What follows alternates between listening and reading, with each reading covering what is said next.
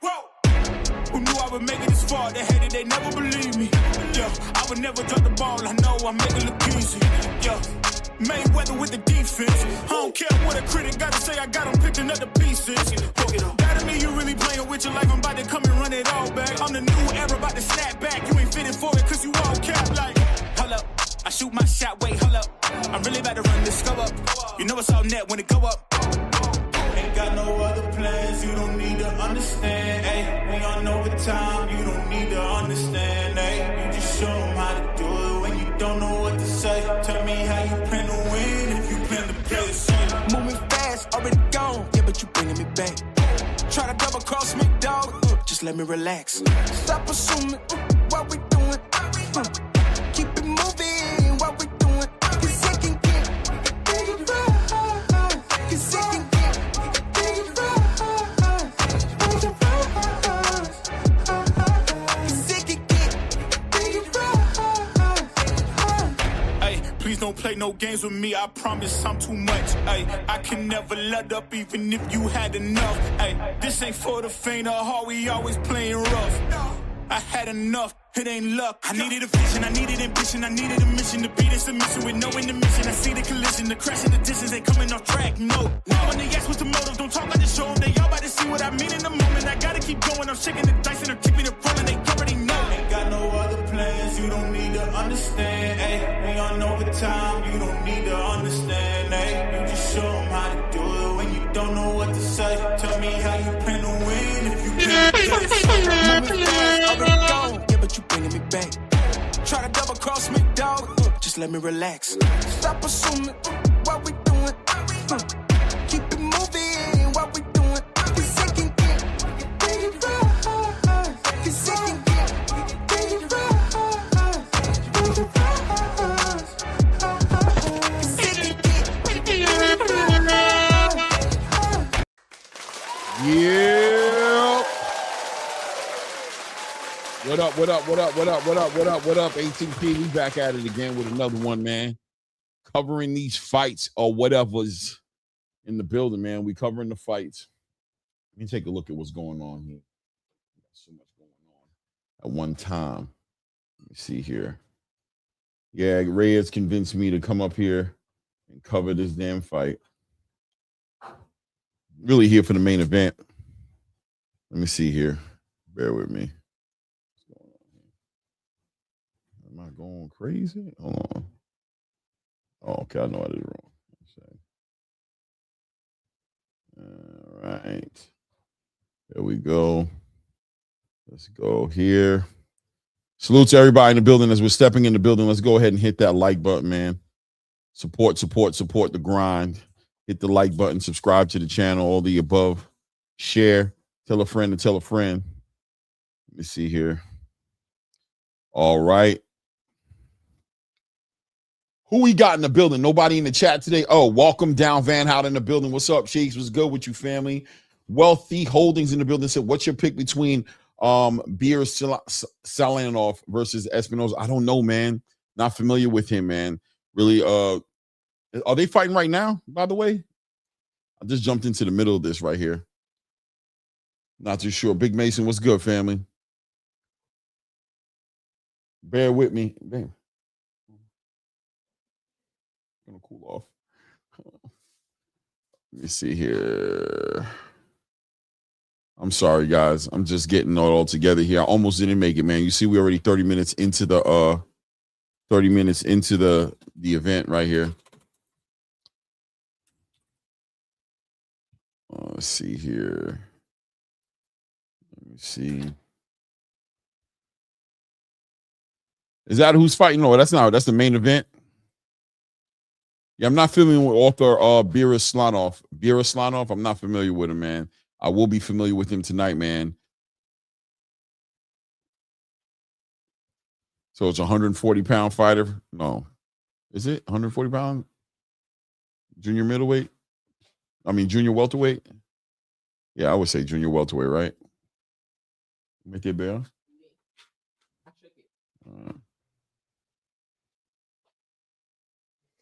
The co-main event, Wealthy Holdings. Yeah, I see it. I see it on my on it.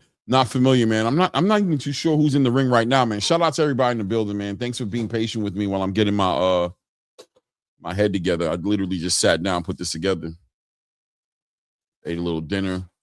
You guys know we got off the last live like damn near 6 o'clock. It was like 5:30 and change. Mm-hmm. This dude's drinking a Gatorade in the corner. Shout out to Canada. That boy getting hydrated, electrolytes. No doubt. Wealthy Holdings, appreciate your patience with me, man. 2 cents in the building. What's good, man? Let me see who I'm offering here.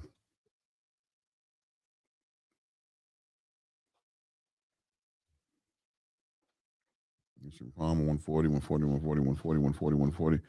It's a whole division, a bunch of one. Hold on a second. I'm tripping.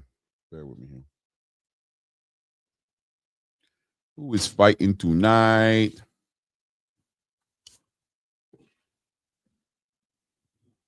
Small ring. You guys got a little bit of real estate here. All right, Tiger Promotions.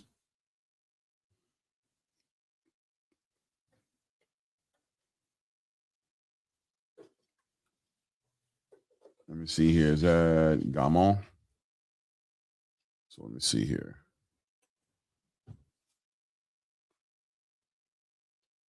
All right, so we got Alexander Gamont versus Loza. Loza in the black shorts, checker red printing on there. I guess he's like Croatian or something like that. Versus Alexander Gamont, 13-1 fighter here. What division is this fight here in? Let's see here. Looks like this is a middleweight fight.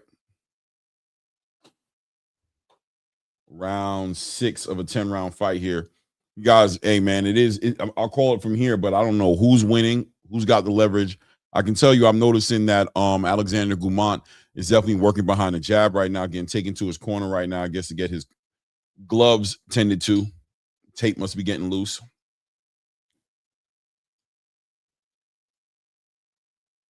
Salute Eduardo Alvarez from Michigan, man. What's good with you, family? Oh, I got a piece of popcorn in my damn beard, bro. Diabolical.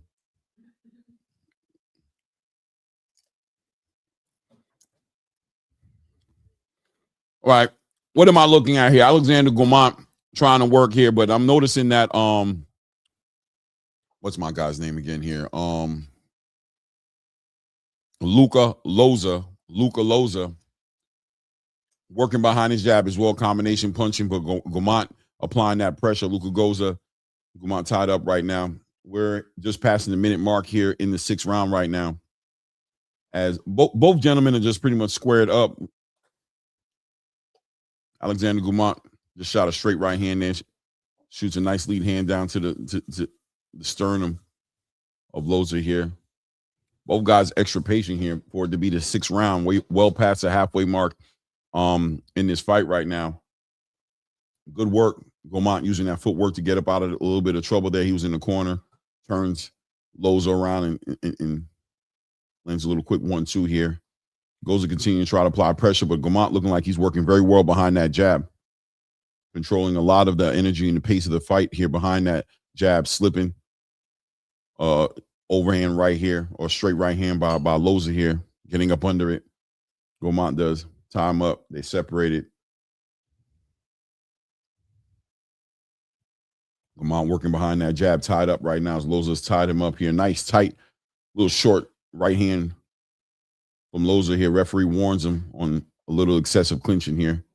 About to close out the round shortly here. Gamont continues to stay on that front foot, working behind that jab. Loza trying to feint him, discourage him from crossing over that void and making this a close range fight. It's the end of the round here. Looks like Gamont was in pretty much good control of that round right there. I'm not too sure how the rest of the rounds have been going. Shout out to everybody in the building as we're stepping in the building. Hit the like button, subscribe to the channel, man. Support the channel, man. Hit the like buttons. What we looking at in here, man? Super Galaxy Godstar in the building said, is Iglesias the one that beat Pitbull? Iglesias. Are we talking about Iglesias? Iglesias? Hold on, let me look on here. Who's Iglesias? Are we talking about the main event fight right here? Iglesias? Iglesias beat everybody, brother. Very heavy-handed, big heavy handed right. Big right hand. The new David Morella division. In some ways, a new David Benavidez of the division. Very athletic. Very aggressive. Going for his first official title tonight, that IBF super middleweight, and an IBO title, if that makes anybody feel any better.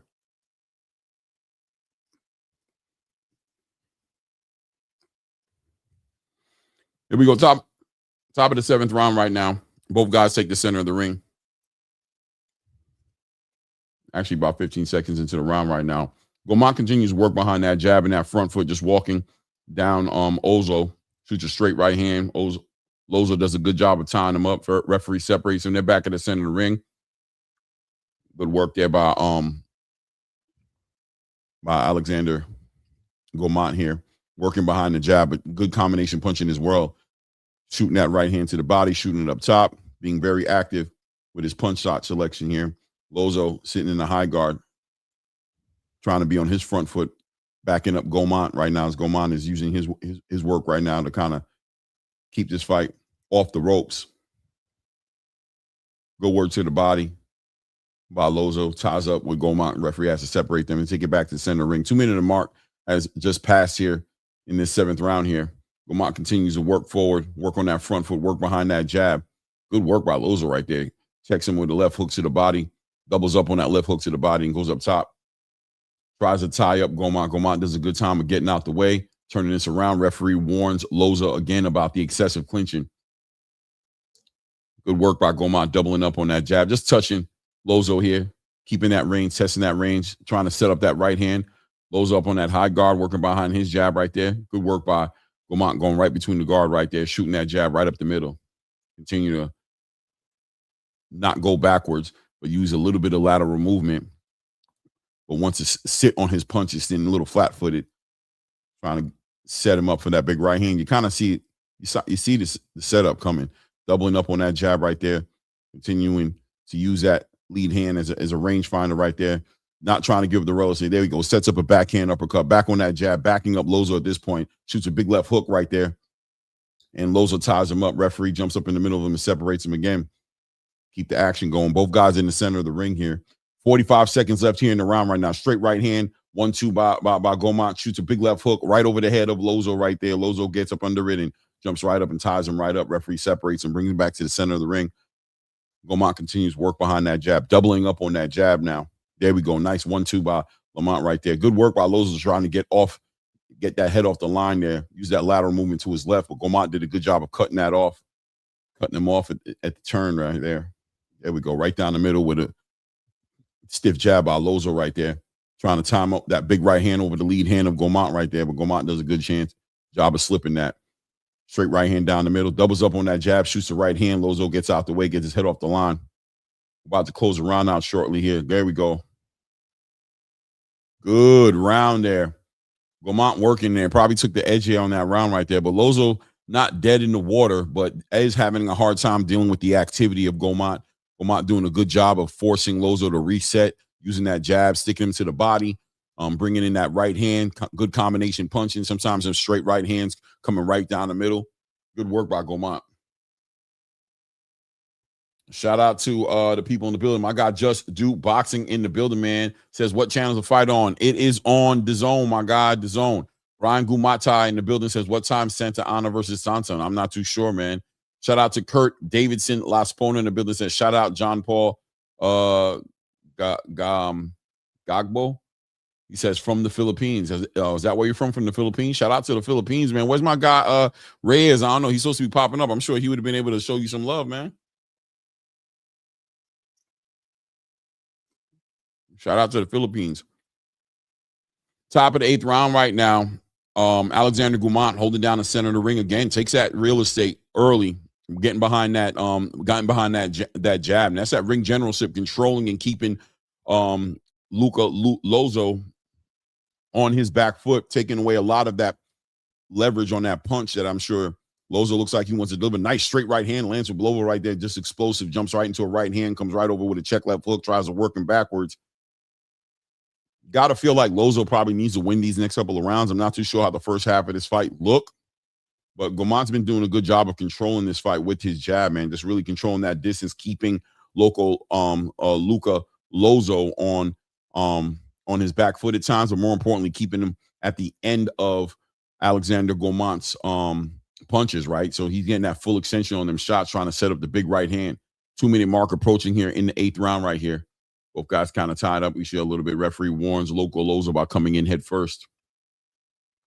Good work by Gamont, working behind that jab, just taking his time, doubling up on that lead hand right there. Feints to the body a little bit right there. But once again, controlling that distance, man, keeping him at the end of his punches, right where he wants to be him, you know, where I can hit you and maybe you can hit me, but, you know, a longer distance for you to go. And, of course, Alexander Gamont making sure that he's first on these shots, so he's controlling where this fight goes.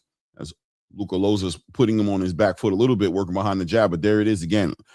Alexander Gamont able to make him reset, kind of have to figure everything out by active lead hand and the fear of a big right hand coming down the middle. Good work right there. Get his head off the line, shoots a nice up jab right there, back on that jab, controlling him, keeps him right there in the middle of the ring, domesticating Loco.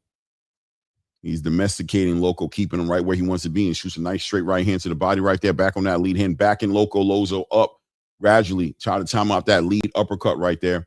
Loza did a good job of just using a little bit of head movement off to his left right there, got right off the line, but still kept that position. Referee gets in here to separate these guys as they're tied up. Minute mark passes here in the 8th round here. There we go. As Gamont stays active behind that lead hand, doubles up on that lead hand. Whoa, big check left hook for Loco Loza, hits nothing but air. Gamont slips it and then, like I said, doesn't give up the position, and so he's able to just capitalize and be a good counterpuncher in that moment right there. Up, straight right hand, shoots it out of range, tries to come in with a check left hook, and Alexander Gamont able to stand tall in the pain and time up.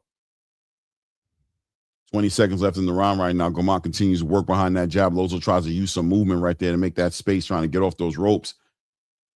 Gamont continues to push him back there. He's on the ropes right now, close in that corner right now. There we go. Gamont tries to set up the big right hand, gets up under that check left hook right there. Good work with jab, shoots that right hand to the body. End of that round, man. That was a fast round right there, man. Gamont once again looked like somebody who's on the who's controlling the fight. But I don't know. The judges might give Luka Loza that round just based off of him being able to keep him on his back foot at times. I don't know if they're looking at it, trying to reward that, but you know, good work as far as I can tell by Alexander Gamont. I would have given him that round as well. Salute to King Blake in the building. Marlon 2151 in the building. What time is Santana versus Thompson? I'm not too sure who's fighting right now. Right now, Alexander Gamont versus Luka Loza is on the line right now. There we go. My guy Ray is in the building. What's good, Ray? Hey, shout out. Sorry, Clay. You know, always getting my calls. Talk to a few fighters, can't say who. Very excited for their sparring happening this weekend. You know, it's fun times for Zupa Boxing is what that's all I'm gonna say, Clay. Fun times for Zupa Boxing. But yeah, man, this is a great fight. How do you like in Gamont versus Luka Loza of Croatia so far? I'm liking what Gamont's been able to do, man. He's actually been able to control a lot of the pace of this fight, control the distance. He's keeping Luka Loza at the end of his punches, giving him full extension on those shots. He hasn't been able to actually deliver that straight right hand, but he is keeping Luka Loza busy with that lead hand and, you know, making him reset every time is what I'm noticing. Every time Luka Loza kind of gets a rhythm, tries to cross that void, he gets his head off that line, counter punches him, or ties him up when he gets in there too close. Are you seeing any Shaq Thompson comeback type happening with Luka Loza on this one, or do you pretty much think Beaumont's got it in hand? Beaumont looks like he's got it in hand, man. I mean, look, there's an imminent danger. Nice up jab right there. Catches Luka Loza off guard right there. Just looks like Gamont's doing a good job of just being disciplined, staying behind that jab, not over committing to these melees, you know, tying him up when he's supposed to, when he gets him on the ropes or when he closes that void, he ties him up. I haven't watched, I started watching this fight from the 6th round, so I don't know how the first half of this fight went, but so far it looks like Gamont's got this fight. Luka Loza just caught Beaumont. I knew it. That's why I was asking that question, Clay. I was asking the question. Oh, nice. We might have a Shaq Thompson scenario.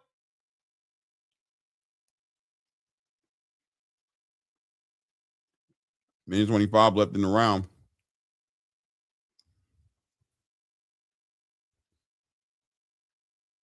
Beaumont coming in heated. He must be down on the card, so he's going for the kill. Gamont on that back foot trying to get off that line. Local Loza stalking him right there, catches him in the corner. Good work right there. Nice 1-2 in there. Smothered his work a little bit right now as the referee had to separate and give him that space. Local Loza leaking from the nose right now. Good work. Alexander Gamont doubles up on that jab and then hooks him off that last jab. Good work right there. Straight right hand. Nice up jab. Yeah, definitely Local Loza is turned into the predator right now. As Gamont's trying to stay out the way of getting hit with anything late, trying to protect the lead right now. Good work. Well, you're in round 9, right, Clay? Yeah. Round 9. Yeah, no, Luka Loza caught him pretty good, man. Caught Gamont pretty good. Shout out to East Stock Equivalent. What's good with you, family? Lance Myers in the building. What's good? Big Herm, what's good, man? It's me, Rock Lee, in the building. What's good with you, man? Heavy Chevy guy. What's good with you, man? Chris Cushman, MMA in the building. What's good with you, man? Shout out to Kurt Davidson Laspana from the Philippines, bro. Shout out. Shout out to the Filipinos in the house. Welcome. Always glad to have you. Not supposedly the nicest people on the planet. That's what I keep hearing. Really? Supposedly, you're staring at one, bro. I'm not nice to you. Yeah, all right, man. You cool. All right. That's it, man. You're nice to me, bro. You know what they say? You don't judge somebody how they treat you. You judge them how to treat other people, bro. You be kind of cutthroat with these other motherfuckers, bro. I don't know. Really? I'm cutthroat. Really? Maybe that's why all these managers and fighters be calling me all the time. It's because I'm cutthroat, right? Yeah. Like, I mean, hey, man, they're on your good side. That's a good place to be. Oh, okay. Oh, you're saying when people are on my bad side. Hey, man, I'm not going to lie. Filipinos are the same way. They're like Dana White. I'm a really good friend, but if you want to be my enemy, we can do that too. Well done, man. That's the Filipino way, bro. That's the Filipino way. Big Arm Show in the building says Mayweather gets his lick back against Tony or Duck. Duck. Why Duck? No, it wouldn't be a Duck. I think they will fight again at some point. Actually, spoke to Tony Hirsch about that. Tony says it could happen if it makes sense. If they want to, if Zuffa makes it make sense, which basically means if Zuffa orders it. Yeah. No, Robert's one more fight into his deal. They're gonna sign their extension. And then Tony's gonna be in the second fight of his deal. So depending on the trajectory of what Tony does with his next 2 fights, yeah, that could be a 10-rounder main card, probably 2027. Mm-hmm. So no need to let those 2 young guys go at it right away. Maybe you should avoid it for a year or 2. Yeah, I think so. I think I'm not saying avoid it, but I don't think he needs to avoid it. I think Robert would love to fight him right now, but why would you do that when Robert could go win and do more things and then let Tony Hirsch do whatever he's going to do? And if they both happen to be in the same trajectory, then yeah, it's a great fight 10 rounds later on, but not right now. Like, why would you do it right now? Yeah, he doesn't need to do it right now. A, B, also Tony, why would Tony, if Tony can elevate and move forward, why hold him back and force him to give a rematch to somebody he already beat? Right. It's like on both sides, it's like not needed. Really, Robert Merriweather, I think what I think a big part of that fight, Robert Merriweather. Oh, sorry, Clay. I told you a Shaq Thompson scenario could happen. Big right hand. I told you a Shaq Thompson. Big right hand. Oh, he knocks him down. Shaq Thompson scenario. I asked you this question, bro. I said it could happen. Luka Loza from Croatia. Luka Loza. Last round here. Oh my gosh. This is the Shaq Thompson. Big overhand right.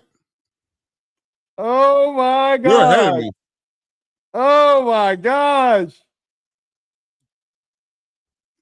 You got 45 seconds. Oh man, nice short left. Oh. Oh, I'm behind you. Angela. Hold on. Tell me your timestamp. I'm at 30 seconds. Okay.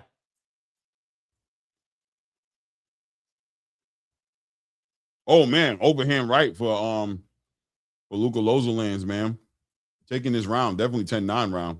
Easy. 10-8. Definitely 10-8 round with the knockdown. It's a 10-8. Yeah, that's what I meant. 10-8. Sorry. Yeah. My bad, I'm bugging. Man, this could end up as a draw, bro. I don't know how the first half of the fight went. I mean, we'll see, bro. This could end up as a draw. That 10-8 round, plus I had him winning the final round 9 too. Luka Loza, man, from Croatia. If you guys want to watch it along with us, it is on DAZN, DAZN. Get a subscription for $19.99. I don't know if you want to pay $45. I know I don't. So yeah, shout out Akeem Blake. Definitely, man. Listen, man. Robert Merriweather's fight was, I know it's a sensitive time because I think in the normal boxing space, nerves kind of go up after a loss this early. The nerves kind of go up, but I'm encouraging the Merriweathers to shake that off. Learn as much as you can from the experience. Move on. Put in work. Win your next fight. And, be a better fighter because of it. Everybody's really jumping on it because Robert Merriweather III is really like a, I don't want to say a big sought-out prospect per se, as much as just a lot expected from him. Real talented fighter. People get nervous. It's like, oh, man, you got him. Yeah, see, so they had Gamont winning the first 7 rounds and losing. But they have it as a 96-94 because of that knockdown, though. Right. That makes sense. First round, they got a 10-10. Okay, I wonder how that round went. We'll see. This could be a draw. Team Lozo. But yeah, man. The young bull should be on point, man. He should be all right, man. Nothing to hold his head down about. I think it's important too, Akeem, for people to start watching UFC or understand how UFC works. Because if this was a UFC fight, the Robert Merriweather versus Tony Hirsch fight, it would have been like one of those, oh, wow, that was a great fight. And then they just would have moved on with whatever they're going to do next. Like they're not going to do a rematch, anyways. And then if it ends up being something later.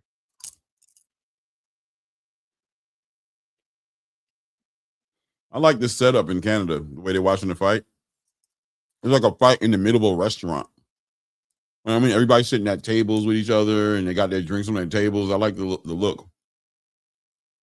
96-93. Ooh. They're going to give it a Gamont. It looks like. Yeah. No, it was, unanimous decision. It was really close.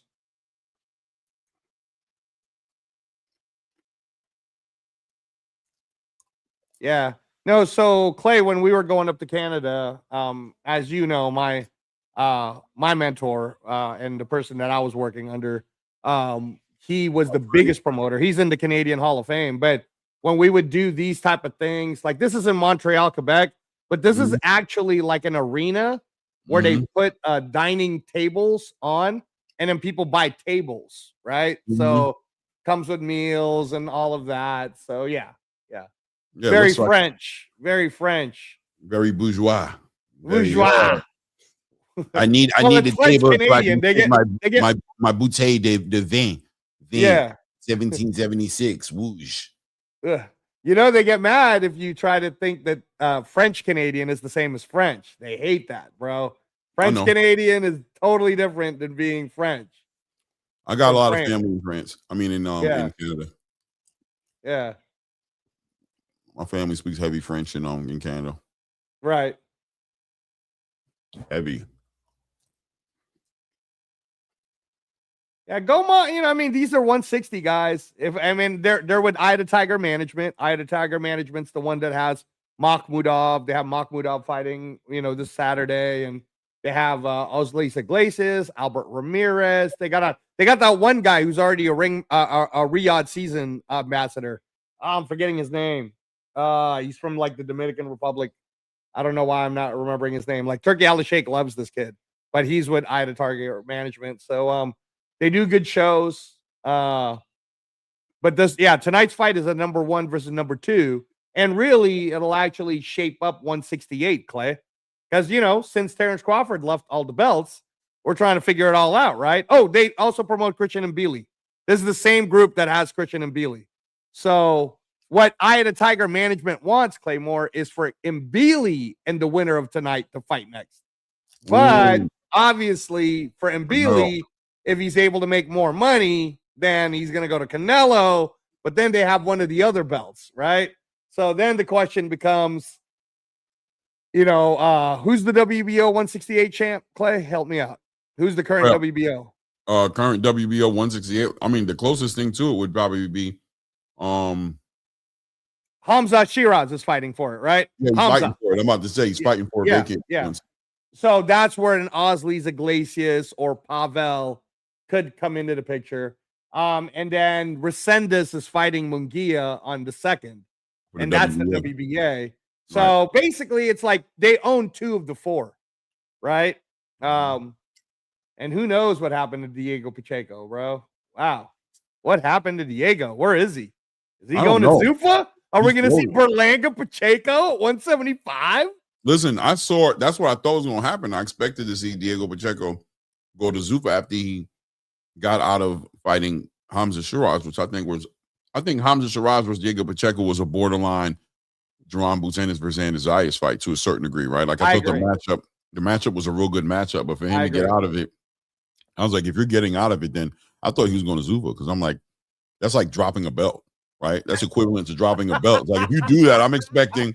Am I bugging? Isn't it like dropping a belt? Mean, I don't want to call him an all the way duck. Maybe Eddie wasn't giving him enough money to fight the Hamza Shiraz fight. You know what I mean? Come on, Clay. People still got to make money, bro. Like the money got to be right. Reyes, you just be trying to be devil advocate sometimes. You just want to be on the opposite side of the fucking conversation, well, how is our show not going to be fun if I'm always agreeing with you, bro? You gotta always agree with me, but that shit is a fucking duck. Come on. Stop it. Diego, we're not calling you a duck. No. I think the laws of physics and boxing is calling you a duck. Oh, man. That's tough. He gets out the Christian and Billy fight. He doesn't fight that one. He lets that one go for the WBC title. That was on the line. All right. Or an interim title, whatever. That would have put him in position. Then he jumps out the way of Hamza Shiraz, man. Maybe he remember, but I thought he wanted to fight Munguia. Munguia ended up getting the Resendez deal because they couldn't get Resendez to fight Charlo. So, and then Jamal just decided to retire. So, it is what it is, man. It's how boxing works sometimes, unless you're in the NBA, you got to play the N1 rules, and Diego was playing the N1 rules. But if Diego Pacheco wants to come to Zuffa, welcome. Here's Edgar Berlanga, 175. Boom, big fight right off the bat. We got the ladies stepping into the ring right now. Leila Budwan, versus Victoria Noelia Busto. Everyone, please hit the like buttons. Don't let me crash out. Yeah, this one please hit them like buttons. Looks like it's a 130 pounder. Yeah, 130 pounds, 10 rounds.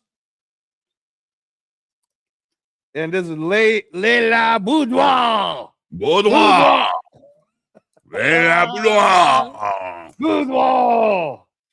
Hey, Kurt Davidson from the Philippines. It was the Eric, or no, not Eric. He won earlier. Hold on. Gaumont won. Yeah, Alexandre Gaumont.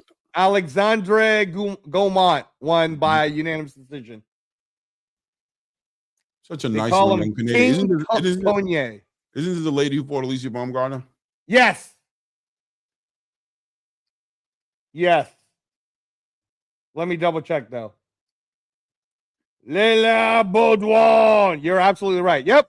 She fought Alicia Baumgartner in December on Netflix. Right. And it was, look, I think she was tough. Remember? She was a tough girl. Yeah. The one who I seen in that fight, I don't know how this other girl she's fighting is, but she did a good job in that fight. Right. Well, the Argentinians, as you know, they come and bring it, Clay. So we're going to find out. Oh, yeah, bro. And you know how we love calling women's boxing. Big overhand rights, ripping body shots. Yes, sir. Yes, sir.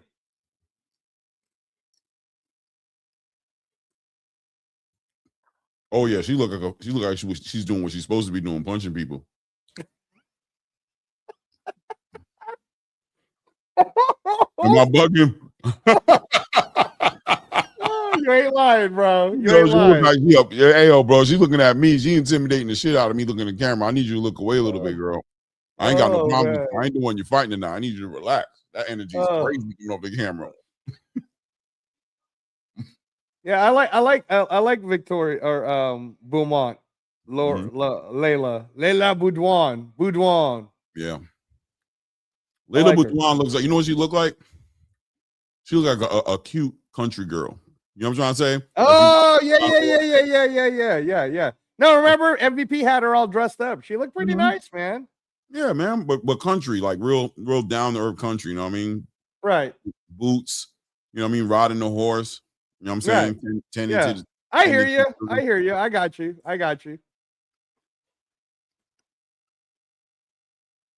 Look like a what they call the Canadian cops. What do they call them? The Rangers. What do they call them? The guys that be on the horses. The Rangers. Mounties, yes. like the Mounties or the something. Mounties. Yeah. That's what she looked like, a Mountie. She looked better up front than on the side, though. Right. On the side, it's kind of rough, kind of aggressive. Hey, man. Some people like that. Hey, yo, look at this picture of this Argentinian. Lord have mercy, bro. She looks like a dictator, bro. Bro, she looks powerful, bro. Well, we're gonna find out, man. We're gonna find out. Right here. Budwan take the center of the ring. Good work, Rob Budwan, already working that body, man. Getting that help down line, using that jab, full extension on that jab, man. The Argentinian is not being very Argentinian-ish right now. Looking to try to be the counter puncher on the outside right now. This is not the place I think she wants to be, man. Doubling on that jab. Big overhand right by Budwan. I see a knockout coming. I ain't gonna lie to you, a stoppage. The way Budwan's kind of setting up, you can kind of already see the big right hand. You know what I'm saying? The setup for the big right hand coming. Especially considering how active Buston is with that lead hand. And she's sitting on the outside so far out there, right at the end of the punches of Budwan, man. Budwan just stabs it to the body. Good job. Stabs it to the body, getting off the line. Starts off right on that body, man.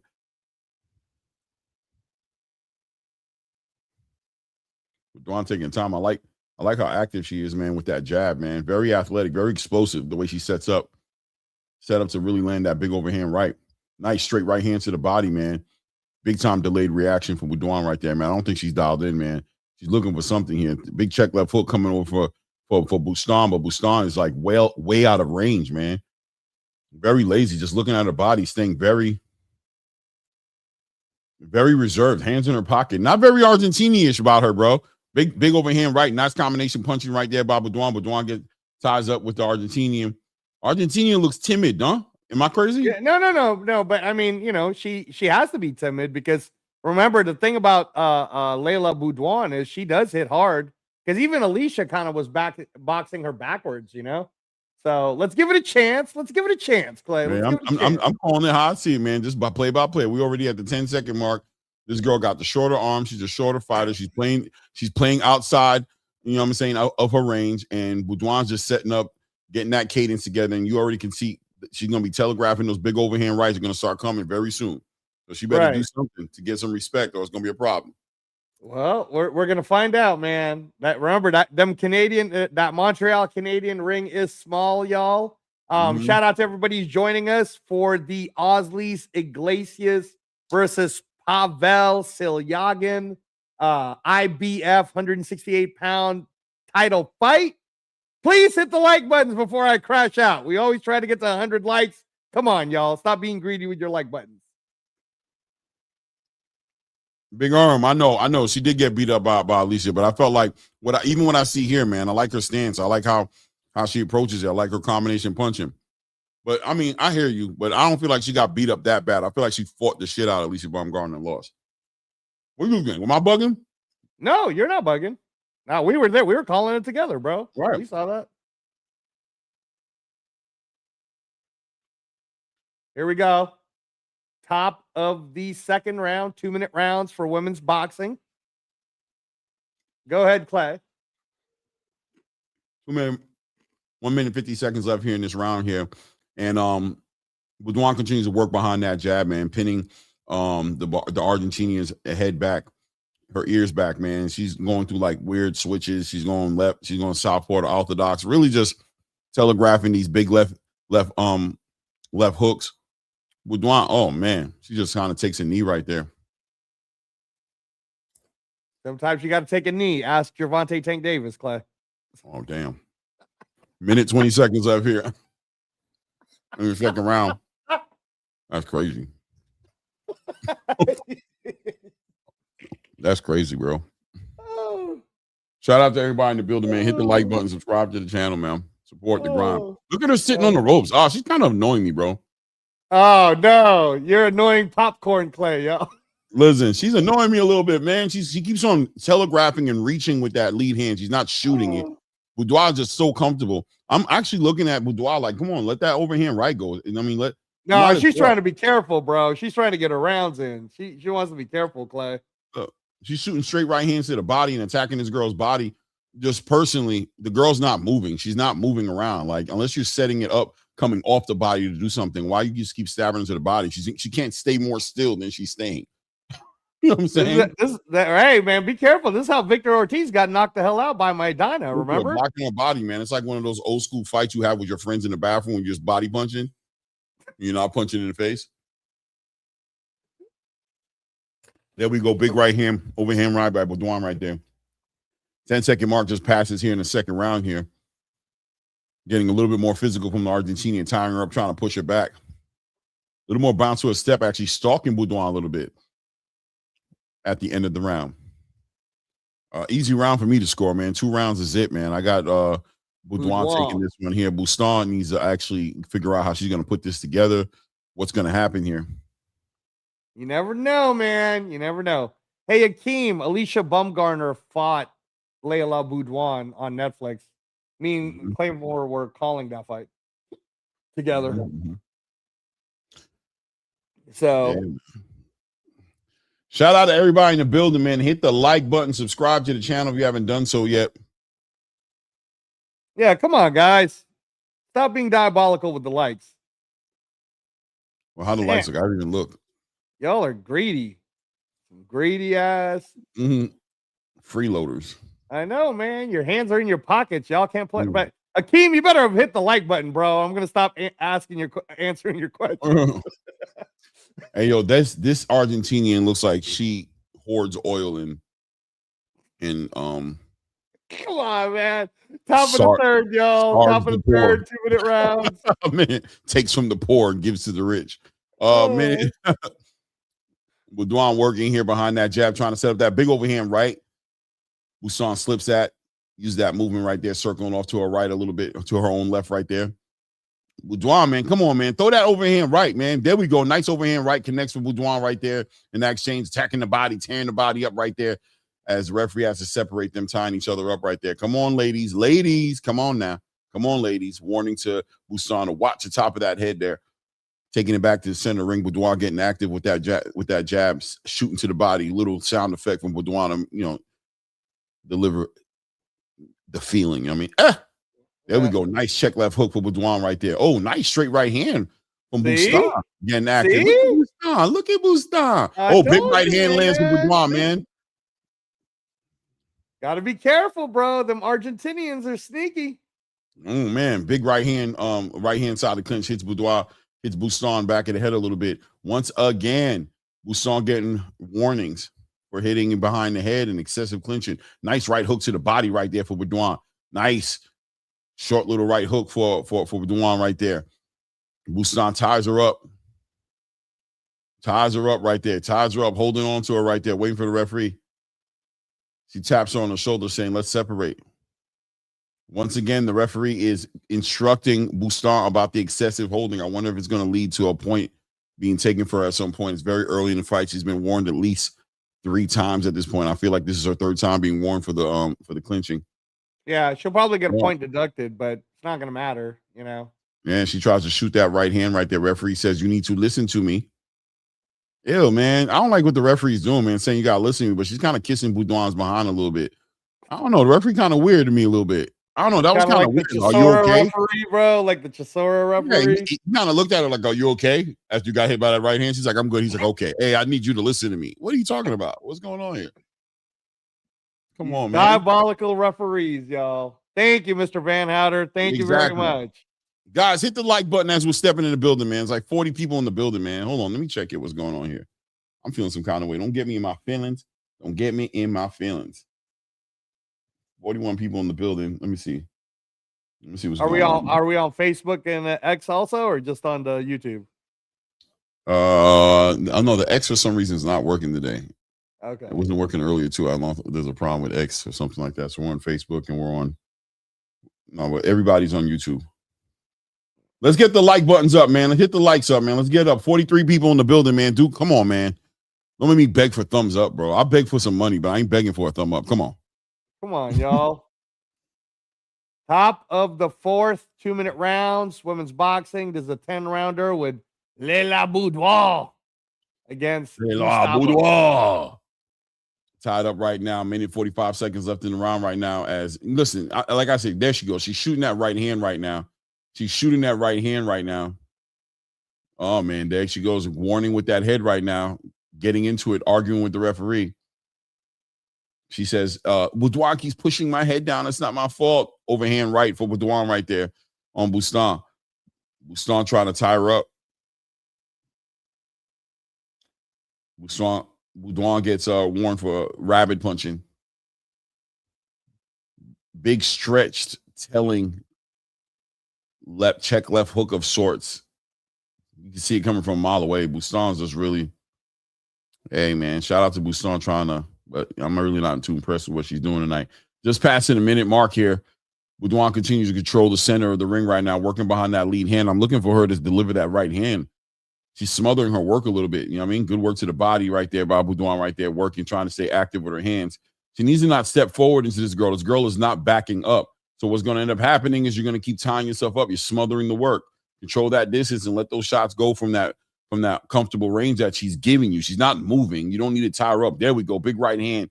Budwan comes in there with that lead hand to the body, comes over the top with the right hand, but of course smothers it a little bit as Bustan's tying her up right now. Referee going to have to get involved in this one. Referee got to get involved when she's wrapping up that left arm right there. Are we going to take a point up?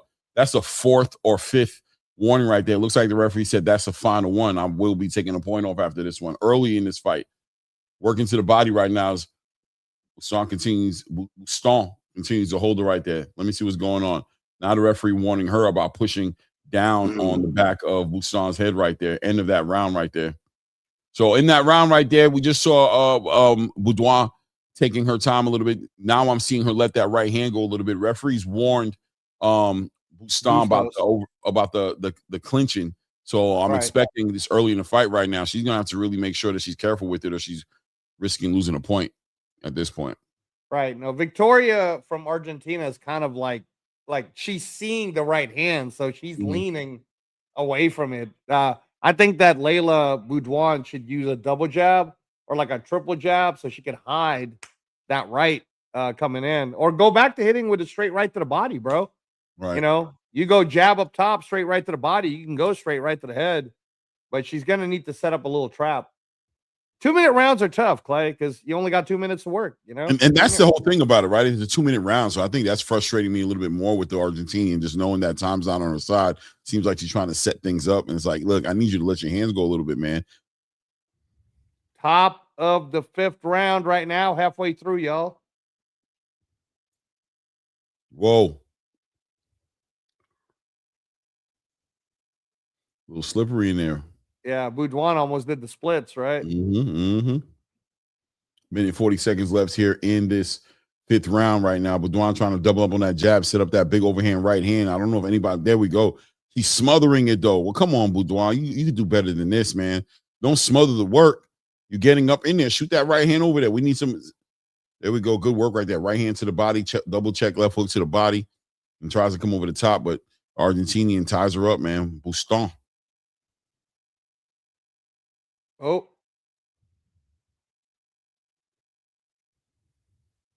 Man, this referee looks like one of them maitre d's at a French restaurant. 100%.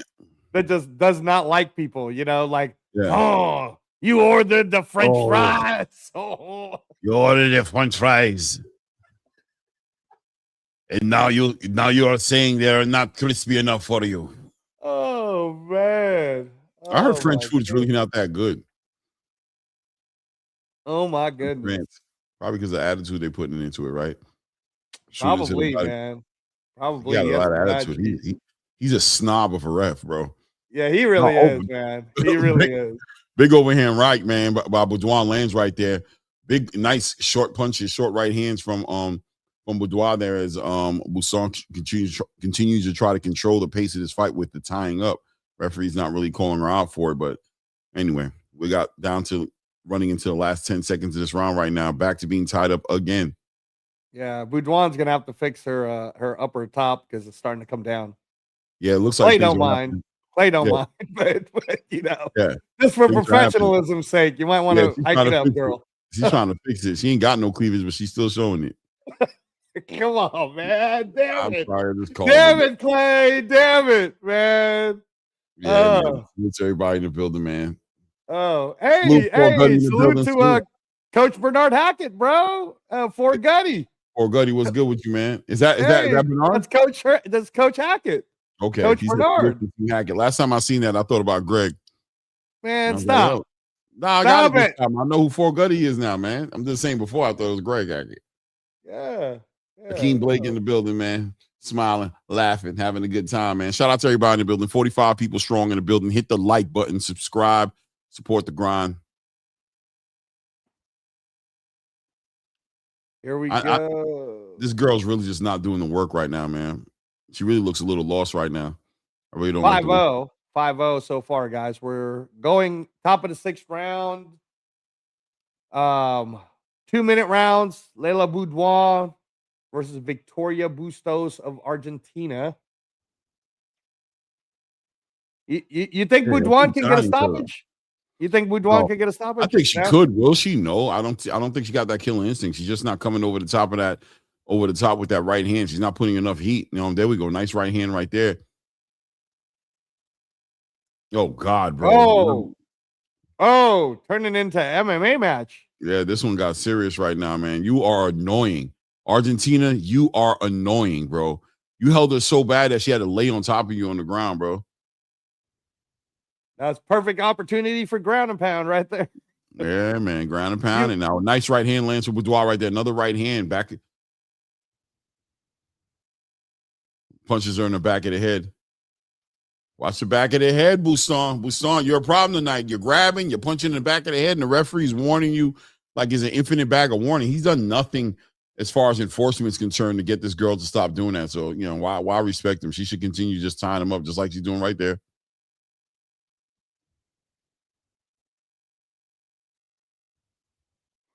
$40 seconds left here in the 6th round here. There we go. Nice a couple of uppercuts right there. Looks like she's about to throw a knee at her. Working behind that jab. Both of these girls frozen in sand, man. Stuck in sand. Feet stuck in sand, especially Busan, man. Hey, Busan is holding on. To be fair to Leila Budwan, though, she is throwing faster, Clay. She's throwing faster with her hands.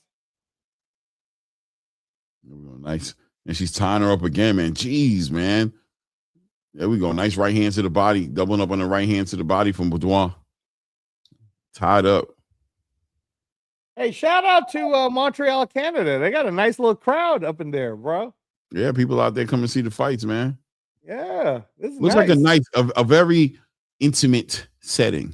Yeah. Some boxing. Eye of the Tiger does this it's like a bunch of sponsors that come out, you know, like Pepsi Cola Company and shit and stuff like that. Oh, so a bunch of ballers in the building.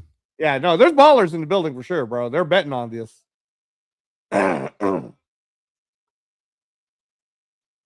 I'm really glad that Eye of the Tiger management partnered with the Zone. So now we're getting to see like the Canadian Golden Boy right now.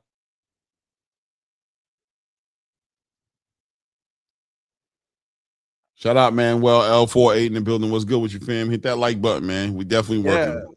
Yeah, hit that like button, y'all. Come on, man. How are we not at 50 likes already? What is going on? Some greedy motherfuckers with their like buttons, bro. They're putting their hand in their pocket.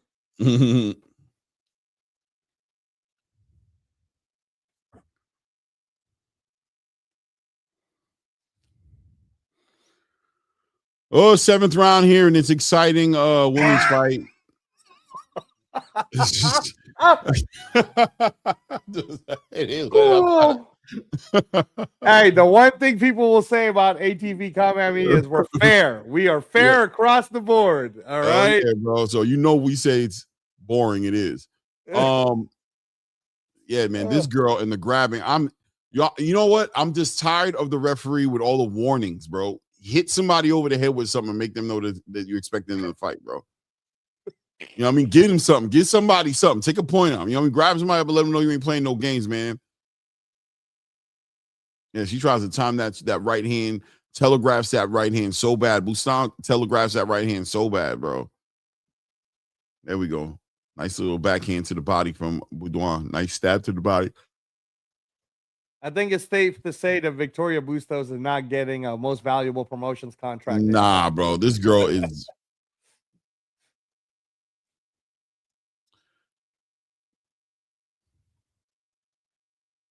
Leila Budwan might want to go to MVP, though.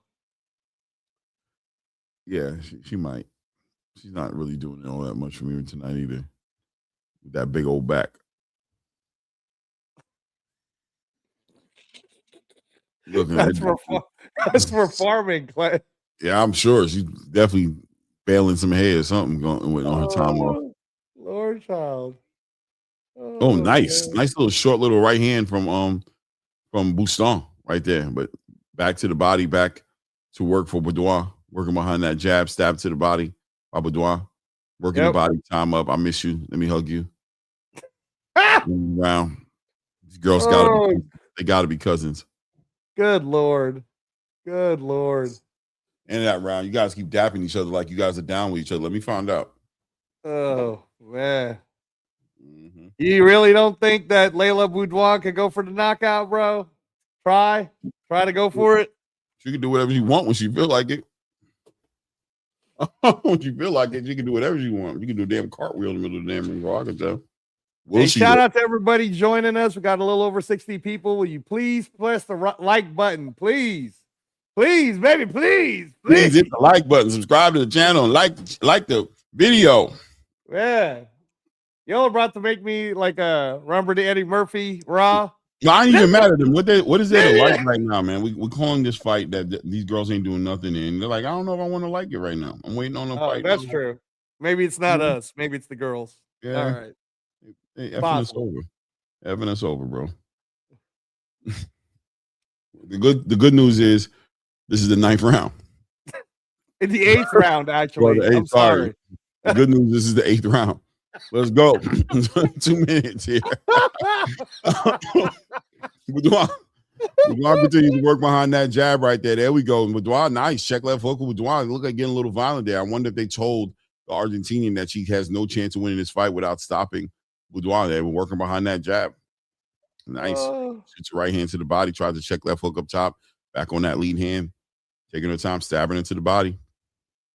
Nice right hand from Budwan right there. Shoots a straight right hand right there. Busan ties her up. Referee has to separate them. Back to the center of the ring. Budwan continues to work behind that jab, trying to push her back. There we go. Sets it up with the right hand. Comes over with that left hook to the body. Big overhead right. Big overhead left from Budwan. Busan gets out the way. Hey, Busan lands a jab. Hey. Yeah, she looks good, bro. I mean, she's got some ability. Okay. What you said. Minute left here in the round. This is on the Zone. If you're subscribed to the Zone, you guys can watch this. Yeah, along with it. It's on the Zone. There we go. I'm trying to work. Pulls her into a headlock, man. It's horrible. Now, if you're a Fire Stick person and you want to watch it through Montreal, Canada, then it's on Illico Plus. So that's for you people that do not subscribe to the nice Zone. Straight right hand lands for Budwan right there. Gets low and checks that left hook to the body. Working it. There we go. Working behind that jab. Big stretch wide 1-2 from Busan right there. Tries to time out that right hand. Budwan gets out the way. Yeah, but Budwan showed some stuff there, Clay. Yeah. You know. Straight right hand to the body. Good work. Check left hook up top right there. Almost leaned her a little bit. Right. Yeah, if you guys are watching it on Fire Stick because you're a part of the Pirates life, then this is the Osleys Iglesias versus Pavel Silyagin IBF 160 super middleweight championship main event. So you can look that up on your Fire Stick. All right.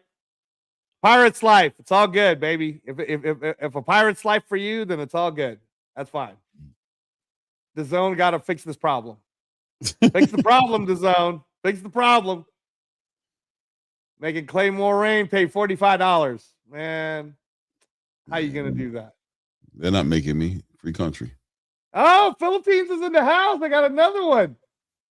Tigasaing Sakavite. Watching from Cavite. Shout out to Cavite.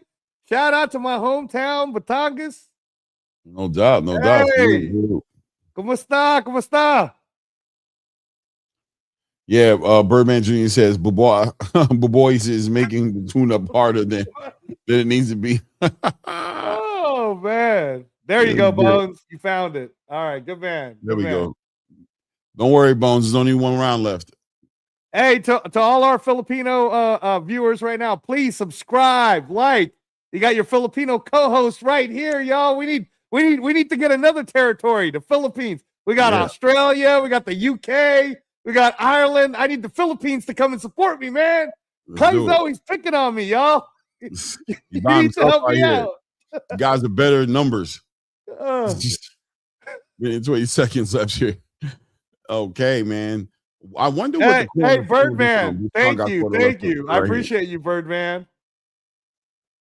Yeah, you don't know what that means, Clay, with your Haitian language.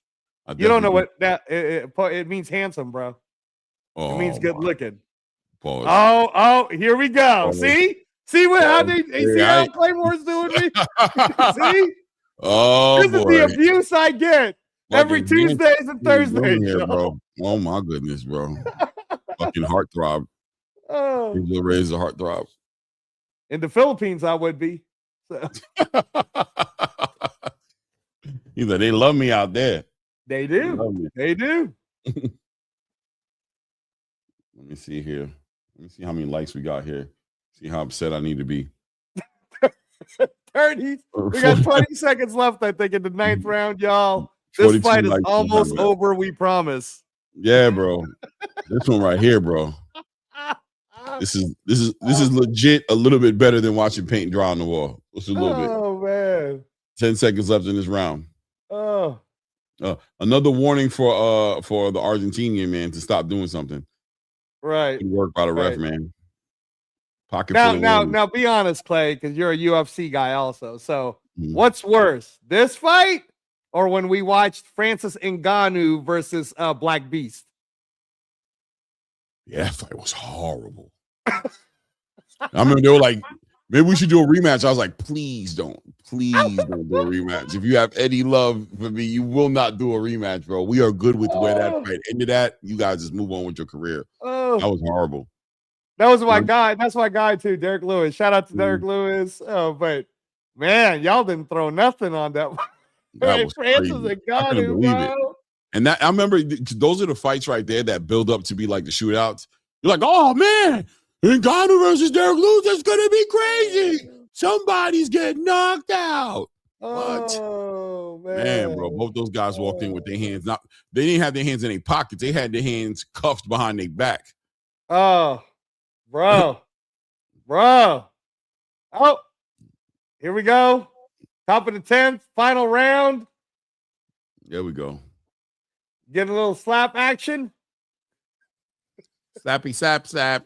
Slappy, slap, slap. Let's go. 45 seconds left in this round right here. Let's see if anybody works some urgency into their game, man. Just a little urgency. Just a little bit. Just a little bit of urgency. Preferably from Bustos. Yeah. Who hasn't done nothing.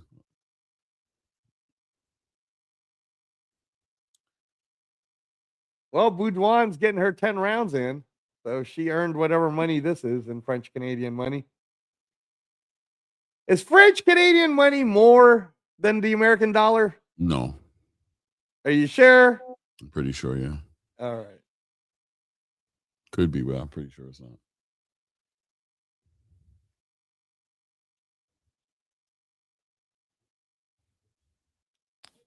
Yep, more slappy slap action. Yeah. I mean, Budwan's letting her hands go a little bit, but she's allowing Busan to smother the work, man. Tie her up. Oh, okay.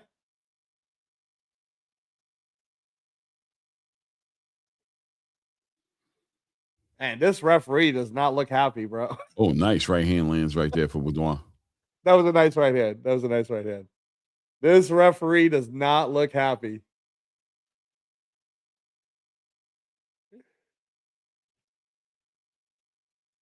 Wow. Yeah, this is definitely Birdman, you're not lying, bro.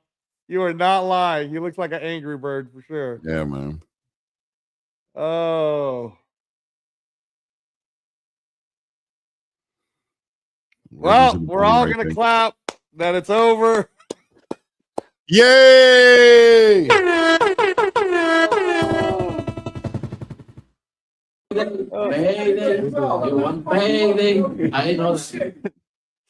Let's just hope that Patricia Morris Jarman is not one of the judges, bro.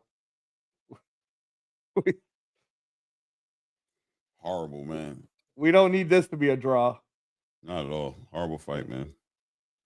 All around horrible. Hey, fight. Bro, Birdman's getting you right now, bro. Birdman's like, these kind of fights, Clay says, should have been 3-minute rounds. Oh, so we're going to use this against me? Really? We're going to use this fight right now. You found the right one, Birdman. This is the one? This is the one I wanted to be 3 minutes? Okay. Oh. And get out her breath like she said something. She talked into the, it felt like her breath smelled. What doesn't it? It feels like it's hitting me through the screen. Doesn't it kind of feel like her breath stinks? She's like, oh man. Oh. Nah, bro. That's what happens. Oh. Now we were calling some awesome women's boxing fights from this Sunday. We should have talked all over these 9 rounds, bro. We should have talked to them about Zuva boxing and talked to them about that's true, right? Should have got them. My bad, guys. We're trying to be professionals, all right? We're trying to be damn professionals here. We messed up calling the fight. That's what we did by calling the fight. Sorry, guys. We apologize. We should have knew better. We should have felt it and been like, yo, anyway, so you guys catch the draft. Yeah, bro. So we should have kept y'all more entertaining. This complete shutout, 10 rounds of zip, easy to call. I didn't even write one round down on paper because it was nothing hard. I know it was the easiest thing in the world, bro. That girl, like, what are we doing? Like a dictator, bro. Right. No, it was horrible. That was crazy. That was a diabolical match, as we like to say. Diabolical.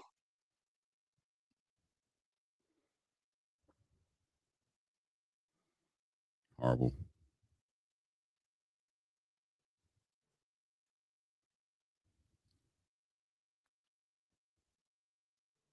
Oh man, and King Blade said I was just about to say that. Yeah, right. No, we were supposed to talk all over that fight. We were supposed to talk over it and be like, "Oh yeah, by the way, 2 girls are fighting in the ring right now." Right. We're trying to be respectful though, because we called an entire women's boxing match on Sunday. We got to be respected to show respect, brother. If they're not gonna respect us, we can't respect them, bro. Because they disrespected us with that fight. That was disrespectful. Right. Look at her smiling. Don't smile. Be upset. I want to see y'all be upset with the fight. Right. Well, the good news, y'all, is if you are watching us with this, we are, let me check. The next fight that's coming up should be, if I'm not mistaken, Luis Santana, maybe? Luis Santana versus Chan Thompson, because we saw Gamont beat Loza. We just watched Budwan beat Bustos. We already saw Biryaslanov, I think, win earlier tonight. I know I watched Eric maybe Bill. I don't know. Let me see. Well, we'll see what's next. But anyways, guys, thanks for joining us a little earlier on the show. No, Marlon. Luis Santana has not fought yet, so we're trying to get on the slate. Again, the big fight for tonight is Osleys Iglesias versus Pavel Silyagin for the vacant IBF 168-pound championship, the one that Terrence Crawford left so that he could go party. Go live his best life, man. Go be in Australia, drinking shoes. Hey, man. Man, see all those fans around. Man, he's a superstar in Australia, bro. Oh yeah, They were showing all of those little side around clips. the world, man. Man, I'm telling you, there are about to be some Australian Crawfords being born in the next year.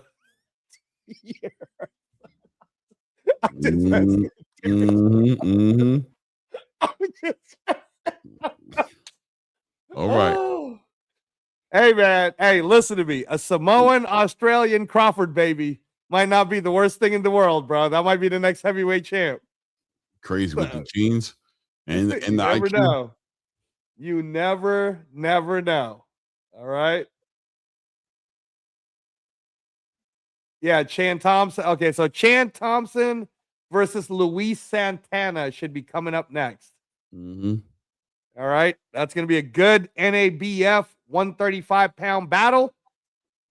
We've been talking about the 135s a lot. So, we're going to get a chance to see. These are the neighborhood of Abdullah Mason, who's fighting in July 4th on TNT and, whatnot. So,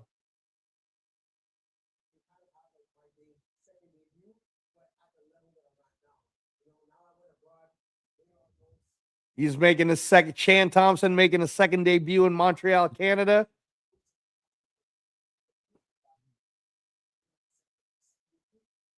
Fighting Luis Santana. That's going to be a tough fight, man. That's going to be a tough fight. They're doing the interviews right now, Marlon. But if you want to go on your DAZN or your Fire Stick or however you get it, you might want to jump on. If you guys are in the Fire Stick gang, then it is the main event's Osleys Iglesias versus Pavel Silyagin.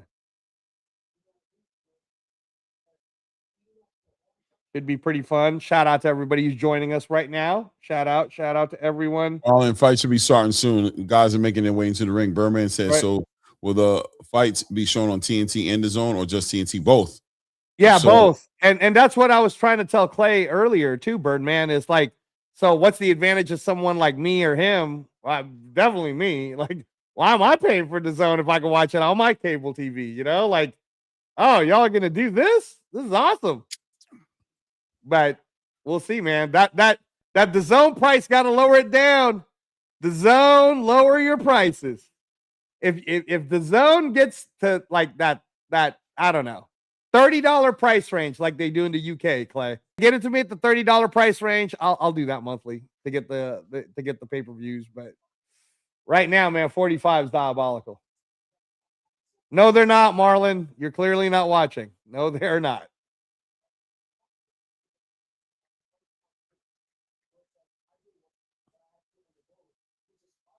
Shout out to all you guys joining us right now. We appreciate it. We appreciate you. We appreciate you. Shout out to everybody who's hit the like buttons. We appreciate that too.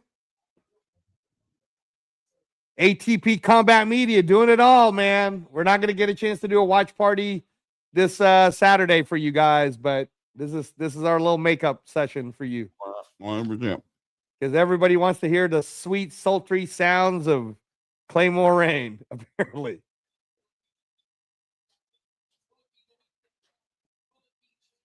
Here we go. The walkouts are beginning. Chan Thompson looking good in the green.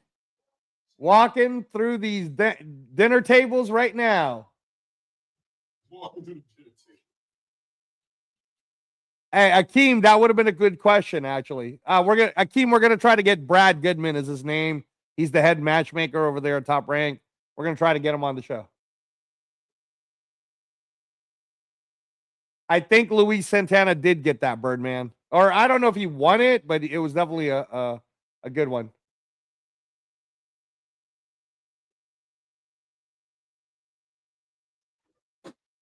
Chan Thompson. Here we go. All right. I feel the confidence, Clay. I feel the confidence. Chan Thompson. Oh, here comes Luis Santana. 15-0, Luis Santana. 135 pounds, y'all.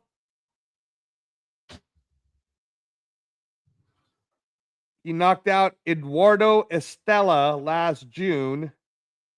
That was a good knockout. All right, here we go. We got Luis Santana. Luis Santana is now in the ring. Chan Thompson, 18 wins, only 1 defeat, 135 pounds. It's going to be good, guys, for the NABF, the North American Boxing Federation lightweight title. Here we go. Here we go. They're doing the introductions.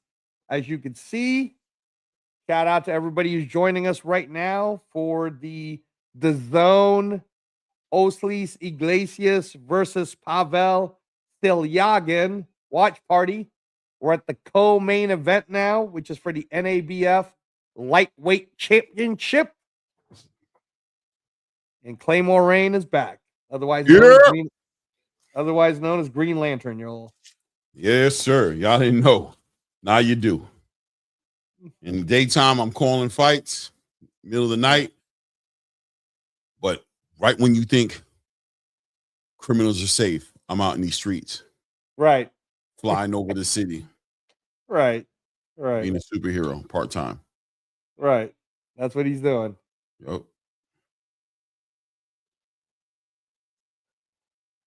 This fight right here, I got a feeling is going to be a shootout. We got somebody with a pretty high knockout ratio in Chan Thompson.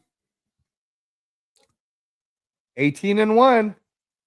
Well, he got twin brothers. I knew he had twin brothers. He looked like he got twin brothers. Yeah. So Luis Santana got a knockout of the year type knockout last year. I don't like the fact that both of them have their beard the same way and everything, bro. I think that's creepy. Well, too many people in the world, man. Nah, bro, you're twins, bro. Once you have a full beard or once you have a mustache, like you should be conscious and aware of that, bro. You both walking around with a goatee. How do we even know Chan Thompson's in the ring right now?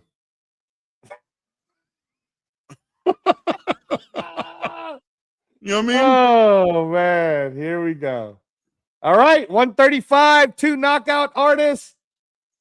How long will this NABF title fight last? We don't know. All we know is you're with us at the ATP Combat Media doing the watch party. 10 rounds for the NABF. All right. Not much reach advantage. All right. This is going to be good, man. I'm excited. This is going to be good. Orthodox fighters, about the same amount of rounds. Oh, yeah, very equally yoked, except for the knockout record. Yeah, they definitely ate something, bro, because they don't look 135. They look like they're about 150, right? Yeah, man. Especially Chan, bro. He looked like anyway. There he goes, working behind that jab. Both guys aggressive, man. I like it, man. Shout out to the fighters who come to fight. Holding down the center of the ring right now. Santana is holding down the center of the ring right now, but Chan Thompson just taking his time, man, using that lead hand as a rangefinder right there. There we go. Santana shoots to the body right there. Behind that high guard. Good jab. Good lead hand by Santana right there. Thompson continued to just be elusive. Trying to open him up a little bit right there. Couple doubles up on the left hooks right there. Good movement by Chan Thompson.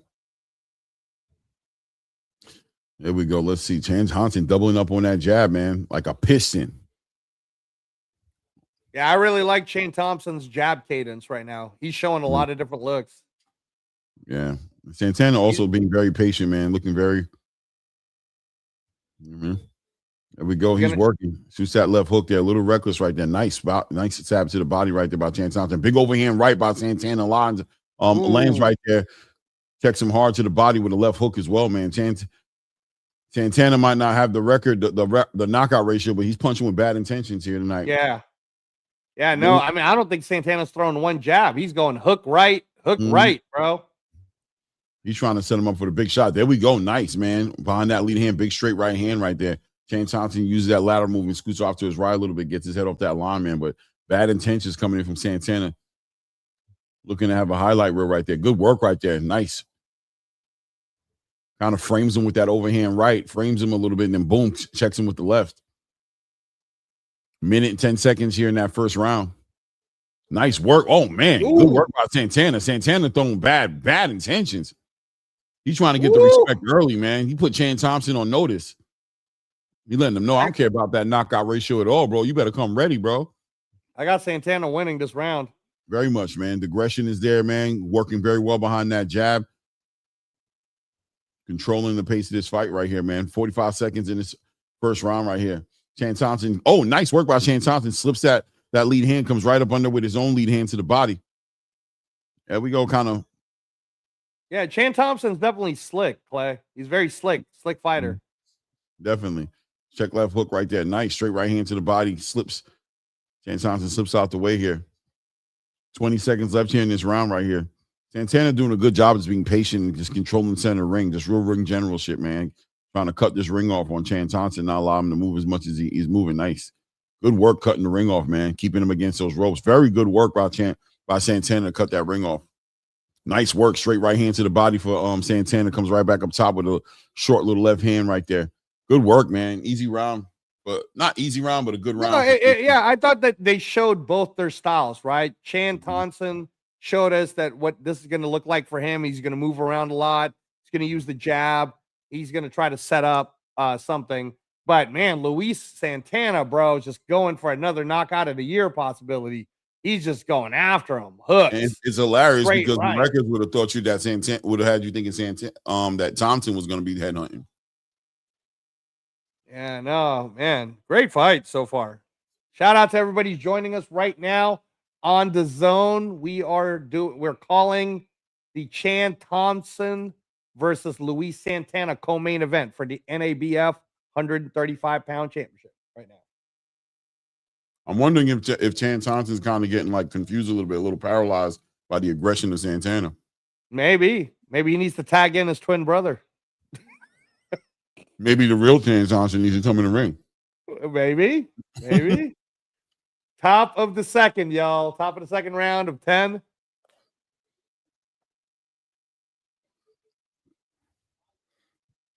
Nice movements so far. Chan Thompson wearing the green, just like Claymore's shirt.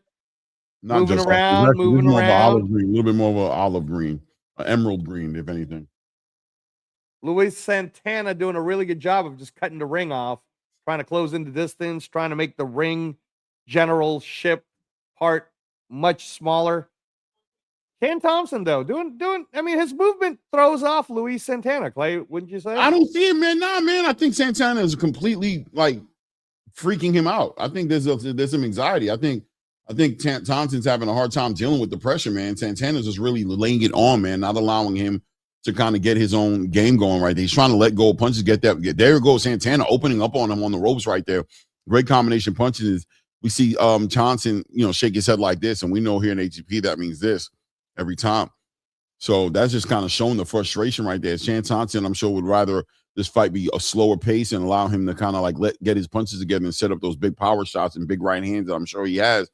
But Santana doing such a good job of I think the strategy from Santana's team was so perfect for this fight, man. He really just became the aggressive guy. And I asked myself, is that what's going to happen with Boots and Xander a little bit? If Xander's going to try to implement that kind of a game plan.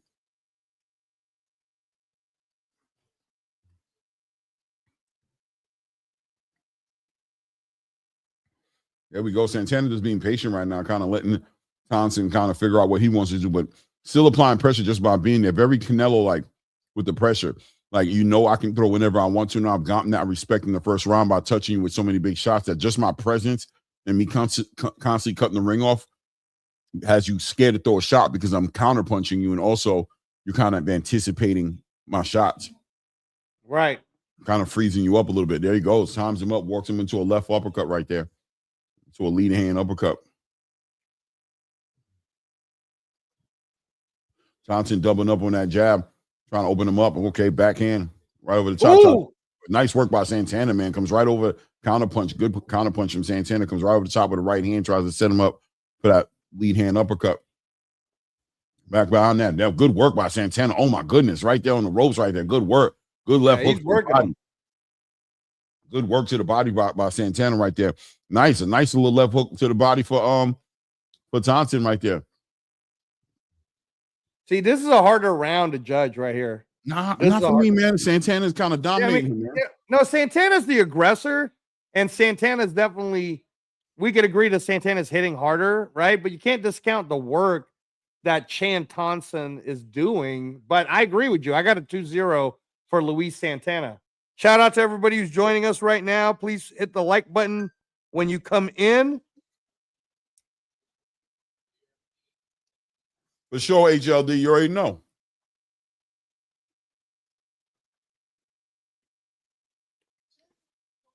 We are on. If you guys want to watch it with us, we're calling the fight happening on DAZN.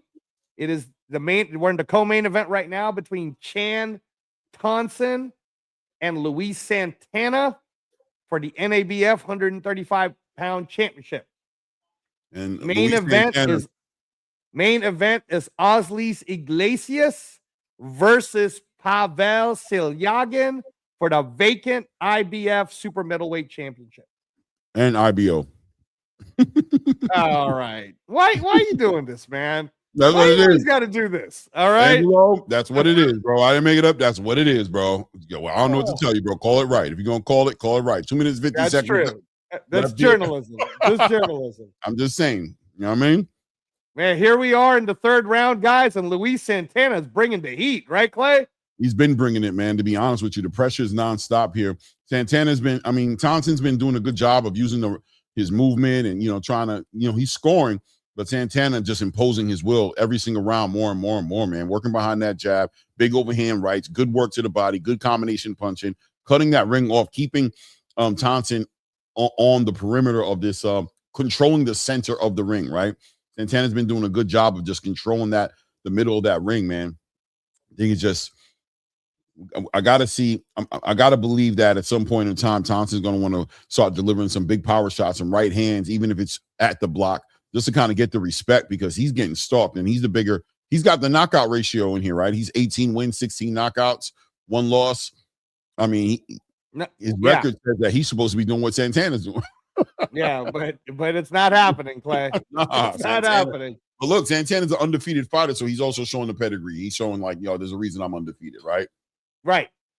No, I understand. I mean, I understand that maybe he doesn't want to get knocked out, right? He does have the 1 loss, so yeah. Well, look, man, a lot of these guys want to get knocked out, man. So minute 20 seconds left here in the third round. As Santana continues to apply that pressure, man, working behind that jab, man. Thompson I agree, Jay Gons. Chan Thompson could use an uppercut, but I think he's scared of that left hook coming to his face. Look at the work, wow. That's why he's not throwing that right uppercut. He doesn't want to get clocked. Appreciate you, Anglo Vox. Appreciate you, brother.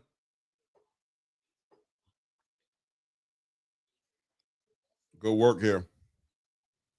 Let's see here. 40 seconds left here in the round, man. Santana doing such a good job keeping his head off that line, staying low, but being a great counterpuncher in there, man. Stabbing at the body of Thompson. Thompson doubling up. The good work by Thompson there, working to the body, going up top. Oh, Thompson tries to time that for a big hook right there. Tying up Santana. Santana just controlling the center of the ring, just taking his time, man. Good work. Man, Luis Santana, man, he be throwing bombs at this guy. Yep. He's just throwing angry. Good work to the body. Big right hand right there. Gets caught on the gloves a little bit of Thompson. Thompson smiles at him. Once again, we know them smiles are really frowns upside down, man. That's all it is, man. Luis Santana continues to impose his will. Oh, man. I apologize, by the way, guys. This is the co-feature. The co-main event is between Biryaslanov and Espinosa. My bad, guys. My bad. I'll give you the details on that in just a second, y'all. So the next fight after this, before the main event, is the co-main event, which would be for the NABF 140-pound title. And it is Arthur Biryaslanov, the Chechnyan Wolf, 20 wins, undefeated, from Mother Russia out of Toronto, Canada. Mother Russia. Fighting Himer Espinosa Mother Mortero, as they call him, from Mexico. Gonna be a good fight. Top of the, where are we at, Clay? The fourth? I can't see the rounds. Top of the fourth round. All right. There we go. Thompson already, set itself a nice overhand right there. But Santana working so diligently behind that jab right there. Good work by Thompson working that body. Big right hand over the top and check left hooks to that body twice. Talking about a low blow. I don't think it was a low blow, man. It is what it is. Can I compliment this referee, Clay? This is a perfect referee because he's always out of the camera view. He's really trying to let the fighters fight. And he's staying out the way of the fighters. Good work right here. Luis Santana's just angry, bro. No, he's just like got a little vendetta going on here, man. Good work to the body. Good work. Man, he's doing a good job of breaking the tie. Oh, nice overhand right by Thompson lands right there. There we go. Thompson letting his hands go a little bit more. Walked him into a little bit of a left hook, but Luis is nonstop. Pressure, working to the body, doubling up on that jab. Straight right hand down the middle. Thompson on the way out. Is that a knockdown? Yes, sir, it is. Oh. Hey, Chad Thompson. You caught him with that right hand. Was that a knockdown? Yes, it is. Yes, it is. The referee counted it and everything. Coming in for the kill right Thompson now, just knocked down Luis Santana. Man, nice hard hook from Santana right in the middle of that. Thompson on top of him, though. Pressured, smelling the blood in the water right there. Good work to the body by Thompson right there, walking him down. Nice work to the body, stalking him, letting him know, you fooled, baby. I heard you. This is what I was waiting on. This is what I do. Hey, that man, them 15 knockouts that Chan Thompson got. We about to see one.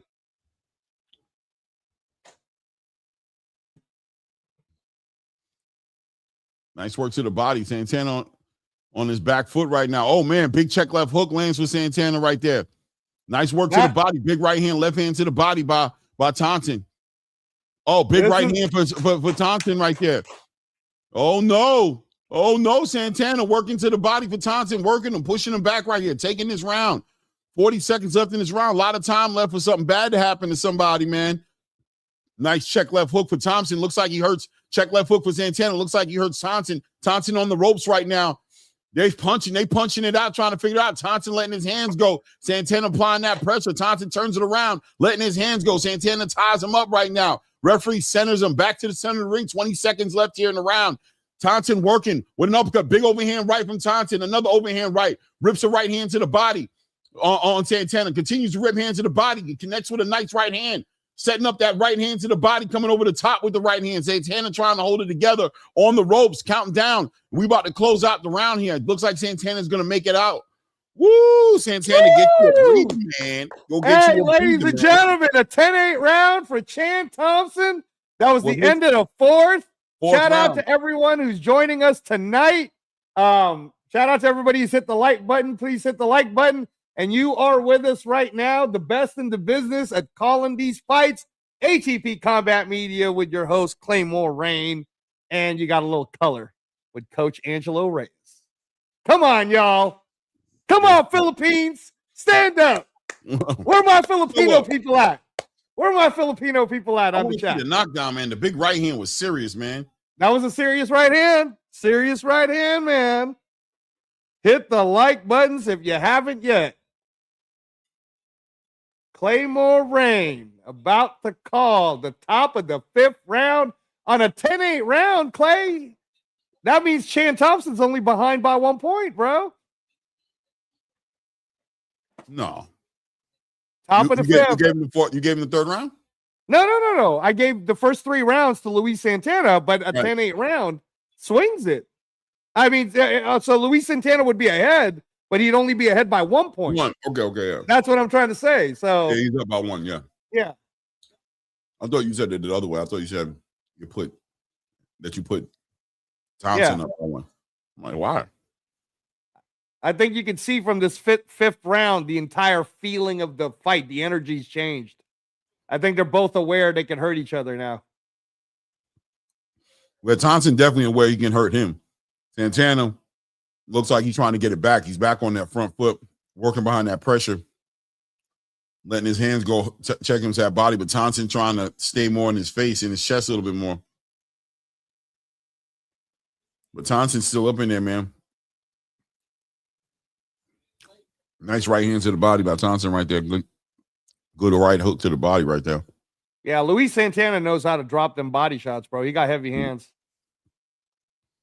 Oh, nice. Overhand right by Thompson right there. Luis Santana does a good time turning. Doubles up on that jab, catches him right in the middle of that. I'm going to be honest with you, man. It feels like Luis Santana is still trying to get his faculties together, bro. Big facts. Big facts. Yeah, he's definitely, but he just doesn't want to be on the back foot. You can tell he doesn't want to give up the real estate. He rather this. He wants to keep it in the center ring. He wants to stay up those ropes. He knows where he got caught. That's where he got caught before.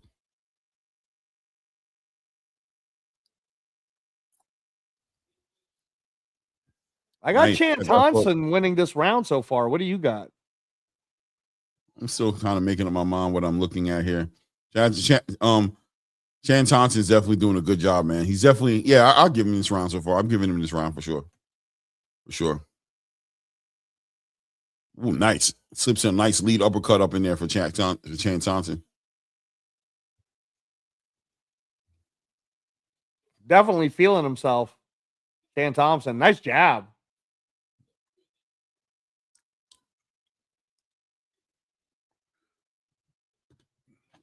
Good work to the body by Chan Thompson right there. Nice 1-2 to the body, comes over the top with a right hand. Nice work to the body. Continue to work to the body. Good counterpunching. Good 1-2 by Luis Santana. Yeah, Chan Thompson's definitely starting to slip in those slip counters. Slip counters are working now, Clay. Yes, sir. I see it. Good work to the body here. Luis having a good moment right here. Oh, man, he tried to really rip his head off with that right hand. Doesn't touch him, but he's letting his rip. Good work. Yeah.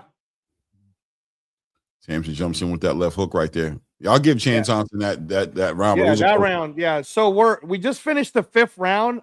Andresa Bansalan.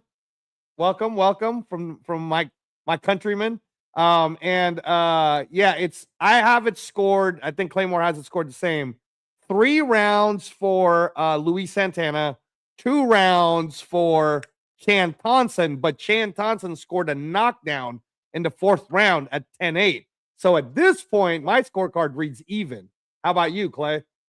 Yeah, I think I'm good with that. I ain't added up, but I'm sure the math is math, and that's what the math say.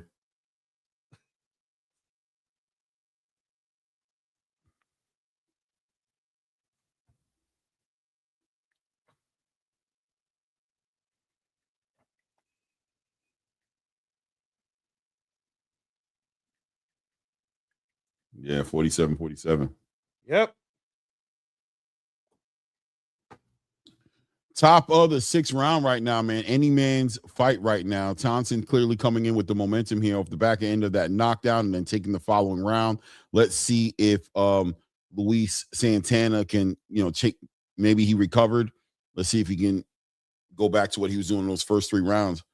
He's controlling the center of the ring, trying to control. Actually, Thompson's controlling the center of the ring. Yep. So that's changed. So Santana trying to get that center of the ring control back, which basically leaves both of these guys standing in the center of the ring, which is awesome. It's just set up for a great fight. We got 2 guys holding down the center of the ring who are trying to take the position. Santana being a little bit more cautious, staying in that high guard, got hit, got hurt, and put down in round 4 right now. And Thompson kind of being a way more confident fighter, way more active. Great conditioning, by the way, by Thompson. Thompson's really doing a good job too, Clay, of using that jab. He's giving it different variations of the jab, and his slip game is really working now, Clay. Mm-hmm.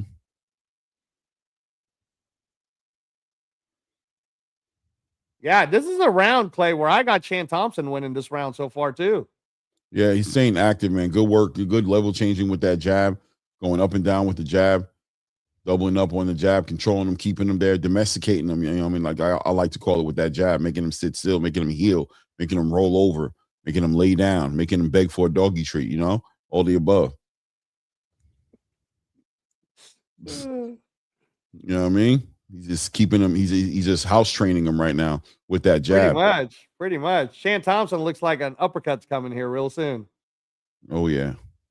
Santana trying to still be the predator, still trying to apply that pressure, but with Thompson controlling it, doing a good job controlling it. Santana pushing with a little bit of desperation and urgency right now. Nice right hand, short little right hand lands for Thompson right there on the back end of a nice quick 3-punch combination. Man, Shan Thompson showing us a little Sugar Ray Leonard, bro. Definitely, man. Oh, he's trying to time out that uppercut. Better watch out for that straight right hand. Oh, man.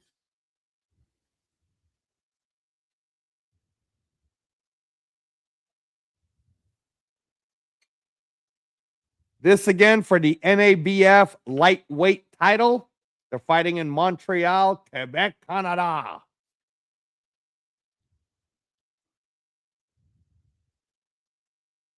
I still got Shan Thompson winning this round, Clay. I don't think Luis Santana's done enough. No, he's being offensive right now. Good work right here from Luis Santana. Man, this is a good little exchange here with Luis Santana. He might steal the round here in these last couple of seconds if he continues dropping those flurries. No, I gave that round to Thompson. I'm counting the entirety of the round. So I now have it 3-3 between Luis Santana and Shan Thompson. This is a 10-rounder. The problem is for Luis Santana, he got knocked down in the fourth. So I have Shan Thompson up by 1 point. For sure. Luis Santana's going to need to find that Mickey Ward in him to come back from this. Shout out Marlon 2151. What round is this? This is round 7, I think we're going to right now. Yeah, we're going into round 7 now, Marlon. Again, if you guys are watching us, go to the zone and watch the fights along here at ATP Combat Media.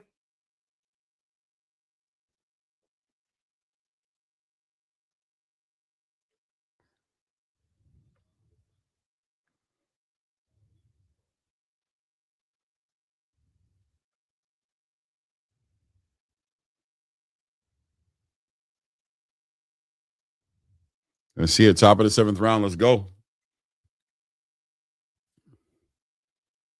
Santana doing a good job. Thompson doing a good job of being active with his jab right now, touching that body and also turning Luis Santana. There we go. Stabbing to the body. Good work.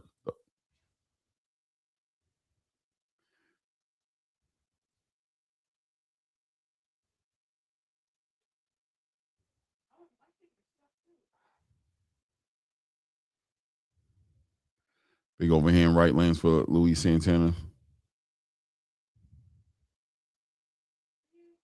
Good work by Thompson behind that jab, man. He's really been controlling it. Good work. Hey, I appreciate you, Marlon. You can find me on Instagram at Reyes Boxing. At Reyes Boxing on Instagram, brother. Good work here. Good work to the body by Santana. Good work working behind that jab. Santana working behind that jab. Thompson backing him up with his jab, though. Man, tried to time him out with that big overhand right. Both men just circling right there in the middle. They want to give up that real estate. They don't want to give it up. Santana trying to make more of a statement. He got to realize that he might be down on the cards right now. Halfway point, though, so anything can happen still in this round, right, Clay? Yeah, nice hard check left hook for sure, man. Nice check left hook to the body from Thompson. There we go. Good counter punch, good counter right. I got Shan Thompson slightly ahead in this round. How about you? Yeah, it's an active round, man. Maybe, yeah, maybe. It's a close round, man. Close. Very close. Good work by Thompson right there. We're in round 7, ladies and gentlemen. It's a very action-packed, close round. Good work right there. Very active, though. Thompson, very active. Really letting his hands go constantly. Not necessarily hitting with all the shots, but very active, man. Nice straight right hand. Luis Santana. Santana trying to get that range back, man. Shooting up top, shooting to the body, but a little out of range here. Thompson doing well with that timing. Catching him with those right hands. Shout out to Jake Gons, man. I appreciate the support, man. Thank you for the $2. Says smash the like button. Hey, the Philippines giving us love, Clay. That's the Philippines, baby. Salute, man. I'm telling you, bro. We everywhere. Thanks, Jay Gons. Tries to catch him with that uppercut. Been trying to kind of hit him with that uppercut all night. Hasn't really been able to quite do it. Yeah, big dog. Yes, this is on the zone right now, live happening. I gave that to Chan Thompson. What do you think? Okay. All right. Yeah, he's up pretty comfortably right now. Yeah, he's up by 2. Is this a 10-rounder? Yes, it is a 10-rounder for the NABF lightweight title. Lolong Guapo. Love that. I love some of these YouTube names, man.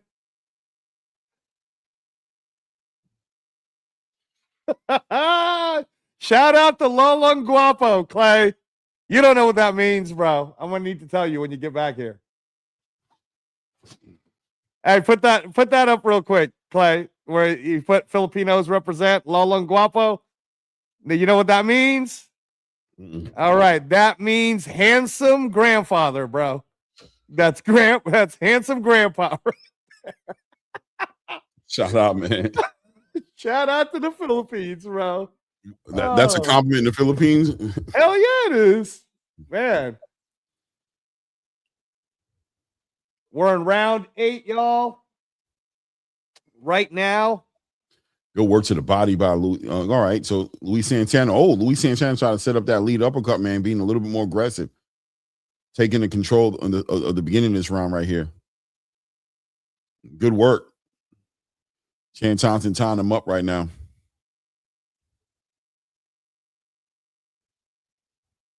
Yeah, Luis Santana's going to need to really start opening up, Clay, because this Chan Thompson's not afraid of him. No, I mean, that's what he did. He came out in this round right now, opening up a little bit. There we go. Doubles up on some big right hands, some overhand rights right there. There we go. Nice check left hook by Luis Santana right now. Thompson trying to use that movement now. Control that space with that jab. Wants to keep him at the end of the punches. Nice. Finally lands one of those uppercuts. Back on that jab. Santana moving left to right, right to left.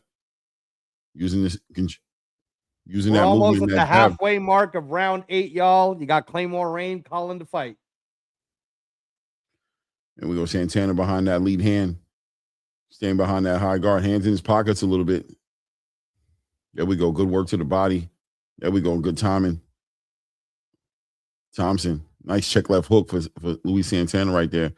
Tries to time a big overhand right. Coming in there.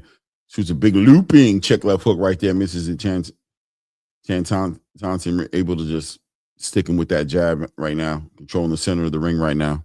Good rig general shit from Chan Thompson. Holding down the center of the ring, stabbing him to the body, turning him, not allowing him to pin him to the ropes. Nice straight right hand right down the middle by Luis Santana. There we go. Nice work right there. Follows him in there, man. Working him to the body. Good little exchange in there for Luis Santana. Less than a minute left in round 8, y'all. Good work here. There we go. Chan Thompson tries to land that big right hand, but Luis does a good job of slipping that. Holding down the center ring. This is a good Luis Santana round right. I'll probably give him this round. Yeah, he's definitely putting in more power. That's for sure. He nice won it on power shots. Nice left hook to the body right there. Yep. Luis Santana. Another right hook to the body for Luis Santana. Good time and good counter right hand by Chan Thompson. A nice left hook to the body by Luis Santana. Nice. 1, 2.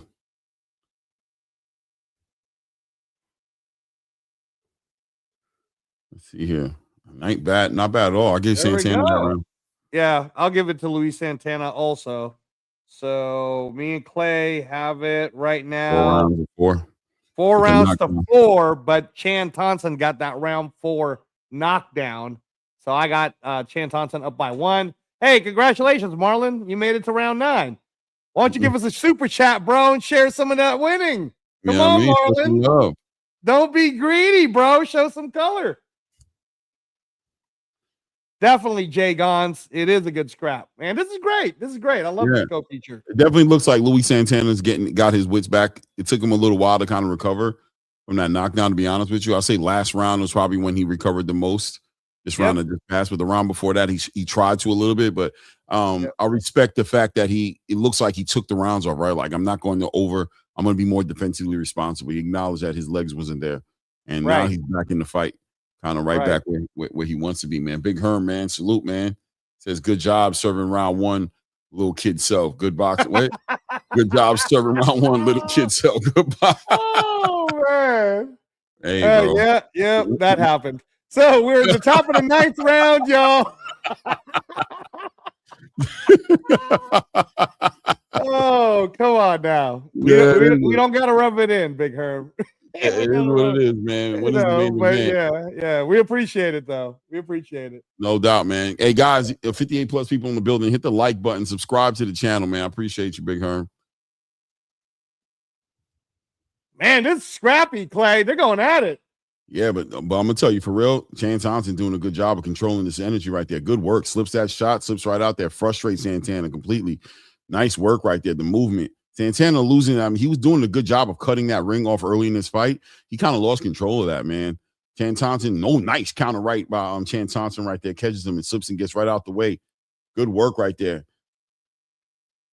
Good work. Good. Yeah, look at it. How he slips that right hand and ties him up, man. Good work by Chan Thompson.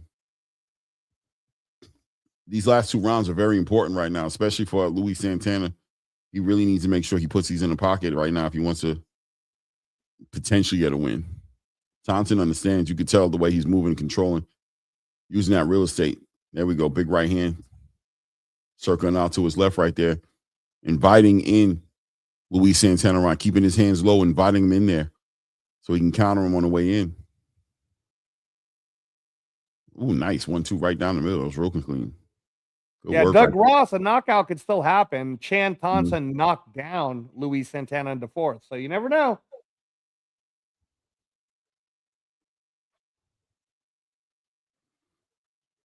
You got Chan Thompson ahead in this round, huh? Because he's controlling it. Yeah, definitely, man. I think he's winning this round pretty comfortably, man. And nice stabs into the body right there. Back on that jab. Good work, man. Just moving around, man. Luis Santana controlling the center of the ring. I don't know if the judge is going to try to reward that. Good work. Slips right underneath that left hook. Good work. Good footwork. Good jab. Controlling that distance by Chan Thompson here. Chan Thompson kind of backing him up now. Luis trying to invite him in right now. Kind of tired of chasing him around the ring. Wants to see if he can walk him into something. But Chan's doing a good job of just controlling that. And that's a good thing that Chan Thompson is doing. He's not smothering his work. He's staying on that. He's controlling that range. He's not jumping into to unneedingly jumping in there and then putting himself in a position where he's either get countered on his way in or get tied up. I agree. This is another round for Chan Thompson for me. Good run. End of that round, man. That's a Chan Thompson round right there. Yep. At this point, I think Luis Santana needs a knockout to win this fight. I can see that, but you never know with judges, man. We just saw crazy Patricia Morris-Jarman giving some nuts. And keep in mind that the undefeated fighter here is Luis Santana. Might get a little home cooking, bro. I don't know. We'll see. We'll see, guys. Jay Gons, we will see. And with 1 round left, anything can happen. Luis Santana definitely has the power to be able to come back and win by knockout. And we've seen that happen before, but Chan Thompson seems to be in very good control. Does he have 1 more round left in him of control? Find out here at ATP Combat Media on the Claymore Rain YouTube channel. Yeah. We are getting ready for the top of the final round, round 10. Claymore Rain, hit it. Championship shit right here. Right, go. Let's go, man. Chan Thompson just really much protecting that lead, working behind that jab. Let's see if Luis Santana is willing to go ahead and take a risk here, throw a little caution to the wind here and see if he can try to hurt Chan Thompson, at least knock him down. If he's able to do that, take this into a draw, or maybe even a win, depending if he won any swing rounds in this fight. working behind that jab. He's applying the pressure. A little bit of urgency from Santana, but Thompson hasn't given up on his offense at all. Although he's being very defensively aware of where he's at in the ring, he's not letting go of scoring. Nice work. Try to time that lead uppercut right there. Big swinging left, swinging right, swinging left for Santana right there. Punching with a little desperation. A lot of urgency needs to be coming from Santana's side right now. Behind that lead hand, shoots that right hand to the body. Doubling up on that jab, controlling him, keeping him at bay, man. Domesticate. Good work right there. Shoots that right hand and it slips right up underneath that check left hook. Gets out the way. Good work by Thompson to be slicking out the way. Very accurate with his shots. Nice right hand to the body as Luis Santana throws a caution wind, jumps in there and tries to shoot his shot, catches a nasty shot to the body right there. There we go. Good movement. Right to left, left to right. It's really the movement that's throwing off Santana. It's like he's missing and getting discouraged. Good work. Shoots that right hand to the body, keeping him at bay, shooting him to the body with that lead hand. Minute 20 seconds left here in this final round. Big overhand right for Santana. Comes over the top as Thompson tries to cross that void and gets back on working that jab and controlling that distance, stabbing him to the body. Final round, Lolong Guapo. Final round. We got less than a minute left. Two hard left hooks to the body. Tries to catch him with another right hand.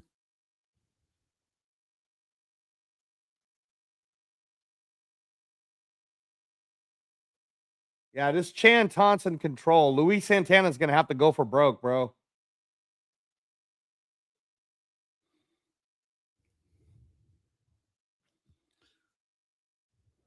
"35-second mark here. Good work by Chan. I hope they don't rob him, man, because I really think he won this fight. They could rob him. I mean, you just never know. Yeah. This could be a draw, one of those weird ones, right? But I mean, I have Thompson winning. You have Thompson winning. Yeah. I got him winning with a pretty good lead right now, man. Right. Just rounding his belt. I'm gonna have him up 3 points. He did the De La Hoya Trinidad on that final round, though, so you never know. But I have Thompson winning. Thompson, nice work by Thompson. Gets him a quick little check leg hooks. Good work, right? Good work from these guys, man. Good work for both these guys, but I'm adding up my scorecard right now, Clay, and 96 to 80 to 93. What I got. Is that what you got? Yeah.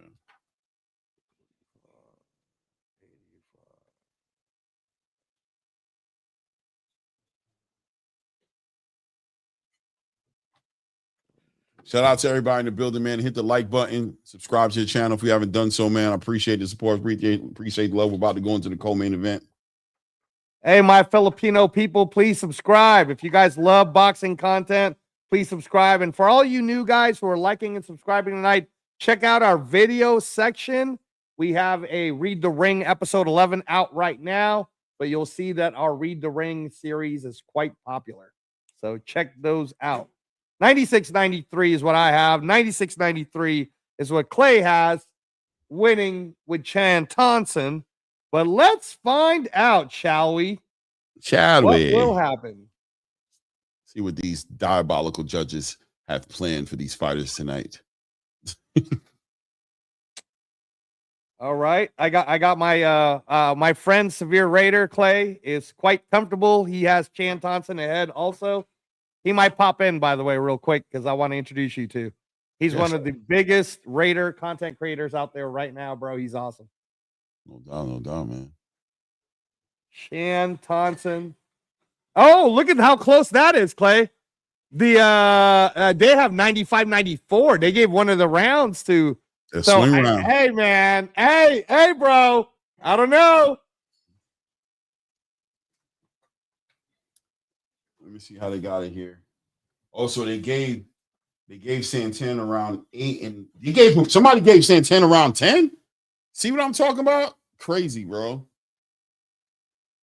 That showboat, you know what I mean? Moving around. They take it as a win.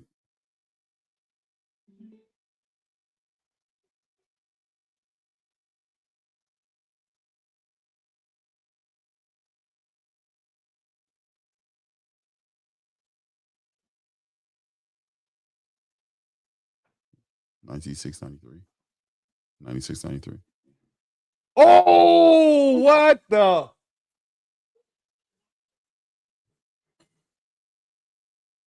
'95, 94, 94, 95, 94, 9 cents in, and wow.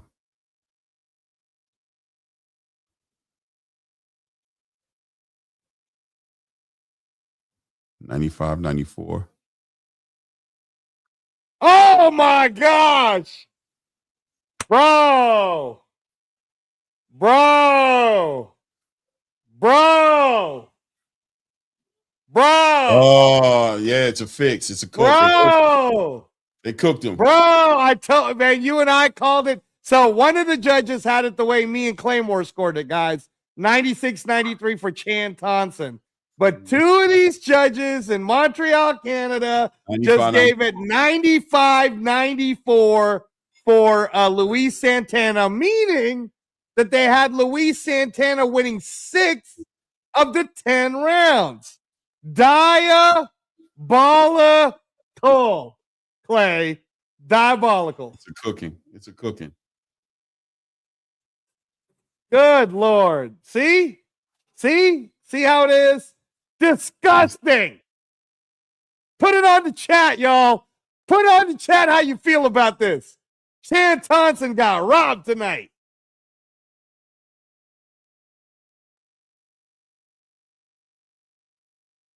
That's some robbery, bro.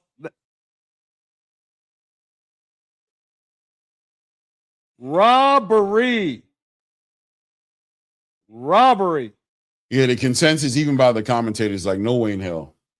They said the worst. They said best case scenario for Luis Santana would have been a draw. That would have been the best case scenario for him, and I don't think he got that either. I had him up by 3 points. Well, we had him up by 3 points. I think it was pretty convincing. Yeah, no, we and an actual judge had him up by 3 points, bro. Yeah. And my Filipino sis right there, Andresa Bonsalon, actually bet on Luis Santana. So, hey, girl, he said, congratulations. thanks for the robbery. He said, "Oh, he said, she's like, thank you. I thought my parlay was over." So she's happy about she's happy about it, bro. Yeah, man. Hey, please subscribe, all my Filipino brothers and sisters, man. Subscribe to the channel. Check out all of our Read the Ring episodes on the video section. We would appreciate it. That's why you don't leave it to the hands of the judges. Round one says, yeah, man, that's always ideal, not to leave it to them. You know what I'm saying? Crazy. That was a fight that started off kind of close. Santana was winning, but without a doubt, Santana never got it back together after he got knocked down. And he took about a good 2-3 rounds before he got his legs back up under him. He did win a round. I would have given him like 7 or 8, one of those rounds I gave to him. But then after that, he lost all the rest of them.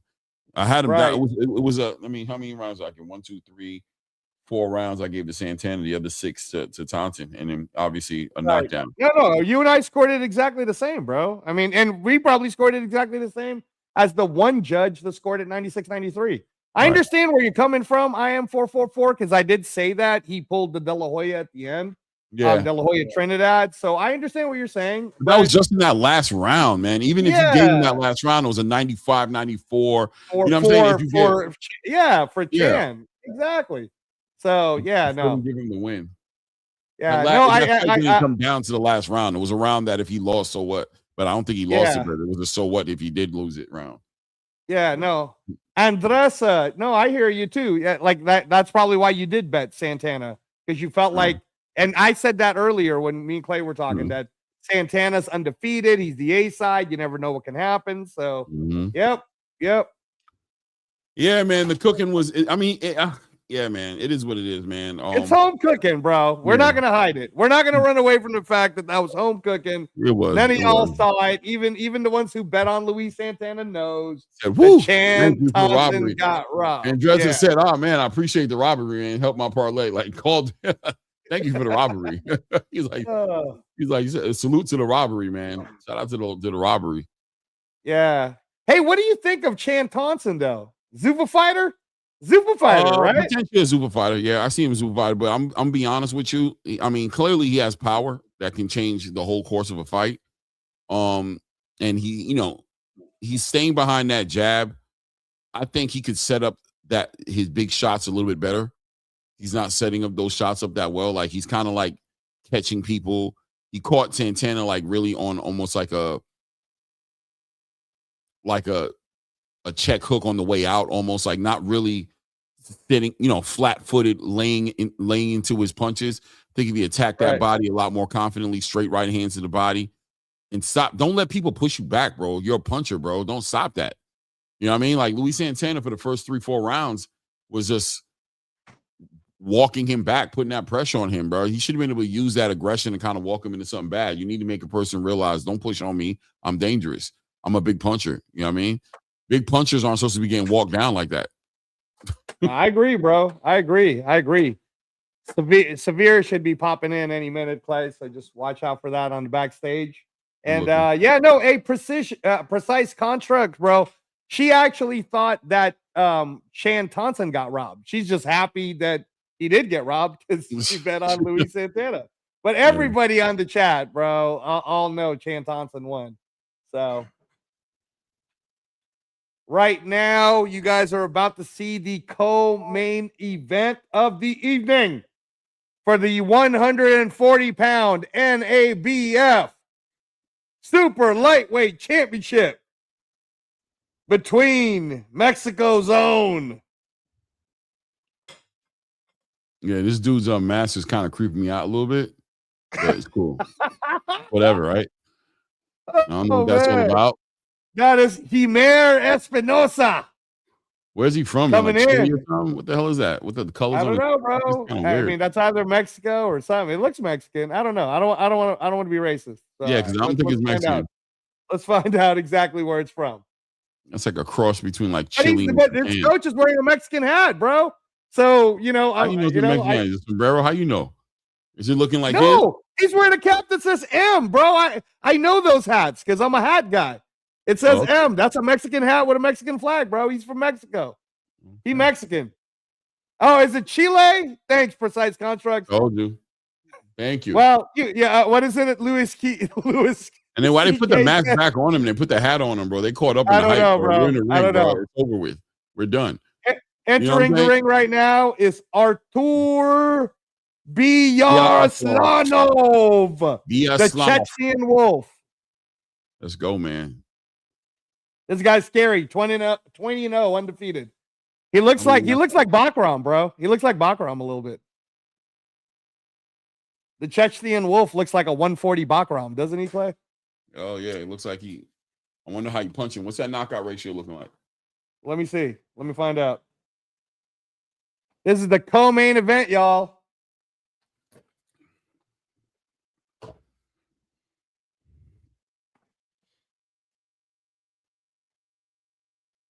Oh, you said I don't know. I was guessing too. Let me see where he's from, man. No, he's from Mexico, bro. Himer Espinosa is Mexican. High knockout ratio though. 17 wins, 16 knockouts, 2 losses. Split decision loss back in 2023, and in 2021 lost another split decision loss. Pretty dominant fighter, man. On a stopping streak. Had a split draw in 2024. Man, that hat's throwing me off with all them. Yeah, he Mexican though. Strings, Mexican. He Mexican though. But I had it. I told you he was Mexican. I wasn't being racist. Chat, see, I called it. I don't care. I don't care what he is. That hat is gay. Take it off. Not that there's anything wrong with that. Again, ATP Combat Media supports everyone. That's just Claymore v. Claymore, y'all. Nothing is wrong with that. Nothing's wrong with it. Like homosexual. I mean gay, like that's gay. Like you meant like happy, like a little too happy. No. I meant like, maybe. Yeah, maybe that's what it is. It's a little too chippy. Okay. Too many colors. A little festive. I think the word that Claymore's going for is it's a little festive for the occasion. Small and colorful. And it covers his face. It makes him have to do stuff like this. You know what I mean? Biaslanov is 20-0 with 16 knockouts. Yo. Slanov, the Chechnyan Wolf, is 140 pounds, 20 wins, 16 KOs. Hey, Mark, the Canuck, we appreciate you. Canada in the house. Thank you, we got Philippines. We got Canada. Please like, please subscribe. Check out all of our videos on the video section. We just need to read the ring. And best in the business right here, Claymore Rain, calling the fights. You got a little color from Coach Angelo. A little color from Espinosa's hat. So the guys over here facing off here, collecting those last instructions. I'm expecting this one to be a good shootout, man. I'm kind of excited. It's going to be a great shootout. It's going to be great. Going to be great. Let's go.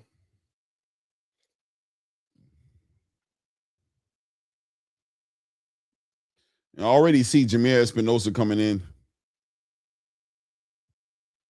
No, they both actually, you know what? The Czechoslovakian Wolf right there, looking kind of like a Bakram right there, a little wiry. Looks like I wonder if he's got a little pop on his shots. Very patient. He got 16 knockouts in 20 fights, Clay. So he's got to have some pop. Yeah. How many? 16, 1-6. Yeah, man.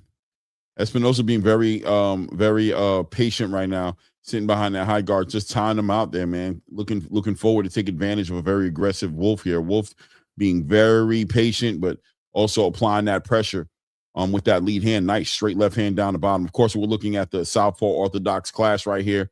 The Wolf coming through with that southpaw, that right hand, leading him in the front right there, shooting that left hand down to the body right now. They're both trying to control that lead hand.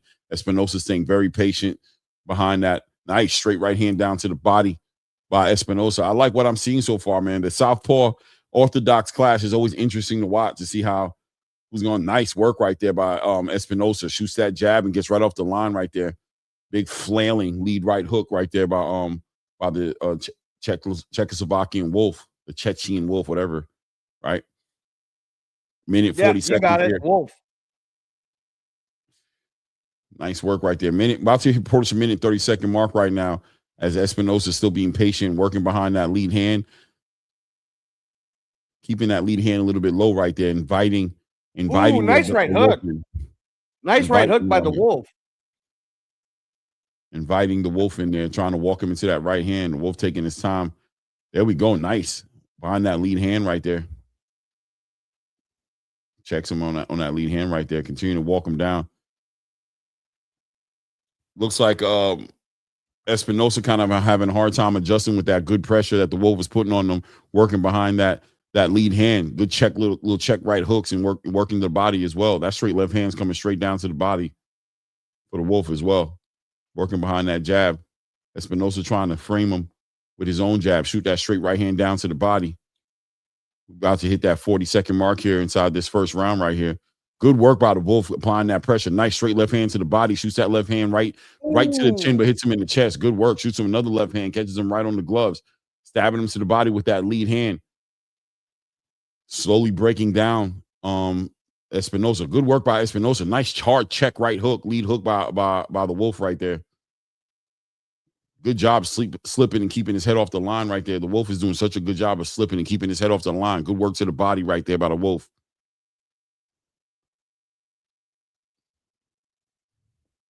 Oh, nice. Nice hard check right hook from the Wolf again.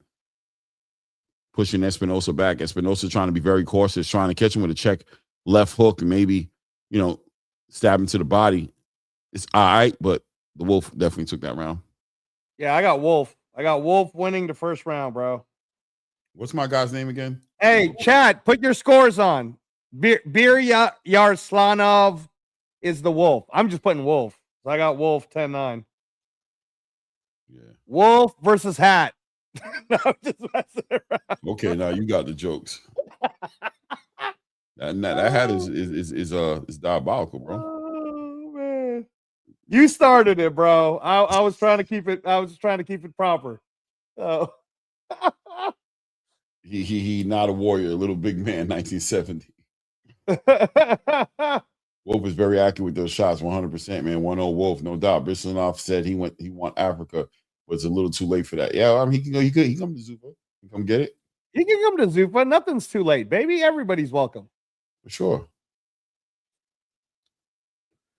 Oh, Here we go. what happened right there? Top of the second. Yeah, Oh, it was just a slip play. Just I'm a like, slip. what? Top of the Was it second like a round. phantom punch? I'm like, what the hell was that? No, just a slip. Top of the second round right now, y'all. Getting close to the 30-second past the thing. So 2:30. Yeah, about to approach the 2-minute, 30-second mark here. Nice straight left hand to the body right there. The Wolf continues work. Beautiful jab right there. Frames him right back up. Sets him right up. Keeping him right at that range he wants to keep him at so he can set up that left hand. Shoots that left hand right there. Gets caught on the gloves of Espinoza. But good control of range by the Wolf right now. Espinoza kind of shooting and tapping, slapping that lead hand, trying to figure it out. You can already tell he's really trying to set up the big right hand, but he's having a hard time setting it up because he hasn't adjusted properly. If you, once again, you guys already know when I talk to you about the southpaw position, look at the footwork. Look where the Wolf's foot is on the outside of Espinoza's feet. So look at them stomping on each other's feet, right? But mostly he's on the outside. So he's setting up that left hand very well. Look where that footwork, look where the front right foot of the Wolf is in comparison to Espinoza. Espinoza's not even paying attention to, but look how he steps outside and inside and just shoots that left hand right up the middle. Espinoza's having a hard time figuring out how to drop that right hand. Even when he shoots that right hand, he's going to find himself off the mark a little bit because he's on the inside of the Wolf's guard. Wolf. Yeah, he's stepping on his feet, like trying to shoot that right hand. And what he's end up doing, Ray, is he's reaching over his body with that right hand. Instead of shooting that right hand straight down for him to connect, he's shooting it like this. And he's taking off all that edge off the punch, and he's shortening the punch as well by punching over his body. But if he adjusts that front left foot and make sure he keeps it on the outside of the Wolf's feet, there he goes. You see how he stepped outside of that foot and tried to set that right hand up, but he forced it there. He actually lifted his foot up over that front leg and stepped out and shot it. So it was kind of telling for the Wolf. Good work. Yeah, no, I mean, Espinoza has a chance to throw good straight right hands if he can line up his foot like you're talking about. Yeah. I think the big fear here, Clay, there you go. See, the big fear here is Wolf has a right hand that's already hit him a couple of times in the first round. So that check right is what him Himer Espinoza's worried about, bro. 100%. And that's good work by the Wolf, right? For setting the precedent, setting it early.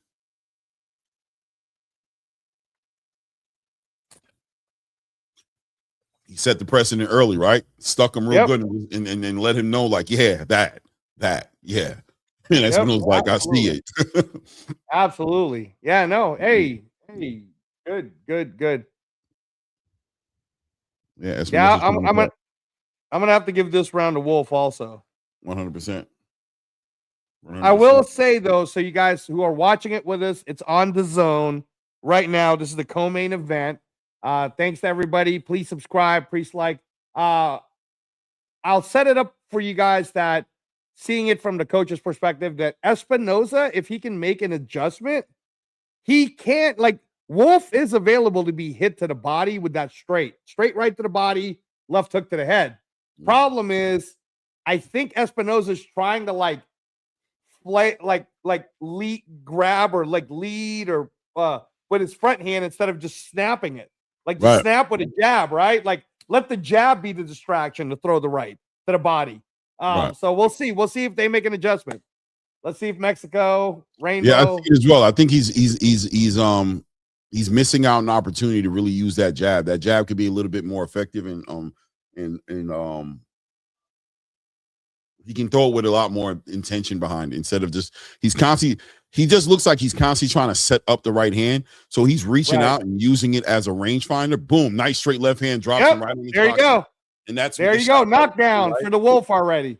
The shot was coming down the whole time, right? You saw it. If you pay attention, the way the foot positioning was of the Wolf, man, he was just setting up that straight left hand. He's still there now, setting up the left hand. I'm telling you, nice left hand to the body by the Wolf. That left hand is there for him. Good work. Look, he's gonna have almost an entire round to try to knock out Espinoza now, Clay.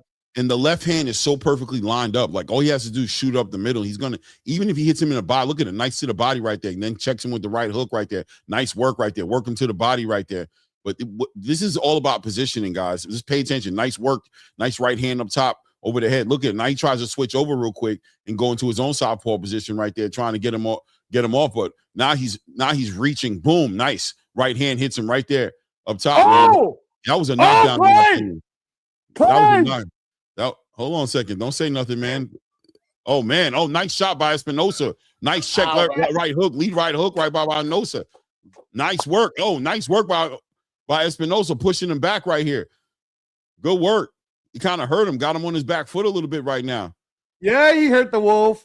Let's see. So he switched over into a southpaw position right now, and he's finding success with catching him with that check right hook. But there he goes right there. As, the Wolf knocks him down, puts him down right there. This is the second knockdown in this round. This round is crazy, y'all. Hey, salute. This is Nate Clay. Did you see this? This round is crazy. Oh, there he stumbles him again. He pushes him backwards. Oh, nice straight right hand lands for Espinosa. Espinosa hurt him. The Wolf pushes him back. Minute left in this round right here. Oh. Yeah, he's back into that orthodox position right now, trying to check him with that left hook. Good work by Espinosa. Shoots that straight right hand right there. The Wolf trying to make himself small, working behind that jab, pushing him back. The Wolf's been hurt, but recovering very well. Yeah, and he hasn't been knocked down yet. Yeah, he's been hurt, but not knocked down. He's been hurt twice in this round so far. Nice straight work, straight left hand to the body. Nice check right hook up top, man. Straight right hand, should I say, to the bottom, to the to his head. There we go. Espinosa trying to work back right now, shooting some big looping shots, trying to push the Wolf back here. The Wolf continues to work. 20 seconds left in this round. Continues to try to keep his head off that line and set up that big straight left hand. Espinosa's been able to get off that right hand, though, and hit him with some good, clean shots that hurt him. But with two knockdowns, I think it's a safe 10-7 round. Yeah, no, what's crazy is it's a 10-7 round for the Wolf, Biarslanov, but what happened in that round is Espinosa showed that threat now because he hurt Wolf at least twice in that round, Clay. And now that the threat is imminent, is the Wolf going to be careful? Or is he going to come at him, bro? Because, you could be the Wolf, bro, but a sniper might get you. So I think the Wolf don't give a shit. I think the Wolf is like, nah, I'm hurting you. I'm not going to. I don't think the Wolf gives a shit. I think he's going to keep on pressing him. Oh, he's hard-headed. The Wolf gives me the vibes of a hard-headed mother. You know what I mean? NHD Production says Wolf better stop jumping in with his hands down, bro. Yeah. But I agree with Precise, right? He does. Espinosa just got to fight him now, bro. Just fight. Yeah. Let's get it. Hey, there's our guy, Clay, Zero FX. I can't say it. Yeah, Zero FX in the building. That's why I call him too. Clay Reyes, round 2, boys. Went to work today, championship round. Salute, no doubt. Back down to the body, man. I don't think so. I think he stays on him, man. You can't give up all the progress. The 2 knockdowns is more important. You got hurt. Be a little more defensively responsible. Keep your hands up, but don't take the pressure. Don't take the foot off the gas. Right down to the body right there. Continue to work to the body. Nice check left hook. Catches Espinosa right there. Knocks him down. Referee doesn't count it. Does he count it? No, he counted it, I think. Good job. Yeah, you don't take the pressure off him. He's been too effective. Even though he got hurt, very effective in that round. Just be a little more defensively responsible, but that pressure is real. You've hurt him so much. It'd be a damn shame to take your foot off the gas just because you don't want to get hurt now. Nice straight left hand to the body of from the Wolf right there. Continue to work. Good work, man. Doubles up on that check right hook right there, stabbing him to the body, pushing Espinosa back. Good work to the body right there by the Wolf, man. Those stabs count, man. Good work right there. And still, Rafael Espinosa. Espinosa still hasn't, really let that jab work. He hasn't really been working behind that jab, really slapping it and reaching out, trying to gauge the distance so he can shoot that right hand. He hasn't really been effective. He was really, all those shots that hurt him, he was really in that southpaw position too. So when he's in that orthodox position, it looks like he's kind of limited just because of the foot positioning of the Wolf. When he's in that southpaw positioning, he's kind of more lined up to hit him with a straight left hand or use that right hand a little more efficiently, right? Kind of get an active jab or check right hook that kind of could hurt the Wolf. Minute and 25-second mark here, just passing here in the 4th round here. There he is stretching across his body with that right hand, man. Not able to line that up. Nice work right there. Straight left hand, straight right hand catches Espinosa, pushes him back into the ropes right now. Continue to reach out there with that lead hand, trying to set up that right hand. Look how he shot across his body. Are you seeing it, Ray? What I'm saying? He shoots that right hand. He ends up shooting over. He shortens the punch and he takes off the power of the punch by shooting it that way. Yep. Because that foot positioning and where it is, if he had that front left foot set up on the outside of the right foot of the Wolf, man, that right hand would come straight down the middle, torque and everything. Probably would have hurt him multiple times already. Well, Espinosa's going to have to risk it because this is a 10-8 round for Wolf right now. Yeah. Coming off that knockdown, too. Yeah. Man, is it just me or are these really big 140-pound fighters, bro? Like, no, for 140 pounds, these dudes is huge, bro. Jeez. Referee warns him by hitting him in the back of the head. That's a big ref, too. Jeez. And that's a big ref. Kind of shows you. Big. Yeah, like when you look at the ref to them, it's like, damn, that's a big dudes, bro, because that ref is big. Scary, too. That frown, man. Relax, bro. Just go. Jolly Green Giant up in there. What's wrong with him, bro? Why you so mean? What's going on, bro? Hey, he about to jump in there and slap somebody. Hey, I ain't playing with you. It's over with. Hey, I said stop. Don't make me do it to you. All right. 10-8 round. 10-8 round for the Wolf. Bir Yaslanov. Hey, chat, put down on the chat what you guys got scored right now. Main event is coming up. Osleys Iglesias from Cuba versus Pavel Silyagin from Eastern Europe. Going to be a great fight for the vacant super middleweight championship of the IBF. IBF. Boo. And one more. There's another title, Reyes. You're being so neglected. Oh, my bad, guys. You're not the illustrious IBO championship. My bad. My bad. He just doesn't even acknowledge him. Oh, bro. Jesus, bro. Why are they even there, bro? Oh, yeah. I only acknowledge the Zupa belt, Clay, in the Ring magazine. He has goose doodoo green annoying geese sky rat green doodoo belt. Top of the fifth, y'all. We're in the top of the fifth round right now. There we go. Good work working that left hand. But I mean, look at how he's just standing there, bro. And look at the footwork. The Wolf is so fundamentally sound. And we always talk about it, but the Eastern Europeans are so fundamentally sound. He's just where he's supposed to be, right? Nothing spectacular, nothing shiny, nothing glittery, but just sound, good fundamental sound boxing, really just hurting Espinosa. Look how Espinosa had to punch over his body with that right hand to try to get that off. Just shortening it up, taking all the torque off of it. Just good fundamental footwork, being where you're supposed to, and he's just letting his hands go. And naturally where the hands are going to go is where that straight line, right? The fastest way between 2 points is a straight line, and that's all the Wolf is doing here.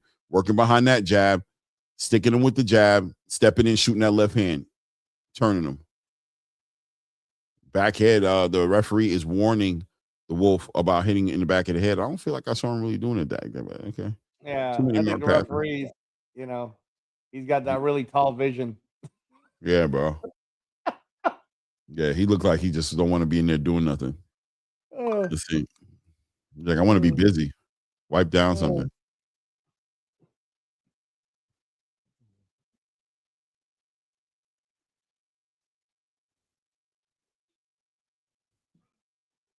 There we go.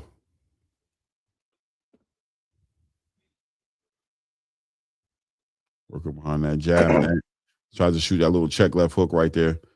But with good work by the Wolves to continue. Look how he reset himself and make sure he got his foot back in position. When he stepped in, he stepped right back out. The Wolf is very conscious about where he's at in there, man. Timestamp, Clay. Timestamp. We're at 1 minute, 4 seconds, 3 seconds, 2 seconds, 1 second, 1 minute just passed here in the fifth round right here. Halfway point through this 10-round fight right here. And the Wolf is really just fundamentally just kind of nice, straight right hand down the middle. He's kind of catching him. Now you're seeing an adjustment from Espinosa. And the adjustment is he's shooting that right hand off rip. He's not setting it up anymore behind that lead hand. And we see a lot of these orthodox fighters fight like that, right? Like instead of shooting that lead hand, they use that right hand as a lead hand. They shoot it first. They step out and shoot it in there. Right? He shoots it to but still the foot is still off, not in the right position. So he's a little off balance now when he's shooting that right hand. If you pay attention, he's a little off balance. So, but he is touching him with the right hand. He's trying to be first with that right hand. Look where he's at, man. He's on the inside. Very hard, punching over his body with that right hand. There goes that jab. punching over his body with that right hand, just making it more difficult.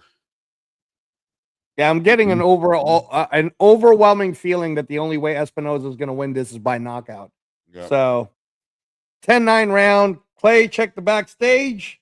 10-9 round. Oh, yes, he is. There he is right there, man. Salute, family. How you doing? Oh, man, I'm doing great. How y'all doing? Let me introduce you guys formally. Hey, Claymore Rain. This is my brother, Severe Raider of the Severe Raider YouTube channel. It is the best, fastest growing Raider channel out there right now. He be doing interviews with the big dogs, bro. He's, I only get to come in his channel every once in a while because I'm just not good enough, I guess, as a Raider fan. I'm just messing with Severe. But Claymore Rain, don't hold Severe, don't hold it against Claymore. He's a Jets fan, But the Jets is just Raiders West. The Raiders is, Raiders East. The Raiders are Jets West. Basically, it's a lot of shared trauma between our two fan bases. Bro, a whole lot of excuse making from us, right? A whole lot of excuses, whole lot of reasons, whole lot of. We both ain't had franchise quarterbacks since the '60s. Yep. We're in the sixth round now, ladies and gentlemen. We got Severe Raider watching the fights with us on the sixth round. Good work here. I'll be telling Angelo all the time, man. I'm in elementary school. You guys have doctorates in boxing. For my British fans, it's primary school. I'm in like the 4th grade, and these guys got full blown PhDs. But I enjoy watching the sport. I can't break it down like you guys can. I can't speak to all the fighters that you guys can, but I do. Well, I know what I know. I know what I know, and I know what I don't know. And exactly. That's what it is with the fight game. I was going to ask you, Severe, what do you know about this fight so far? I know you have Wolf ahead, but what do you think? Espinoza got a chance? I think his only chance is if his people talk to the judges like last guy's people's, because like Louis Santana people did. Santana, yeah. That was a little bit of a Canadian fix going on right there, man. 100%, man. The hit was out there.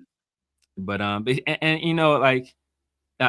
of the people. I guess in Raider Nation, I guess I'm known as they'll say I'm a hater, but I consider myself a realist. You're not a hater, bro. You're a realist. I consider myself a realist. And boxing should be a much more popular sport than it is. Mm-hmm. And I think one of the reasons that it's not popular is because people don't trust the cleanliness of some of the backroom dealings and some of the promoters and some of the judges. A lot of people don't have a lot of trust. I don't trust the NFL either, right? But they trust it more because boxing at some level it's subjective. In NFL, if you cross the goal line, it's a touchdown. Basketball, the ball goes through the net, that's 2 points or 3 points. In boxing, did this punch land? Did it not land? Right. Did he dodge it? Was this effective aggression or just aggression to be aggressive? Facts. What's your definition of ring generalship next to the next person's definition? So it's a lot of subjective stuff there. So I don't think people trusted what they see. And so I'm like I'm only not even the halfway point. I'm like the quarter mark between super casual fans. And you guys are obviously the experts. And so I love the sport, but I see why other people don't get into it as much as I think they should. Yeah. Right. Definitely. And by the way, this was a hell of a round. The Wolf is putting the hands on this dude, bro. Oh my God, he's stumbling. He barely made it to the corner without falling, bro. Yeah. The judge is like, hey, bro, look at me. You're 100% right, especially when it comes to the scoring. Especially with fights like what we just saw in that last fight right there, where there was one guy clean, really doing well at controlling the range and hitting with a lot of clean shots. And the judges probably looked at that movement as him evading. They were giving credit to the other guy on the strength of saying, well, and you know what it was? I haven't seen Chan Thompson fight before, but with that knockout ratio, I wonder is he that kind of a fighter? Is he normally on his back foot? Is he normally using that much lateral movement to get away from an aggressive puncher, because if he isn't, you know what I always say, Angelo, these judges build relationships with these fighters, right?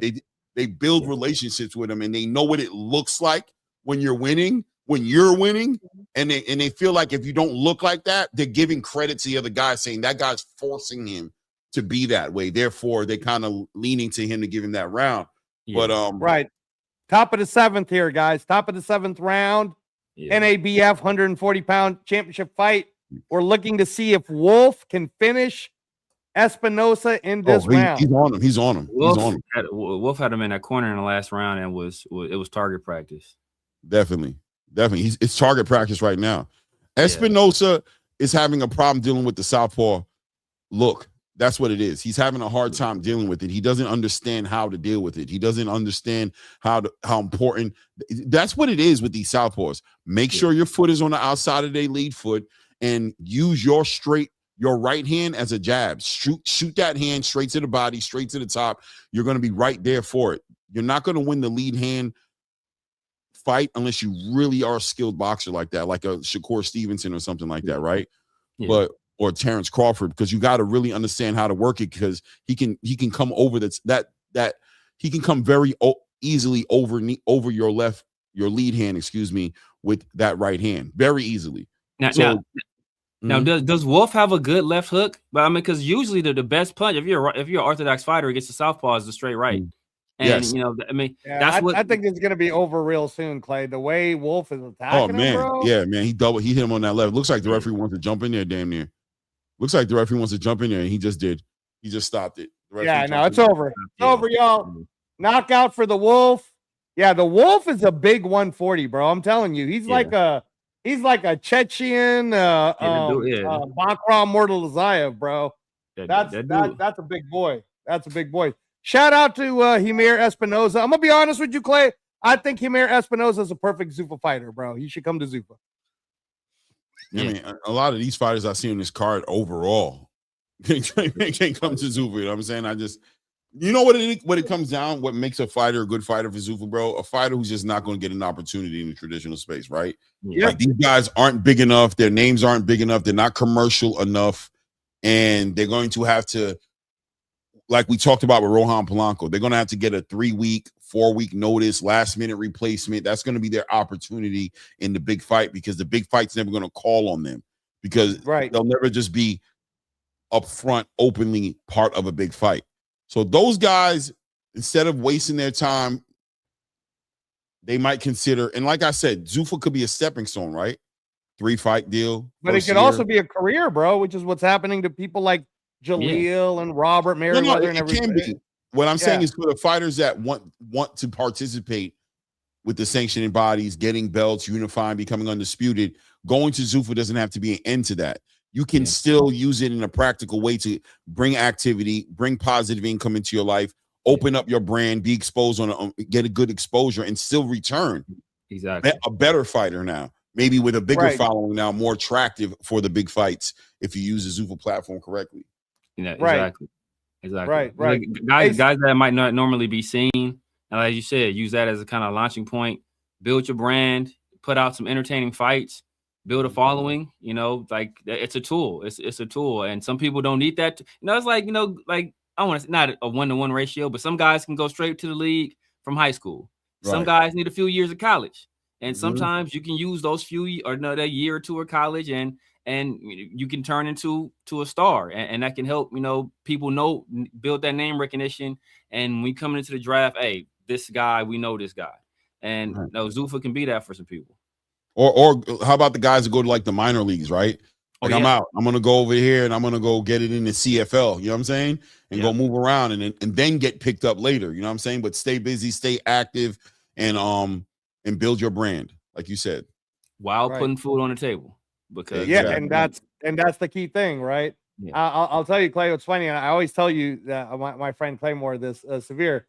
I've been telling them that Raider Nation, man, they just need to listen to the professor, right? Because remember, in 2023, I kept telling everybody it's gonna take about 5 years.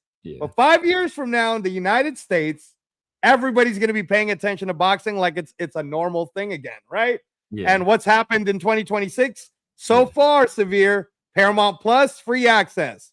Netflix, which is happening this Saturday. Tyson Fury versus Makhmudov, Conor Ben. Free access. And they announced it today, brother, on TNT, where inside NBA used to be. They're going to be doing the zone boxing there too, starting with July 4th. Abdullah Mason versus Joe Cardina. Bro, that's what I mean. Will you please let Raider Nation know not to mess with Angelo Reyes when it comes to boxing? I done told y'all this. You're the professor. Like when we have our debate, I pick my spots. 99% of the time, whatever Angelo says about boxing, I'm just an audience to it. It's me learning something. And at 1%, I'm gonna fight you on. I'm gonna stand strong, but 99% of the time, I'm deferring to you. Now let me ask you this, Severe. Devin Haney, me and Claymore have been doing a lot of discussions on it because he's having a hard time now, right? Turkey Al-Sheikh money seems to not be there. You're a big Devin Haney fan. Devin Haney is having a hard time making a fight. I said to Claymore, look, man, if I was Bill Haney, I'd just go up to Uncle Dana White right now and say, hey, brother, let me fight Stan Jonas for the Ring Magazine Lineal Championship and let it be, because Stan Jonas is still ranked number 3. Zuffa could give him that space. The only thing is he's got to bend the knee, bro. He's got to be able to say the Zuffa belt matters too. But what as a Devin Haney fan, what would you like Devin Haney to do?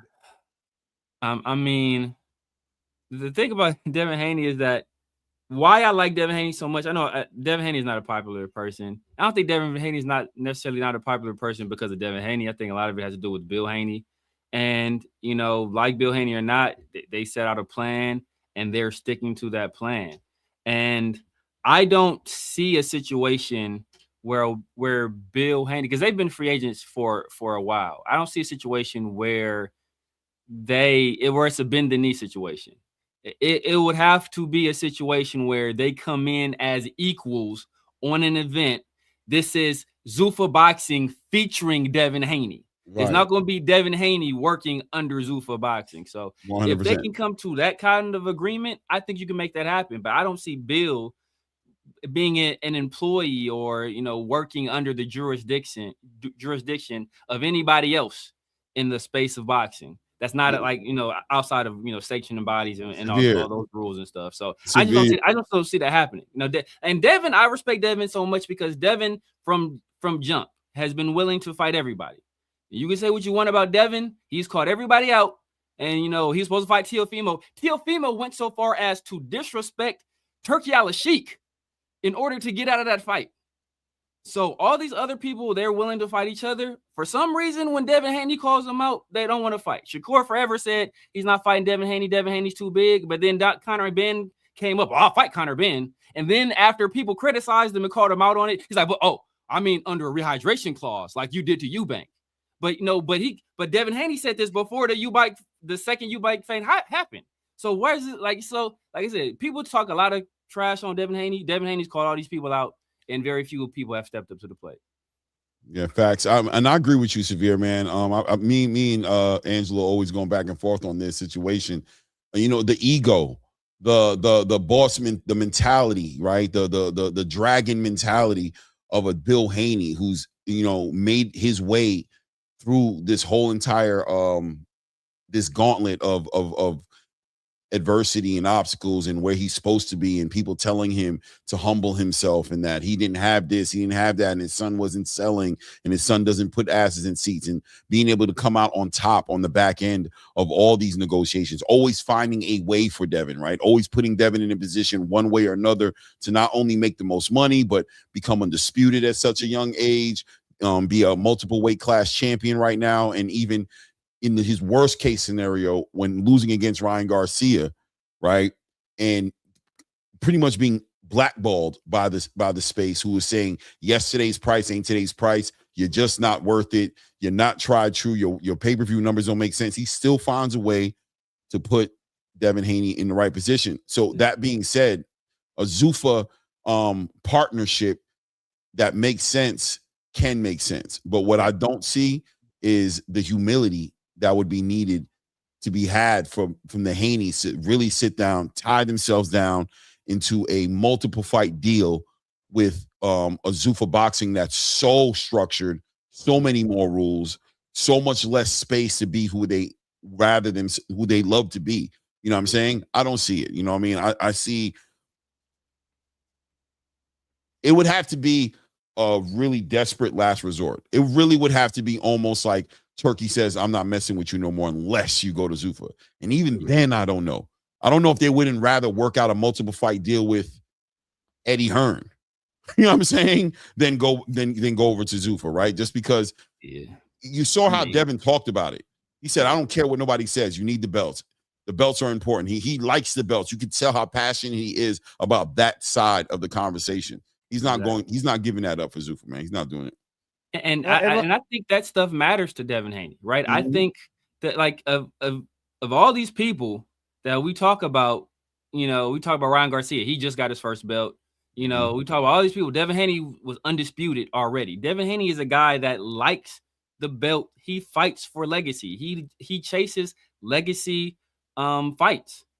Like moving up when he fought Regis Prograis. Regis Prograis was supposed to be a boogeyman at his division. I think he was coming off a loss, but Devin Haney made him look regular. He came up and fought the guy that was supposed to be the boogeyman when he fought Brian Norman and made him look great. So like he chases legacy. But the thing about Bill Haney is that it's almost like when you guys were talking about Wilder the other day. It's like when you beat the odds doing it your way, it's extremely difficult for anybody to say or go through the kind of evolution where I've made it this far against all odds when everybody else told me I couldn't do it this way by doing it this way. Now you're telling me I can no longer do it this way. Well, when you're a hammer, every problem looks like a nail. So I've been hammering all of my problems since the beginning. So guess what? I'm just going to hammer harder now. And sometimes, and that's why people sometimes their career ends sooner than it should because they just can't find that next evolution. And that might be a situation with Bill and Dev. I mean, Dev still has all the belts, so he has some modicum of say and some modicum of leverage. But like when you aren't a big draw, which he hasn't been, then it's kind of hard to put forth the asking price that he's gonna demand. No, really good. Let me chime in here real quick. You guys are listening to our guest, Severe Raider. Please check out his YouTube on Severe Raider if you want to talk football, you want to talk about the draft coming up, which, by the way, I'm hoping I get on the channel soon, Severe, for talk draft stuff with you. And Claymore Rain, our host, obviously the best in the business, calling the fights. We're waiting for Osleys Iglesias to fight Pavel Silyagin for the vacant IBF Super Middleweight Championship and the IBO, because Claymore Rain always asks me to mention the IBO. I'm saying you can't be selected, bro. That's what it is. It's on the line. Come on, you trying to look, yo. What are we doing here, right? What are we doing here? Journalism, Claymore, journalism. All right, I got you. Put some shit on me. He puts on the unifications, Trump mandatories. He puts on all these different jackets on me. You telling me now there's an IBO title? Am I the one telling you there's an IBO title, or does it clearly say on here that there's an IBO title on the line? We see it. Yes, we realize there's an IBO championship. Yeah. Claymore's telling me there's an IBO title. Shout out to Boots Ennis, the IBO champion, after beating Luis Valiva. Why is he not wearing that belt, bro? Why is he not carrying that belt? Let's ask Boots, bro. Let's find out. Let's find out. I would ask Boots that if I ever get a chance to. I'm like, Boots, so I'm gonna be honest with you, bro. You clearly won an IBO title that night. That's a fact. Where is that belt, bro? And why is that belt not on these press conference tables when you're up there? I don't understand. If I was an IBO, I'd send him a letter the way the IBF sent Jai Patai a letter. Like, I don't like the way you're representing my belt, bro. Give me my shit. Now, before we get into this, Kaisu, I want to ask Severe this question. So, Severe, and Raider Nation is like this too, right? From a casual sports fan, but you love boxing, but like you said, it's been so hard to follow it. It's been frustrating. From your perspective now, and with the iteration of Zuffa Boxing coming in 2026, Ring Magazine cards giving you free access, do you care about the sanctioning belts? Or do you just care that we get the best fights? Like, how do you see the sanctioning belts? How do you see that? I mean, if the sanctioning belts aren't careful, they're already rapidly losing interest, right? Like among the younger generation, it's twofold, right? It's twofold because what you see a lot of is you see a lot of people that will make excuses for fighters they like to not fight the best fights. Me, I'm a person, I just want to see the best fights. I don't care about anything else. I just want to see the best fights. But what you see now is a lot of people that are not, they're, I don't want to say bandwagon, but they're like stands. Like we see it with Gervonta. A lot of Gervonta stands out there that they put their boxing fandom aside to support Gervonta Davis.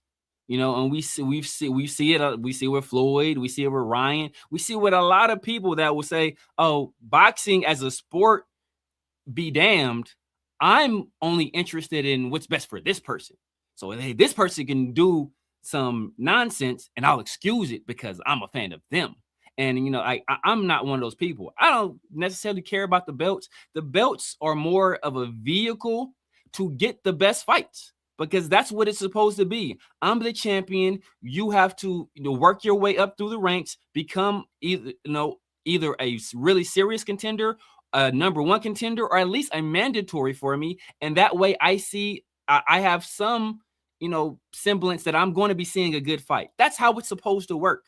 But in this new day and age, it's not that way anymore. Like I said, Ryan Garcia just won a belt. Ryan Garcia has been a household name for over a decade, right? Like it just was his first belt recently. So Gervonta Davis, he's a guy that really didn't care about the belts either. Like a lot of these guys, they're not caring about the belts. And the way that boxing is structured now, it hasn't incentivized people to really care about the belts anymore. So if the sanctioning bodies aren't careful, everybody's going to lose interest and not even worry about those, and not even worry about it anymore now, because it's not about the legacy anymore. The belts define legacy now.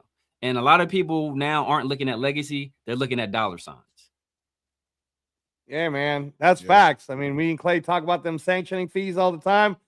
Shout out to everybody who's watching us right now. Pavel Silyagin walking in like a fucking guy. How do you describe this walk-in? Like, he's got a regal, he's got a regal, like, you know what I mean? Like Game of Thrones. You know what I mean? Like he's walking into the ring right now. I'm interested in. I saw the highlights, man. Listen, man, I'm intrigued. I want to see what he does here. He's in here with a beast. Osleys Iglesias, man, just a fighter who's just really just kind of on a trajectory to kind of take 168 by storm. That's who kind of was left to kind of take over the David Morrell, David Benavidez legacy. But they tried to freeze him out, right? Another fighter who's having a hard time making the big fights, high risk, low reward fighter in comparison to his contemporaries in the same division guys as Hamza Shiraz right now, Christian and Billy, Canelo Alvarez, Diego Pacheco, Jamal Charlo, unless he's serious about retiring. Ben, not Ben. I'm about to go to Ben Whitaker, Lord Child. But these fighters don't talk about Iglesias the way they need to. Osei is really one of those guys, man. So that, by the way, guys, that's why we're calling this fight, is that at ATP Combat Media, we want to give you guys the best experience of, and Severe, this, we try, if you really want to get educated as a casual fan space, then you come to ATP Combat Media, because we're going to give it to you straight. We're not really going to give you any weird narratives. Hey, tank this, or we're just going to be like, hey, this is the news. This is what's happening. Yeah. Stop hating on Claymore Rain for telling you that this is for the IBO. All right. IBO. What are we doing? I keep asking the same question, Angelo. What are we out here doing? I'm just, you know what I'm saying? We picking and choosing? We picking and choosing now? Oh, great. Let's start that. Let's start that up. Let's start picking and choosing, bro. Let's join the circus, man, and pick and choose our way to the top. Hey, precise constructs, bro. He does look like Count Dracula. That's a good one. That's a good one. Yo, he looked like, he does. He looked bloodthirsty, man. He looked too clean, man. He looked like those clean vampires, you know what I'm saying? From the pretty boy vampires, you know what I'm saying? Not like the mean, rough-looking vampires. Yeah. That motherfucker looked like Twilight, bro. Yeah, exactly. This dude over to the left looks like he sleeps on a couch, bro. Man. He dead ass look like he sleeps on a couch, period, bro. He look like he'd rather sleep on the couch, bro, with a bottle of vodka next to the couch, bro. Young Love Fast. This is a 12-round fight for the IBF and IBO super middleweight champion. My guy looks like he loosens up that tie, unbuttons that top collar, and goes to sleep, bro. Man, he's the lead. He's the chairman, Clay, of Eye of the Tiger Management. He's nervous right now, bro. He's nervous. He's nervous. He about to get his butt. Oh, he mustn't. He see the writing on the wall. Let's go. Yeah, man, Pavel, bro. Good Lord. Oh, there we go, right there. Pavel looked like Mike Dunleavy, severe. Yo, he looked like he did. He looked like he did 10 years in the gulag. Man, hey, that's what Wolf looked like. He was a Russian hitman. Oh yeah, bro. Nah, he looked like he creeping up and biting you in the neck. He's fat. He's doing that. Hey, Pavel Silyagin got a lot of knockouts, so we might see something here today. No, I want to see something. I'm hoping to see something, man. This is the fight we all came here to see, man. This is the main event, man. And listen, man, we know one way. Worst case scenario, we're expecting Osleys Iglesias to put on a masterclass and whoop this guy's ass pillar to post. But if this guy wants to resist, wants to fight, wants to make this a fight, then hey, man, even better, right? Even better, man. Look at this here, Young Love Fast says plus 650. Pavel paying $500. Ooh, $500. Yeah, I highly suggest you guys don't do that. Osleys Iglesias is the boogeyman for real at 168 pounds. Osleys Iglesias made a guy seizure in a ring in round 2. Ryan from the 6, you know what I'm talking about, bro. Ryan from the 6 knows. He knows that people duck Osleys all the time, bro. They duck him. Yo, Osleys look like Ryan's brother, man. I don't know if you ever seen Ryan's brother, bro. Ryan from the 6's brother fights. He looks like it. Am I lying, Ryan? He don't look like your brother. I'm bugging. Am I tripping? I know you close to him, so I don't want to insult him, but he looking like him. Oh, Ryan, bro. Nothing but love for you, man. Clay's trying to be complimentary, Ryan. He's trying to be complimentary. I ain't lying. Ryan, no damn why. Am I lying, Ryan? Ryan, I'm gonna send you that link, Ryan. If you want to pop up, you already know you're welcome to pop up, man. Period. You know what I'm saying? Ryan from the 6, he's in Canada, severe. He's got a boxing channel, very knowledgeable. His brother's a fighter. His whole family's in the fight game, actually. I think they have a gym. I gotta check them out. Yeah, they have a gym and everything. So here we go, y'all. Here we go. There's a link if you want to come up, Ryan. There's a link. Top of the first, Claymore. Let's go. Top of the sinks here. Oh, Iglesias looking big, man. Yeah. Controlling the center of the ring right now, man. Nah, man. I don't even like the way this Pavel is standing, bro. Let's see what happens. Let's go. I'm not even liking it, but let's see what he does, man. Iglesias is kind of walking him down like with that Khabib. You know it's my time. Give up. Just lay down. Don't make me do this to you. You know it's my time. Let's go. Iglesias. What's up with the green fluorescent shoes, Pavel? Come on, baby.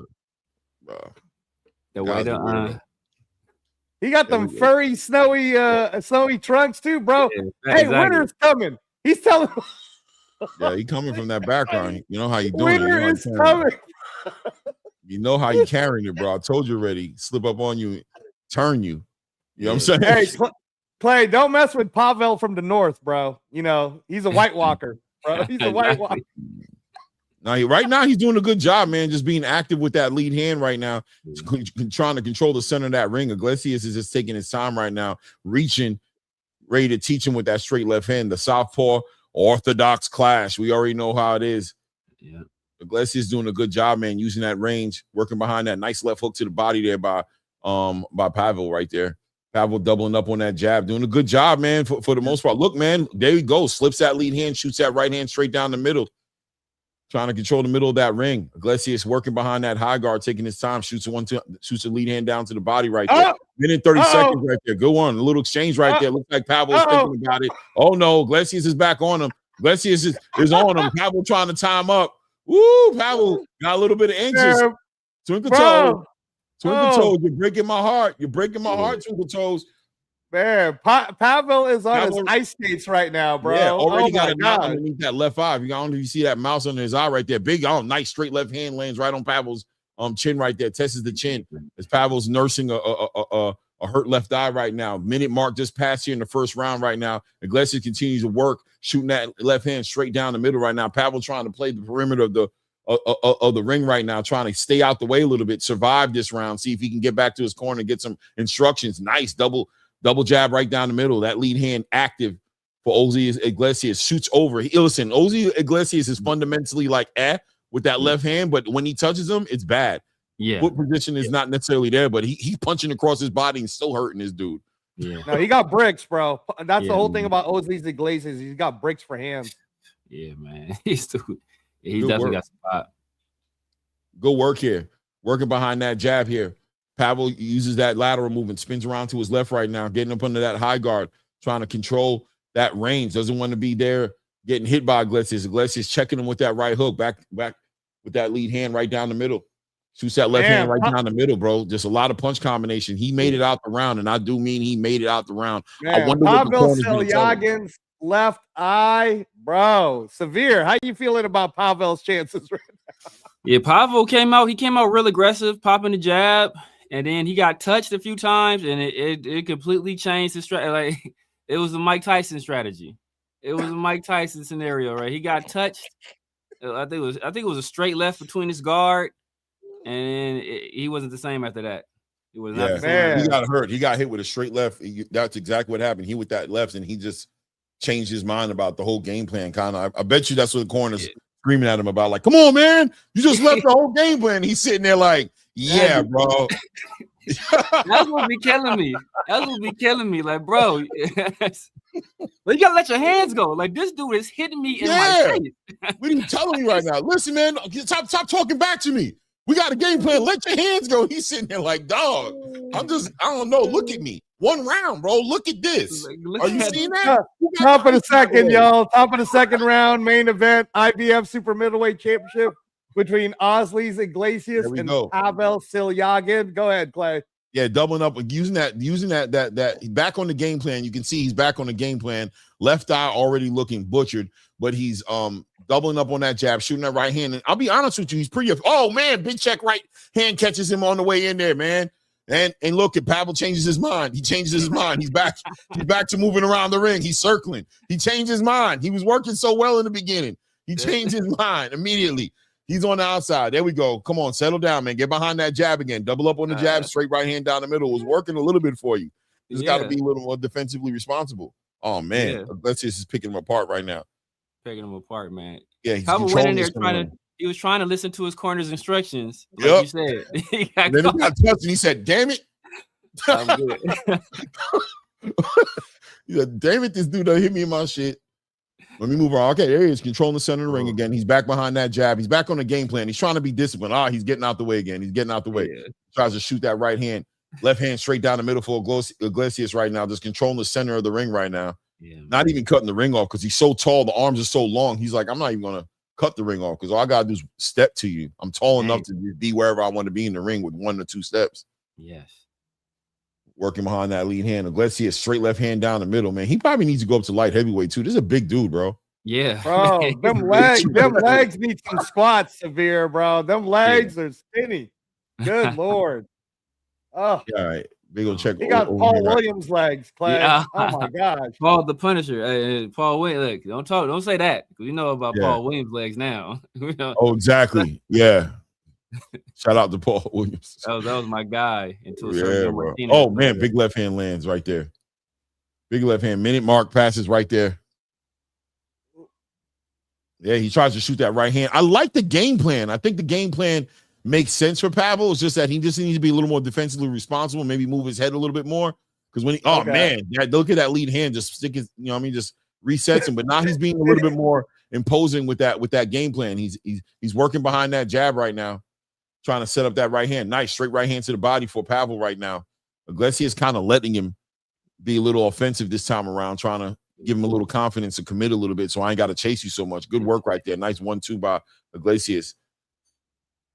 There we go. Good work cutting the ring off now from Iglesias, by the way, too, man. He's cutting the ring off really well.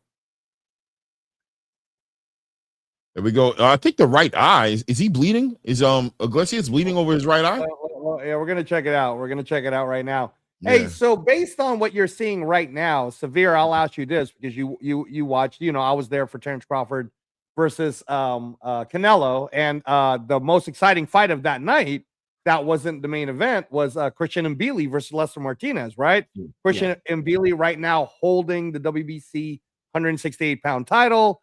Lester Martinez on Pro Box just won the interim championship. If they were to match up Osleys Iglesias from what you're seeing against Christian Mbili, what do you think? What do you think, Severe?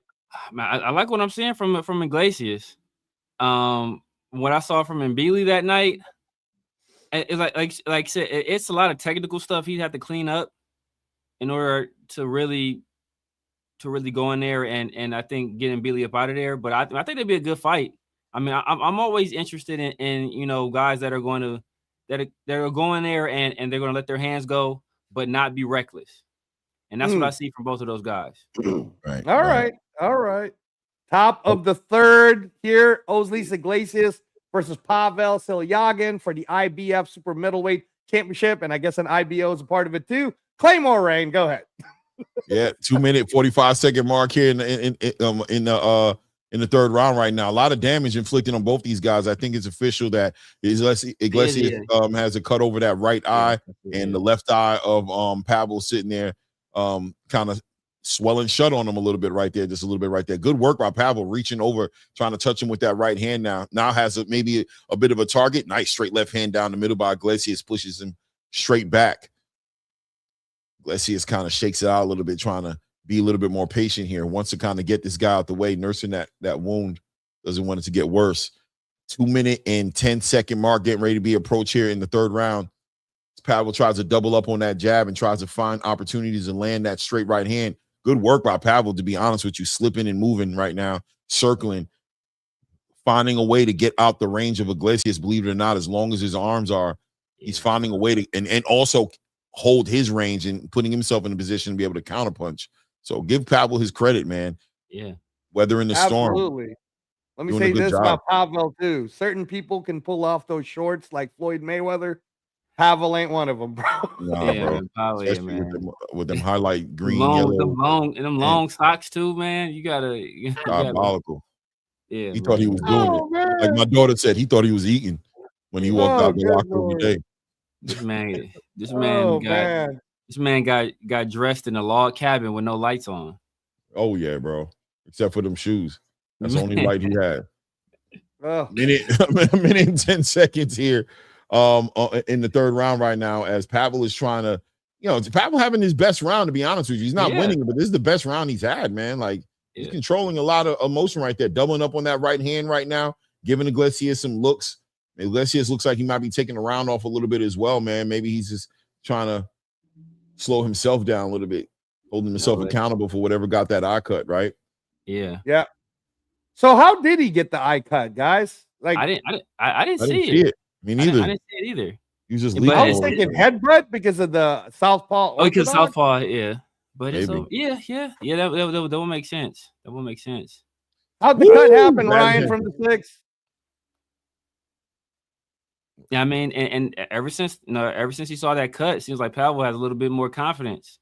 Definitely. Like, so he made the giant bleed, right? He made the god bleed. So now he's like, you know what? Yeah. Arnold Schwarzenegger, right? If it bleeds, we can kill it. Exactly. Period. Hey, shout out. Hey, man. Predator. Shout out to Severe in his movie knowledge right there. This is I was thinking more of the Rocky IV reference, y'all. See, he's bleeding. How did you feel about that round, man? How did you feel about that round? That was a close round. That was close. I still got to give it to Osleys Iglesias, bro. Come on. Yeah. See, what are we doing? But see, this could be a situation much like we saw earlier, where Iglesias was controlling so much of the fight almost effortlessly, where they see a round like this, and they may be inclined to give it to Pavel. You're right, man. You're 100% right, man. The way Iglesias didn't look like he did in the other rounds, right? Yeah, this is a swing round, man. I'm gonna put a star next to it. I'm gonna give it to Iglesias, man. But I wouldn't be shocked if this round went to to Pavel, man. I'm not gonna lie to you. Yeah. All right. That's good observation, Severe. Good observation. Yeah, we're about to head to the top of round I take 4. what I learned from you guys, and I apply it. All Yeah, right, listen, man. right, I like it. It's those little intangibles that people don't take into consideration when it comes to judging. They Yeah. they look at it raw sometimes, and they look at like, how do they find him? Like, well, look, these guys watch these fighters over and over and over and over again. They build relationships with these fighters and what they look like, and we're looking at it real quick off the strength, and we're thinking this is what we saw, and they're like, nah, but that's not how that guy fights. Exactly. You don't watch him enough. We know how he looks when he's winning. That's not how he looks. Exactly. So, 2 minutes and 30 seconds left here in this fourth round. Look, and that's the argument I had, a little bit off topic, but on the Terrence Crawford Madrimov fight. And people, oh my God, Terrence Crawford struggled with Madrimov. I'm like, bro, first of all, he took away the left hook from Madrimov. And that was Madrimov's best punch. And if you've seen Madrimov's other fights, that looked nothing like Madrimov exactly any other fight. That's exactly. Even Terrence was shocked because Terrence was like, damn, this don't even look like you, bro. Why you fight me like this? This is weird. Like, I didn't prepare for this fight. Hey, man, you threw me off. I thought I was fighting Madrimov today. Who the hell are you, bro? Yeah, you think you're like a Lomachenko 2.0 with Tourette's. One minute 45 seconds left here in the fourth round. Minute 45 seconds left here in the fourth round as Pavel's trying to build some momentum here, man. Had a decent round in his last round. I don't know if he won it. We gave hit to Iglesias, but definitely close to being a swing round, and he's doing a good job of keeping his head off the line. He's working that right hand to the body and going up top with it. Iglesias obviously trying to be that dominant fighter that we know him to be, but Pavel seems to have kind of like slowed this fight down to a pace that he can compete in. A very competitive space for him. There he goes. Good counterpunching for Pavel right there. Minute and 10 seconds here as the rounds are moving by, and more. You know what this is starting to remind me a little bit more and more of? Kamaev versus David Morello. Imam Katayev versus Katayev, right. David Morel. That's all right. I'm at ATP Combat Media to correct all the language barriers. But how do you feel about the comparison, though? Yeah, that's a very good comparison. Very good comparison, actually. A lot of us felt like that should have been a Imam Katayev win. Right. But, it is what it is, man. But, hey, man, David Morrell ain't fighting anyways. Right. Yeah, but it seems like Pavel's kind of got the cadence of Iglesias down a little bit better now, and he's able to kind of get his own thing going. And I'll tell you what, this is one of them rounds too, right, Clay? What do you think of Pavel in this round? No, that's what I'm trying to say, man. It's the same thing with Katayev. Like, it's the same exact thing where it was just like slowly but surely Katayev was getting that cadence down, and all of a sudden Morel was missing a lot, and Katayev was hitting him a lot more clean, right? And that's what we're seeing here. Yeah, Pavel is counting Iglesias' breathing right now. He's like, you look like you are breathing. One. I don't know. He was looking at fighting him, bro. This is another round. I'm low key. I think I'm giving Pavel that round, bro. Are you? Okay, you got to give one of the swing rounds to Pavel. I gotta give one to him. If it's not the last one, it's gonna be this one, man. This one right here was a super close one. Yeah, Severe makes a good point, bro. Just like what happened to the dude that we thought got robbed, man. Like Severe's right. It could be one of these. Could this be 2-2? Could this be 2 rounds? That'd be crazy. It could conceivably be 2-2. Hey, Ryan from the 6, man. You right there backstage, Ryan. What's the score on your scorecard, bro? And don't just be pushing for Osleys. Give it to us for real. Ryan, what do you got? A Pavel round? He's saying that last one was a Pavel round. Yeah. All right. What's your overall scorecard right now, Ryan from the 6? Hey, chat, write down your scorecards so we can see them. Yeah. I have a 3-1, but I would not be surprised if it was 2-2. Right. Ryan's like, hell no, Clay. I ain't giving all that love. Hey, I'm just saying, I don't know. Hey, listen, we got a 3-1. So listen, it is what it is. But I'm just saying, me too, right? See, Ryan 3-1. I got a 3-1 too. But what I'm saying is that round before it was a decent round for Pavel. Yeah. We gave it to Iglesias, but like my guy Severe said, Iglesias didn't look the way he did in round 1 and 2 in that round. How did the judges feel about it? That's all I'm saying. Like right there, there he goes. He's on them. Yeah, we are in the 5th round right now, guys. Timestamp, Claymore. We at the 2 minute and 20 second mark here. in round 5. Good work by Pavel here. And look, and Pavel has another thing he's doing right there. He's counterpunching, but he's tying them up very strategically, not allowing Iglesias to just do his thing, tying him up. Look at him. Good job of slipping that lead hand, man. Timing it out, shooting that right hand to the body. Pavel doing a good job of controlling that. Look at that. I mean, a big shot for Iglesias right there, but Pavel is, defensively being responsible, keeping his hands up and bringing that fight, not staying on the ropes, man. Look at him. Shooting with him. Punching with the puncher.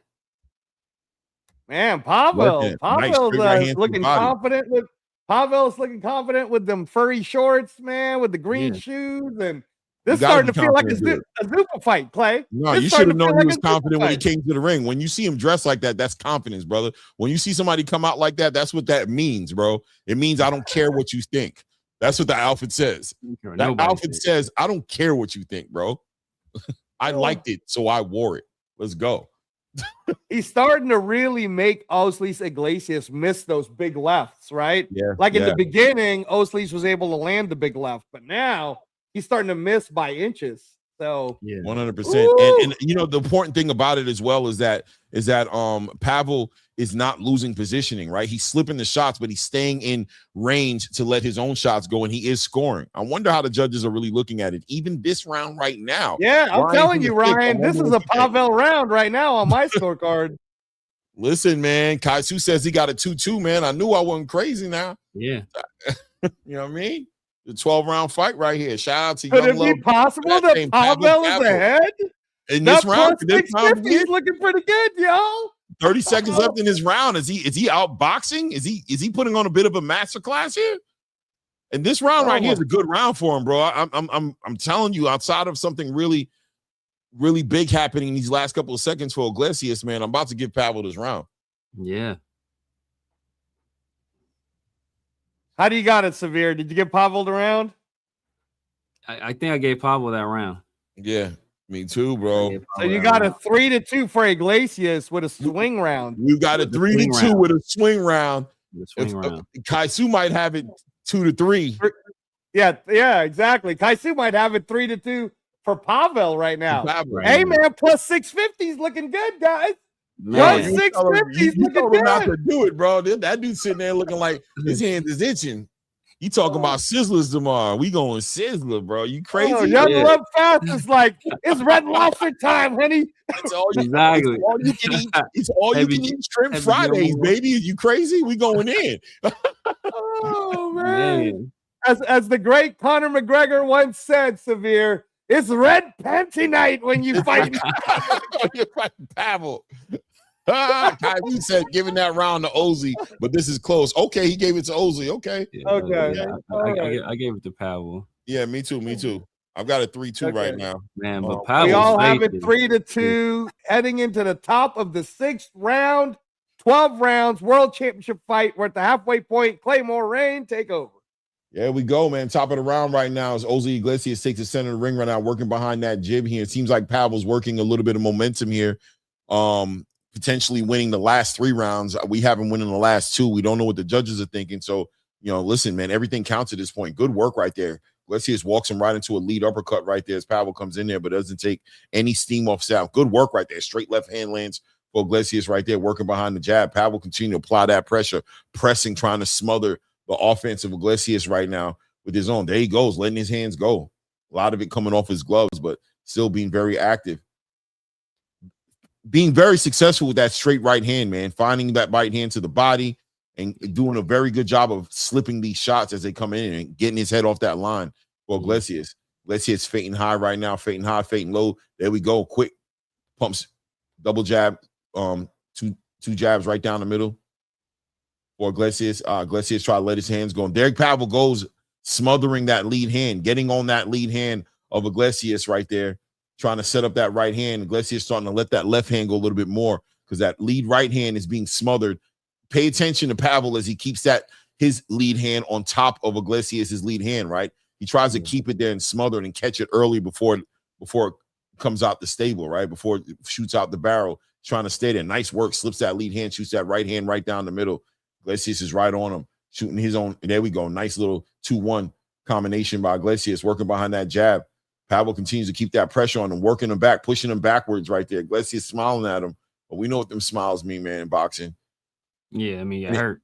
Yeah, exactly. Them smiles be upside down frowns, or them frowns be upside down smiles sometimes. You know what I mean, we're about to hit the minute mark here in the 6th round right now as Pavel continues to apply that pressure, and Iglesias continues to be effective with his power. But I'm wondering what the judge. Oh, nice work by Iglesias. Catches him with a nice lead uppercut right there on the way in right there. Big shot right there. Lands for Iglesias.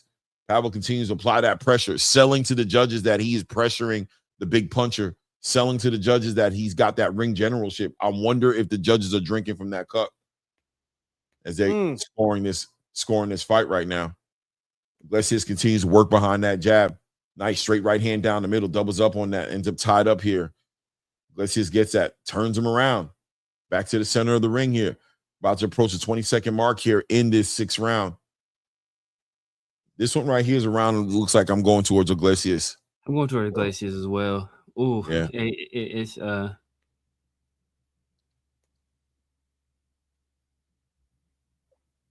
work here. Good work here by Iglesias here, getting a little bit more control.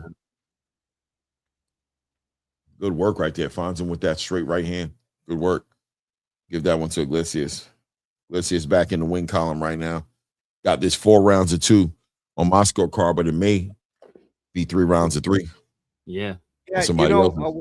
We talk about this all the time, Clay, and from the coach's perspective, Severe, the way I'm seeing this is an example of a fighter in Osleys Iglesias that his coaching staff must have really believed they were just going to walk in there and just knock out Pavel, right? Because really what he should have done, because this is just the first half. We're about to hit the second half. What he should have been doing in the first half of the fight is win rounds, but also work the body. And I don't think he's worked Pavel Silyagin to the body enough to slow Silagen down. And now we're going to have movements. This next half of the fight could be crazy. So we're going to see what Pavel Silyagin's really got. Right. Put down on the chat, guys, what you guys have down for scores. Yes, he's being so what would your advice be to him in the corner? That Silagen is smothering that lead, right? What would you tell Osleys to do to kind of combat that? Would it be go to the body, right hand to the body, or?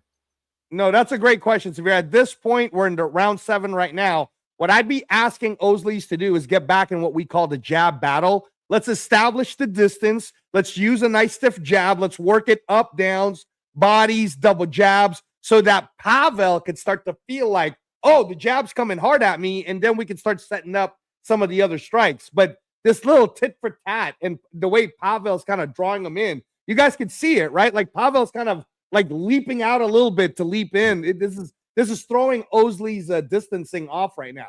He's playing games with his distance. Yeah, and Osleys is not throwing enough combination shots. He's throwing one shot at a time. So Pavel's able to, once he's able to slip that shot, he's able to counterpunch. So he's able to get that cadence. He knows the cadence now, so he's following the cadence and it's putting him in good position to counterpunch. I agree with you, Ray, Angelo, but I ain't gonna lie to you. I think that body work is needed, man. And I think take 2-3 rounds, man. You're probably up on the cards right now, or at least tied. Take the next 2 to 3 rounds right now and work that body, because Pavel's moving away just way too much. He's just moving. He's not moving away from you, but he's just being hard, constantly on you, man. You got to kind of take off that edge off of him and discourage him from pressing you the way he is, which is crazy because he's the puncher. But he's pressing. I understand. No, I understand where you're coming from, Clay. The problem with now going late into the body is we just saw this when we were calling the fights over the weekend, right? Mm-hmm. The Willie Hutchinson fight. It was the Willie Hutchinson. You start working that body in round 7, you're opening yourself up to get hit. And it looks to me like Pavel is not scared of Osleys Iglesias at this point. He's seeing the beat and the rhythm of Osleys' left hand. So right now, Pavel can actually counter him. So I don't know about going to the body more so than let's establish a nice rhythmic jab and let's just win off making this guy a Pez dispenser, bro. I want to see that Pez dispenser jab, all right? But yeah, like this round, even this round, you tell me, how close do you have this round right now if you're a judge?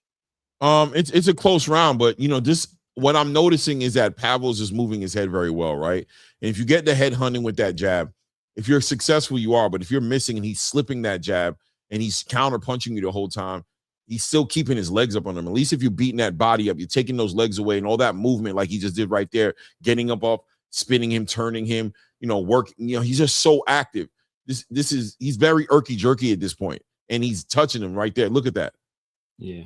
What happened right there? Was the round about over? Why did Iglesias kind of walk out that corner like that? No, because it's kind of like when Canelo shook his head, like, damn, Terrence Crawford is making it hard for me. It's the same type of thing, bro. I don't know. That's another swing round for me. Are you giving Pavel the round? How about you, Severe? Who are you giving the round to? I think I'm giving it to Pavel. I mean, I don't see Iglesias throwing a lot of feints. Would that be something you advise him to do? To at least try to throw off the timing of Pavel? Absolutely, Severe. And that's what I was saying is not so much jabbing to the head, but establishing the jab rhythm again, right? Up downs with the jab, double jabs, right? Little feint, and then bam, bam, double jab, right? Like, you got to throw the rhythm off, but let the lead hand be the one that threatens. And right now, I am telling you, not only is Pavel Silyagin not threatened by the lead hand, he's not even threatened by the left hand anymore. He can see it coming now. So I don't know, y'all. I don't know. That's plus 750 might be looking pretty good. I'm not sure. Don't believe me. I guess it changed already. Ooh, Ryan from the 6 says Osleys needs to get the middle of the ring back. Pavel is not as aggressive on his back foot. That's a very good observation, Ryan. Very good. Now it's one or two things for me, right? It's either A, we're going to work that body, push him back, and discourage him from stepping forward to me, or we're going to start tying this guy up a little bit. I'm going to tell you right now, Iglesias needs to get off that back foot and stop giving him the control of this real estate the way he's. There we go. Stab him to the body. You know what I mean? Stab him to the body. Make him honest. Make him not want to take the chances. He's throwing caution to the wind. Let's make him pay for that. Make him think about it a little bit more and not have him walking me down. He shouldn't be walking me down. I'm too big of a puncher, and I know I can discourage this guy if I touch him the right way. So the head keeps moving off the line. See, he's throwing that jab, throwing. Pavel is slipping the jab. He's slipping it.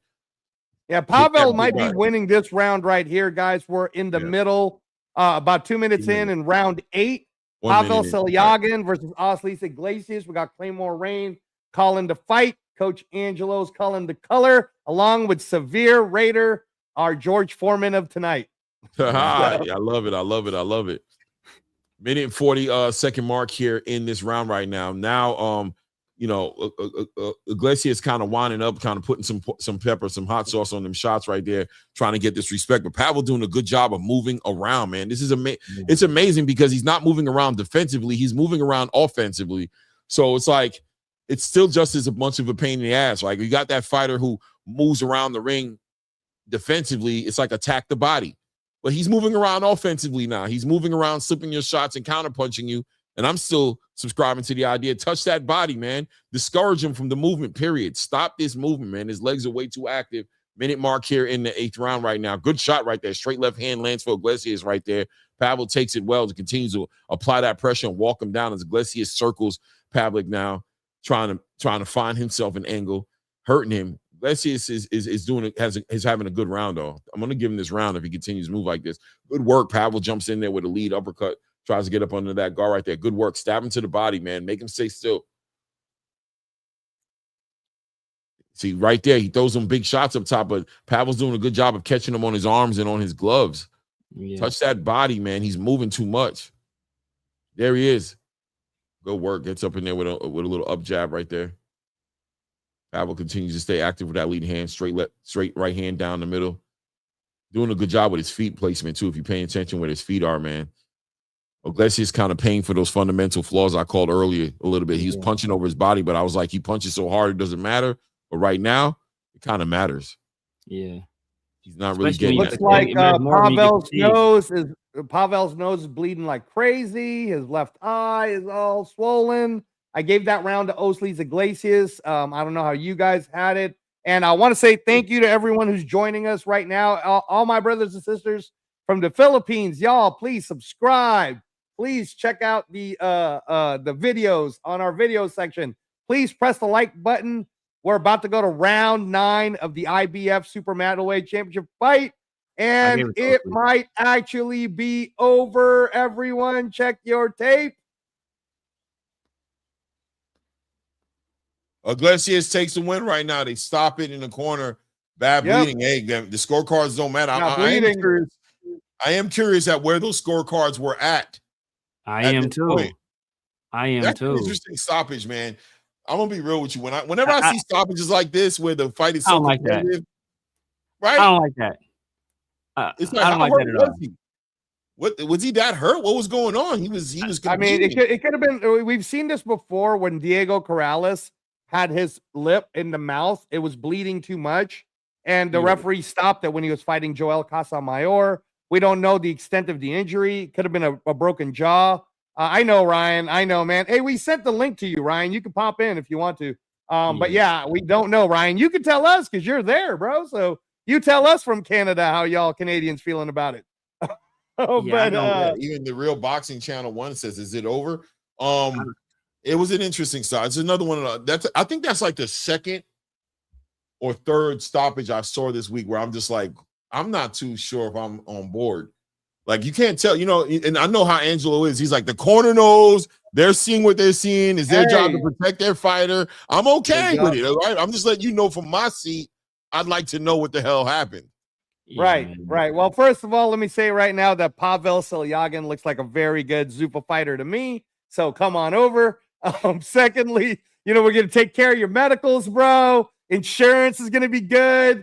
All right. Maybe we'll get you a little bit bigger, get you to 175, and you don't got to wear them uniforms because you got to wear the Zupa uniforms.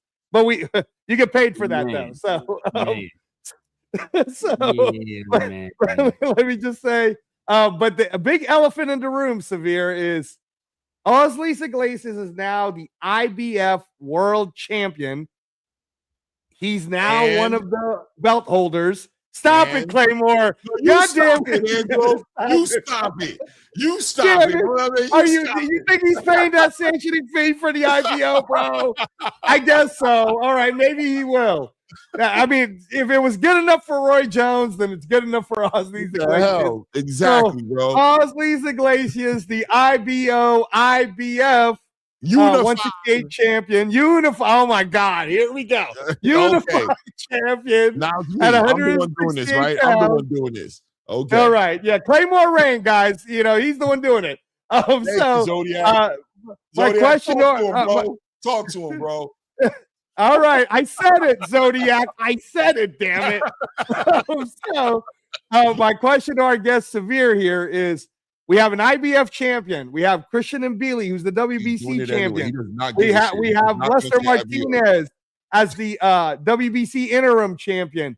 You have Jose Resendez, who's the WBA champion, defending it against Jaime Munguia on May 2nd. And then you have Hamza Shiraz fighting for the vacant WBO 168 championship, May 23rd on the Zone. Severe, where would you put Osleys Iglesias based on this performance right now between him, Hamza, Christian Mbili, Lester Martinez, Jose Resendez? Like, where is he? Where is Osleys Iglesias? What do you think? Look at that beautiful IBO title right there. I'm not very familiar with Resendez, but with the other names. Resendez is the guy that beat Caleb Plant, Severe. Oh, okay. I'd probably put him right there with Resendez. I'd have him behind those other guys, though. Yeah, I like the read, man. That was a fair take right there. I would put him in front of Armando Resendez. And look, we just got to be honest, man. He won his fight tonight, but it wasn't a great performance. Exactly. A lot of holes in his games, a lot of poor footwork. Pavel was really able to read a lot of what he was trying to put out there, slip a lot of those shots, make this fight way more competitive. Watching the fight from where we are at right now, the stoppage seemed a little premature. I don't know what happened in the corner. Like, shout out to somebody in the chat. They said, that he didn't complain, right? Pavel didn't complain about it. So look, man, maybe it was a team agreement. Maybe Pavel was part of that agreement. But that being said, you put him in there with a Hamza Shiraz. I don't see this performance getting him past Hamza Shiraz. No. I don't see this performance getting him past who's the other guy missing right now? We got so Christian Mbili, Lester Martinez, Jose Resendez. Even in Christian and Billy would give him problems, man, with the height and the constant pressure and the aggression. He'd get hit a lot. Yeah, and Ryan, to answer your question about Hamza Shiraz, he is fighting in Giza May 23rd as the co-main event, and he is fighting the now number 3 guy, Alem Bejik, undefeated 29-0, because Diego Pacheco is probably going to Zuffa. So that's what's happening. I would really like to see this. I would love to see Iglesias against Diego. That'd be a great fight for me. I would like to see that. That's not going to happen, bro, unless Diego decides to stay at the and one. So Severe, you've heard us say this before, right? The sanctioning body space of boxing, we call it and one basketball, and Zuffa we call the NBA, right? So there's 2 different leagues, right? And there's a lot to that. If you guys have seen our episode 9 of Read the Ring, I get the analogy. I get the analogy. Yeah. So, yeah, man, I don't know. I thought, you know what, to be honest too, I thought Osleys Iglesias was going to be way better than this. And now I have to take it down, you know. I'm disappointed, man. I'm disappointed.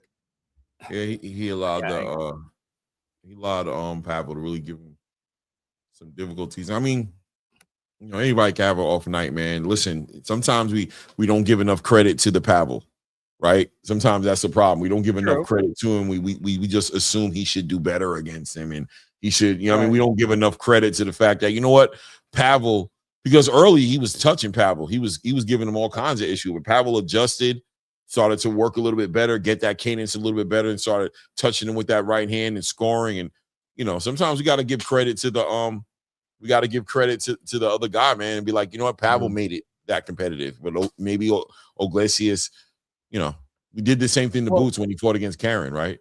We tried to make I'll tell you this right now, Clay. The big elephant in the room here is that promoter that you're talking about that needs to be that's sleeping on the couch, right, happens to have the rights to both Osleys Iglesias and Christian and Billy, and he has been very vehemently saying that that's the fight he's going to put together as a unification.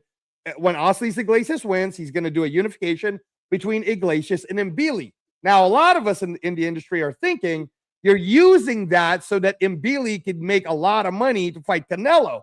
But at this point, based on what you guys just saw, it might be the better move to let Mbili fight Osleys Iglesias and get one unified champion and let Canelo up that price even more, bro.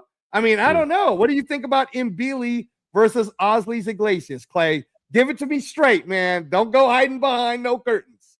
Straight up. I think if you have a Canelo fight, you take the Canelo fight. This is about business. It's money. You don't continue to play that game. You know, we watched Turkey play that game a couple times last year and just really get burned on the other side, right? We saw Ryan Garcia. You know what I mean? Rolling. And you don't know what Canelo thinks about Iglesias. He might feel great about Mbili and don't like Iglesias. He might not like the height, the arm reach, the size of Iglesias. He ain't like it from David Benavidez. You know what I'm saying? Well, why would he like it from Iglesias? You know what I'm saying? So if I'm a promoter, I'm getting a percentage of that purse.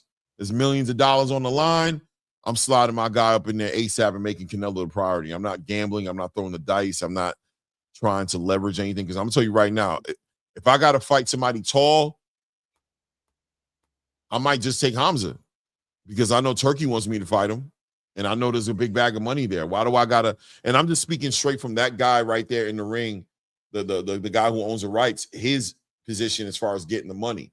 I have one of my fighters, and I got Canelo Alvarez willing to fight him for a bag of money. Canelo could go fight Hamza Shiraz, right? Canelo can go fight the winner between Jaime Munguia and Resendez for a lot of money for a belt. He ain't got to fight the winner between no damn, you know what I mean? He don't got to wait either, right? I don't got to wait either for you to figure it out and have your guys unify. What am I going to do? Exactly. No, we're talking about in September right now. No, we don't play with the bag. We take. So you're basically agreeing with Severe that the belts don't really matter. Is that what you're saying? That's what it sounds like. Yeah, when it comes to a Canelo conversation, it's about money. Yeah. Some people, the belts matter, but for Canelo, I've already been undisputed. I've already done all that. I'm here for the bag. I got $500 million I'm trying to collect from Turkey. That's what I'm concerned about. You feel me?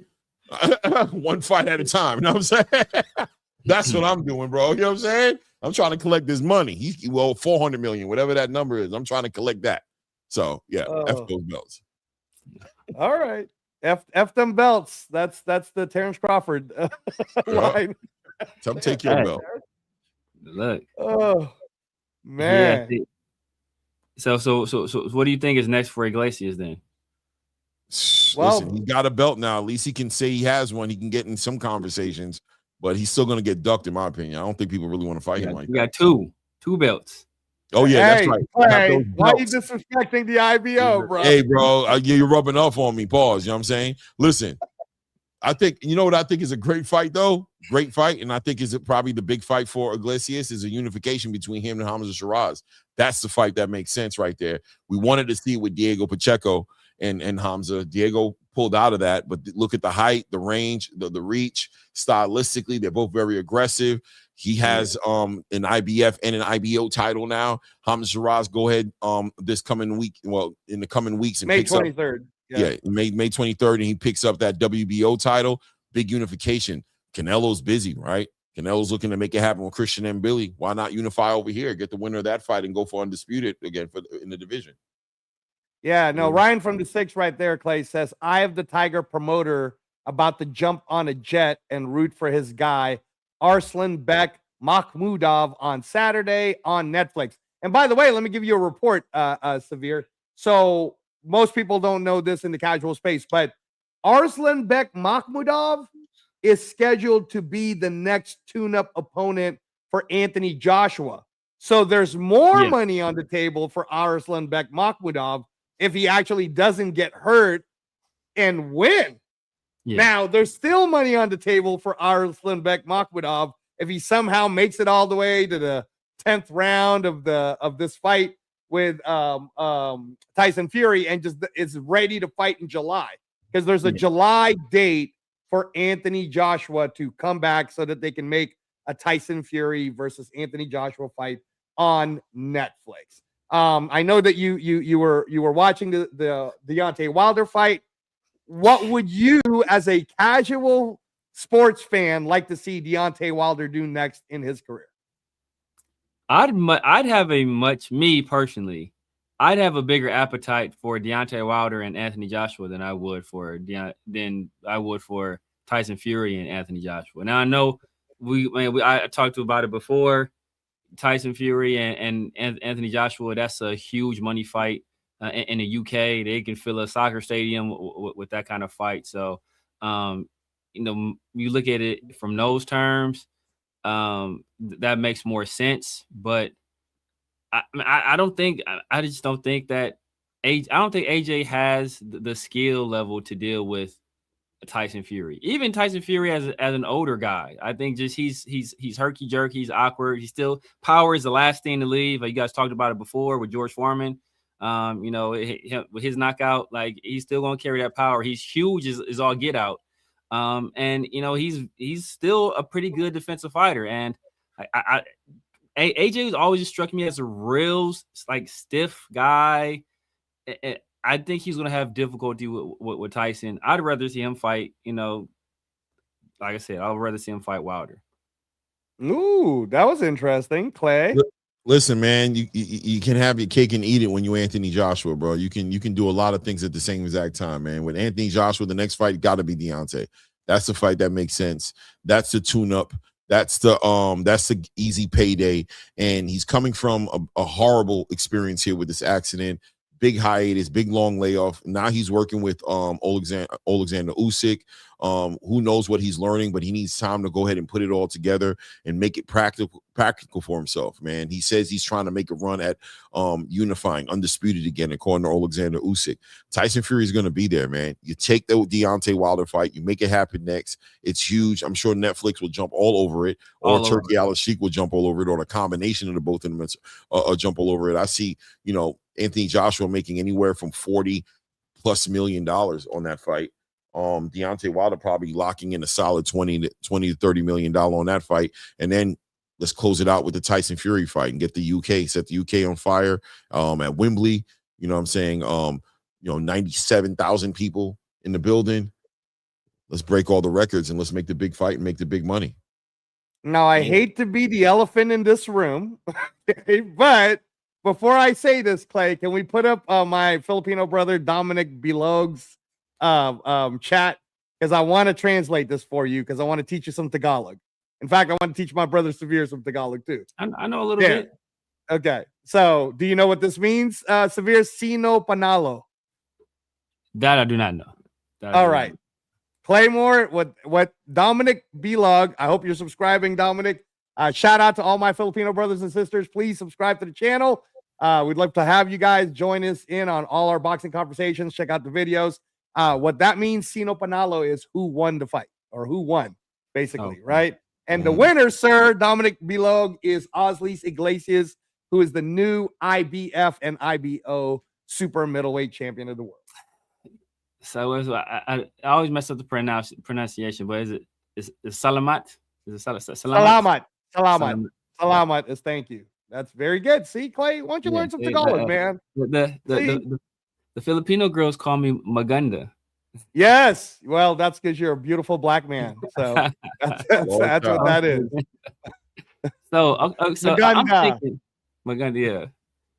I'm thinking, okay, so I mean, like in terms of AJ, right? I would think that will make the most sense is kind of like what Claymore said. I think a Wilder fight is a much more digestible fight for him. You kind of know where Wilder is going to be. You know what you got to watch out for, you know. And it's been, you think about it, it's been what, 2 years since he had a real fight, you know. It was since Daniel Dubois knocked him out. Like that was like what? That's the September 2004 or something. Well, like that, right? Jake Paul, bro, that was a huge win, bro. He beat the greatest American fighter of our generation. Exactly. Bro. I mean, what are we doing? You know, he hasn't fought a real opponent since Dubois, and so I think before he steps into a ring with a guy like AJ, I mean with a guy like Fury, and Wilder is not really going to necessarily get him ready for that. But it does take things up a different level where he has a legitimate guy in front of him that is one punch away from knocking you out. So it kind of puts your senses on a different level where he could eat punches all day from Jake Paul. And Jake Paul thought he was going to Jake Paul's only game plan that night was I'm gonna hit you with an overhand right and I'm gonna knock you. Like that was his only game plan. It was like Homer Simpson. Let me get on my knees and beg, baby, please. It was like Homer Simpson, right? The Homer Simpson where, you know, when he fought Drederick Tatum and he thought he was going to tire him out. And, you know, and once that didn't work, he was like, you know, I've only got one option. I got to knock him out. And he swung for the fences and missed. And Drederick Tatum punched him in the top of the head. Like, that was Jake Paul. And so, like, that wasn't a real fight for Joshua. So him fighting a legitimately dangerous guy, I think that's the next logical step. And it's going to be a fat payday. It's going to be a tremendous payday. Now, I want to address the elephant in the room. Shout out to our brother, Frequent Flyer, right? Clay, look at that. That's what I was going to say is put it up. Frequent Flyer RC. Hey, man, the elephant in the room here is heavyweights punch. We saw Derek Chisora near got knocked out of the ring twice. He did. In fact, hold on, let me finish. Hold on. In fact, Deontay Wilder is so powerful that he held back. He held back because he was saying, I love you, Derek. I need you to see your kids. And Derek whispered back, I love you. I'm going to go 50% power, bow, and knock you out of the ring, right? I mean, that kind of power, bro. What if that, you know, I mean, that's the banana, that's the banana in the tailpipe. What are you guys doing? What if Wilder knocks out AJ? Come on, Claymore. Then so be it. But at the end of the day, you throw the dice. You don't even throw the dice. You play the probability game. The odds are that's not going to happen. The odds are Anthony Joshua is going to be way more disciplined, way more fundamentally sound. His punches are going to be straighter. He's going to be way more focused. His camp is going to be way more focused and disciplined. Wilder comes from a do what I want to do, yes man camp where he does what he feels like doing. He doesn't run. He doesn't train. His jab is horrible. And as far as this whole entire knock Derek Chisora through the rope shit, let's be frank and speak on that real quick. Derek Chisora suffered from conditioning issues. He was fat and tired, bro, and he fell through the ropes. He didn't get knocked through the ropes. Okay, Deontay Wilder did not show that big right hand, that big, on what they say on it, that explosive on impact. You know what I'm saying? Right hand that he used to have 10 years ago when the fight made sense between him and AJ. No, Deontay's operating on, I'm going to impose my will, mind over matter. I see it, believe it, and achieve it, and all that nonsense he's getting from those damn secret books he's reading and law of attraction books he's reading, and he's not putting the work in the gym, period, to beat an Anthony Joshua right now, who's just a way better fighter probably than he's been in the longest time, because he's way more fundamentally sound. He's no longer just delivering and working behind his power. He's got a jab. He's got more of an IQ. He's more present inside the ring. He can get knocked out by anybody. It's a heavyweight division, right? It's a heavyweight division. Everybody's punching 100%. Tyson Fury can knock him out. But the reality is the odds are in his favor that he'll beat Deontay Wilder. Why leave that money on the floor? Nah, I'll take care of you in a second, Tyson Fury. And plus, I need the warm up. I need the warm up, bro. I need to get to get it all together. I need to get my head together and make sure I have the confidence to go into the ring with a lineal champion, was arguably one of the best heavyweights of the era until Usyk dethroned him. This man was being carried to the ring on a throne by men on a damn, you know what I'm saying, for years, bro. You know what I'm saying? So it is what it is. Nah, you fight Wilder first. You don't let that get into your head. And if you get clipped, you get clipped. That's part of the game as well. But you still walk away with 40+ million. Oh, it's a win-win. Now, so I want to hear Severe, but Clay Frequent right there says, now, Clay, you don't fall through the ropes twice, bro, without that power. Derek Chisora did. Derek Chisora did. That's power. That's power right there. And that wasn't even the gloves he wanted. That was a different set of gloves. But go ahead, Severe. Counter to what Clay's saying. I mean, I can't counter it. I mean, I agree with his point but as we said before, right, this is the heavyweight division, and Wilder, he does have the great equalizer in that right hand, right? It maybe not exploding on impact like it used to, but AJ has been susceptible to getting clipped. Facts. And so, and Wilder he's tall guy, long arms. He gets that leverage, and he lines AJ up. It could be all she wrote. But like I said, but AJ, he is a different fighter than what he used to be, and I don't think Wilder has the movement. He doesn't really set up his punches well. He gets in modes where he starts swinging from the fences. Then he gets fatigued early, and boxers say all the time, like, the punches you miss are the ones that make you more tired. And Wilder being there is just swinging from the hip.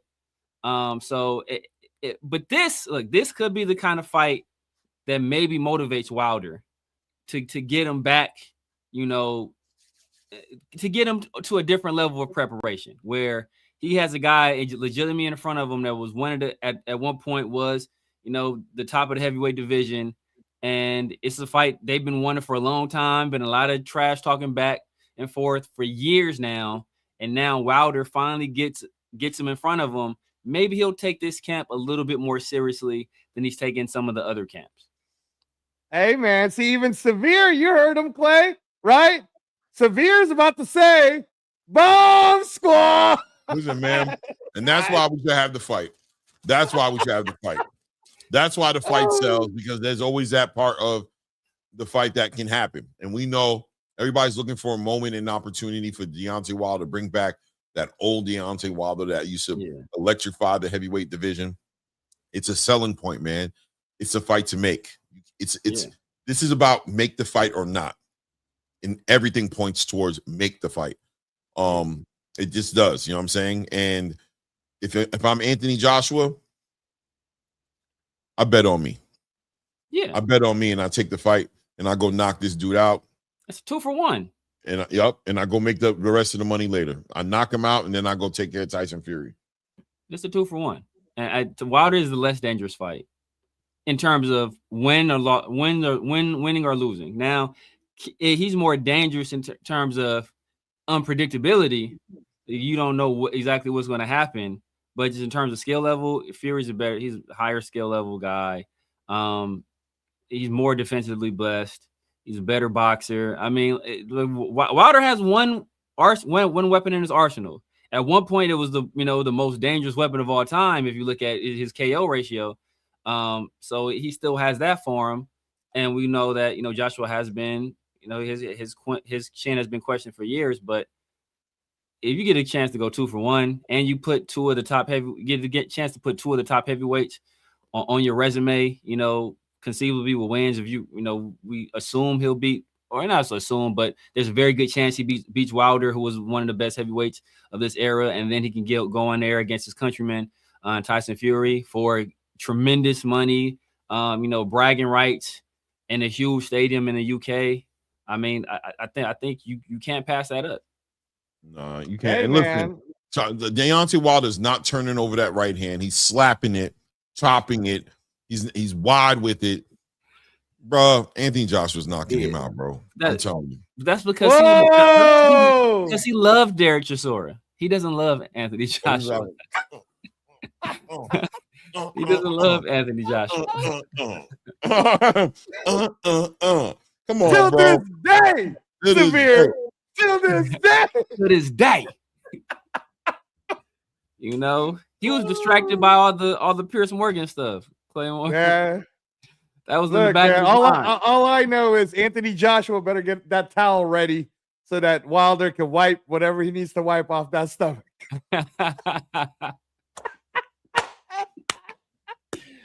Oh, man. I don't know if Clay got that. Clay. I didn't get it, but I'm looking right now. I'm looking at the weigh-in, right, for Deontay Wilder and Derek Chisora, right? I'm watching it. Oh no, Clay's getting serious about this conversation, Severe. Listen, this is gonna go a different path. It literally just happened to come on right after the fight. Okay, I'm sure. On my screen, right? Sure. Would you like to share it with our listeners, bro? You touch my remote or nothing. Okay. Right, bro. Derek Chisora looks like a sickly old man, bro. That fight right there. Listen, bro. No. We don't know who we're dealing with Deontay Wilder. That fight isn't a return of Deontay Wilder. That's just artificially flavored red 40, yellow 20, fucking fake propaganda shit that we sit here believing that man's anywhere near what he used to be, even when he fought, let's say, Tyson Fury. You know what I'm saying? He was a way different fighter then. Anthony Joshua is a dialed-in machine right now. He's not the best of the best, but he's too good for Deontay. You know what I mean? Like, he's just too good for Deontay. Are you now? Hold on. Wait a minute. Are you talking about the same Anthony Joshua who got knocked down 4 times by in Daniel 2024 Dubois? And got knocked out? By Daniel Dubois? Yes, that guy. We gonna act like Daniel Dubois ain't Daniel Dubois? Oh, hold on now, Severe. This is where it gets fun. Weren't you just telling me that Daniel Dubois was blah, blah this and blah, blah that when he lost to Usyk? Didn't you just say that to me, bro? Weren't you just like yelling at me about Daniel Dubois being a certain way? Yeah, that he ain't got no heart.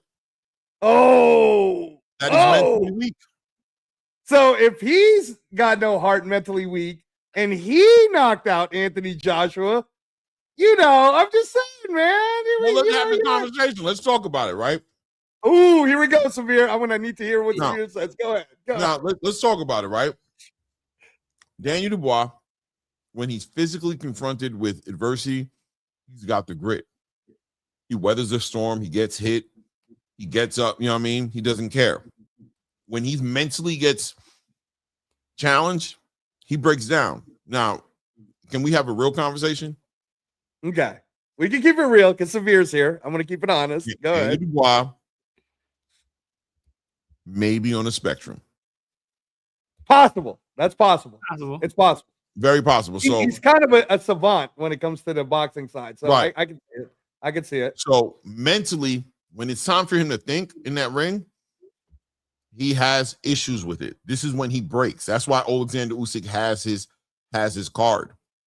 Because Alexander Usyk's movement, counter-punching abilities confuse him, frustrate him. And when he takes that knee, he thinks about whether or not he should get back up or not because he's lost. But when he gets confronted by a Jarrell Big Baby Miller who's putting pressure on him, or Philip Ergovich who's hitting him with straight shots, that doesn't deter him. He'll take that all day long and keep coming forward and come and finish you.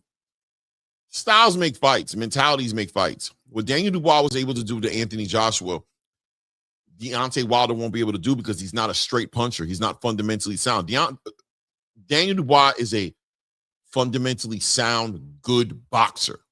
Yeah. He breaks mentally. He doesn't break on the skill set. Deontay Wilder is a fundamentally, what's the word I'm looking for? What's an empty shell? What does that mean when it's empty? He's a like a vacuum, like a space, like he's a vessel. He's an empty vessel of boxing skills. He has zero boxing skills, bro. Ooh, tell me I'm lying. Rough. This is rough, man. Because I mean, look. Okay, first of all, on a straight right hand his whole career, bro, and he did it well. He doesn't do that. Okay, hold on. Yes, nothing else. Okay, Severe's quite familiar with the subject. Thank actually. you. He's pretty good at this. So, no, hold on, man. Don't be selective with the reading. I see Toledo Trees saying bomb squad in here, and flyer frequencies making some good points, man. Like, don't be selective on the reading, bro. Come on, now we're ATP's fair. All right, everybody gets to have an opinion on this one, but I want to hear Severe's thoughts on what Claymore just said about Daniel Dubois overall. Severe, go ahead. I mean, I think that a lot of the things you can say about Daniel Dubois, you can in turn say about Anthony Joshua, just in terms of once he's been pushed to a point that he doesn't feel he can impose his will on somebody, he checks out. And we've seen it before. We've seen Anthony Joshua go through the motions for several rounds of a fight, and several rounds of fights that he could conceivably be. I mean, I don't want to use that as a point, but even the Jake Paul fight, it just seemed like he was just going through the motions. You know, the Daniel Dubois fight, it seemed like once he got really tested, he wasn't the same guy anymore. And we saw him get knocked out by Andy Ruiz, obviously. So I think that his heart, his chin has been a question. And I think you can question his heart too a little bit in terms of he doesn't want to go out there and get embarrassed. I think he worries about that. And I think he has internalized a lot of the criticism he's gotten over the years for coming up short in some of these big moments. And you know, obviously his big moment was getting off the canvas against Klitschko and winning that fight. But has he had another moment like that since then, where he had to fight through some adversity and win a fight? We saw him win the second Andy Ruiz fight after he got knocked out, but he got knocked out that first one. In the second fight, you know, it was a completely different fight. So like, when has he had to really test himself and really push through something and come out victoriously? I haven't seen it for a long time. I can't think of a moment since the Klitschko fight.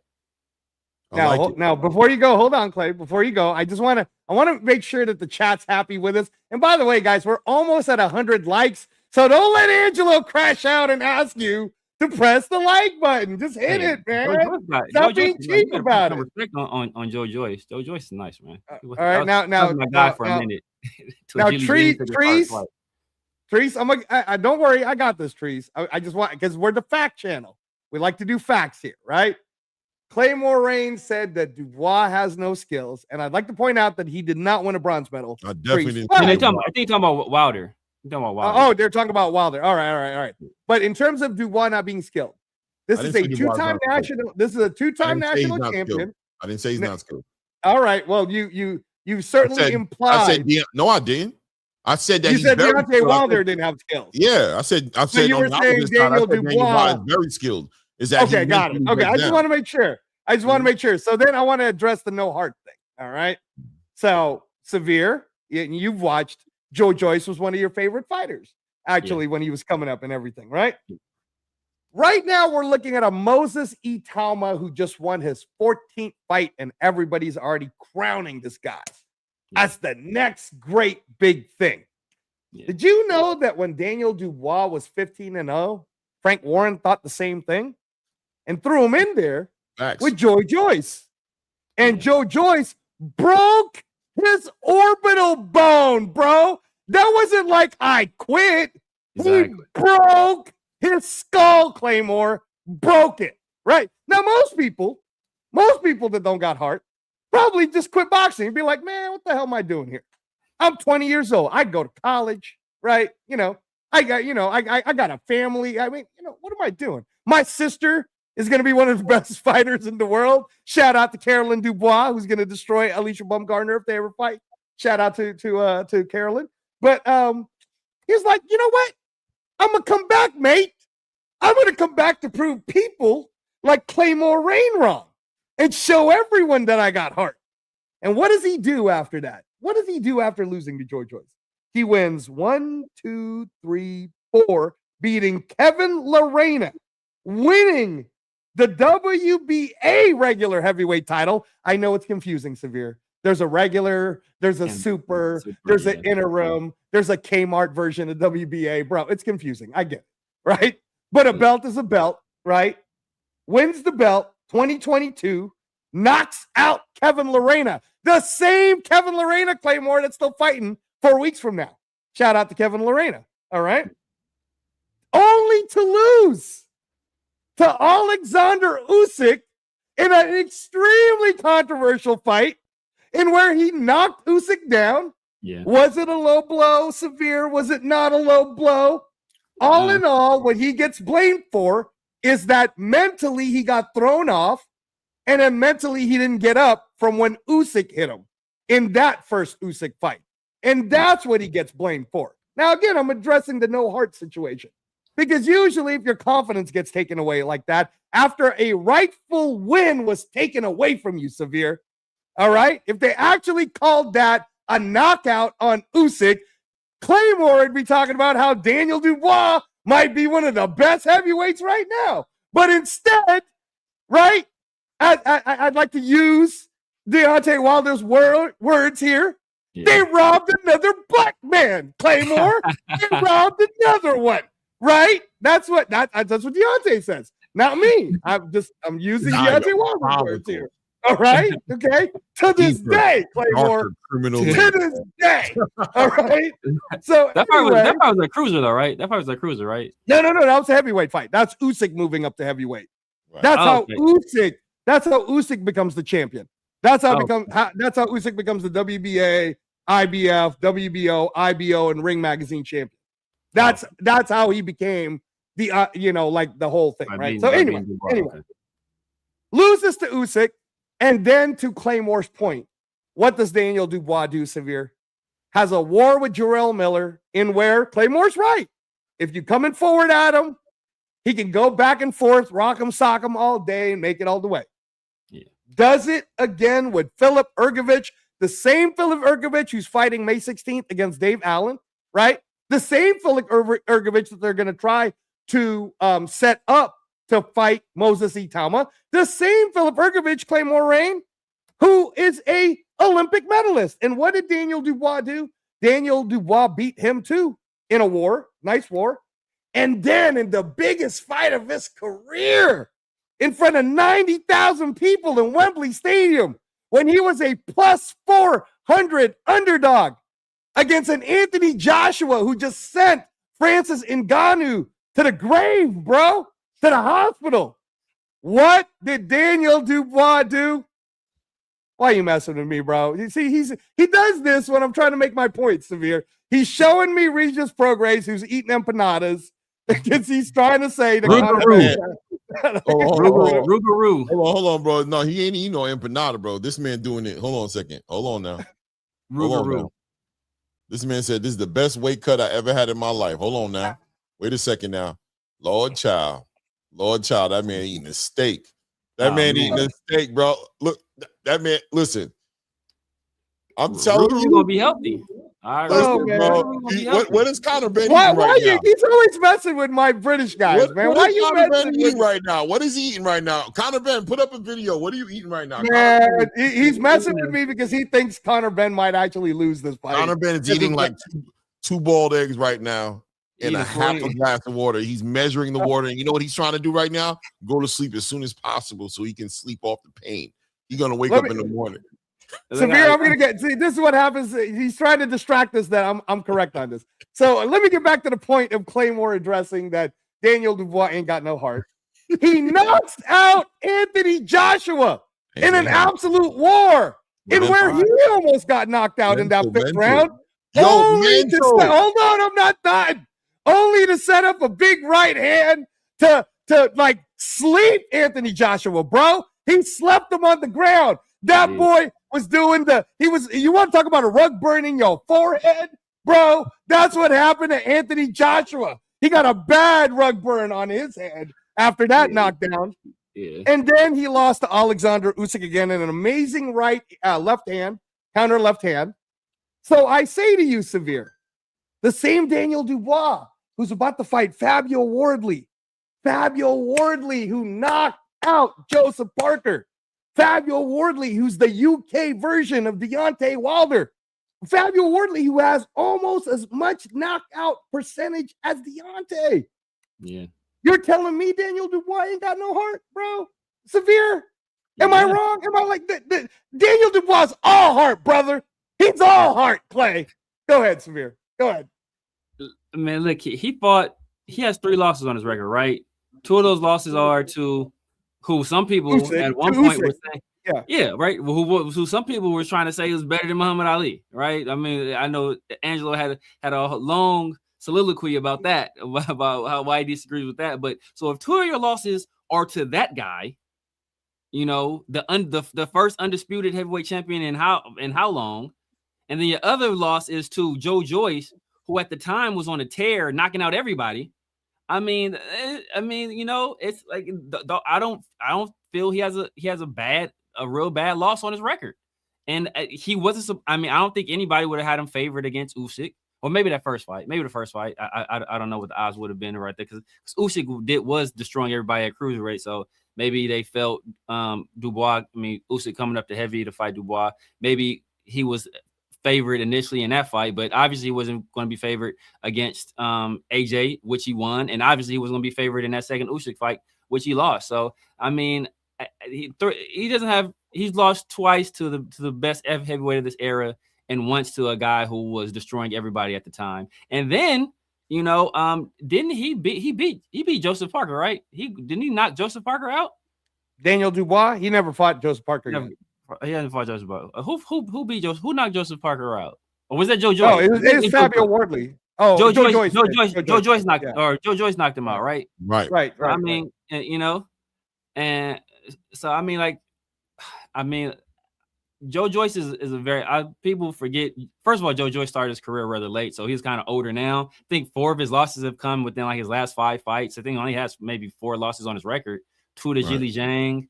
I won 1 to Hrgovic, and I forget who the other loss was to, but he only has I think 4 in his record, and it's been recently because he started his career super late. It was Chisora, Chisora beat him. Zhilei Zhang twice, so he's only really lost to 3 people in his career.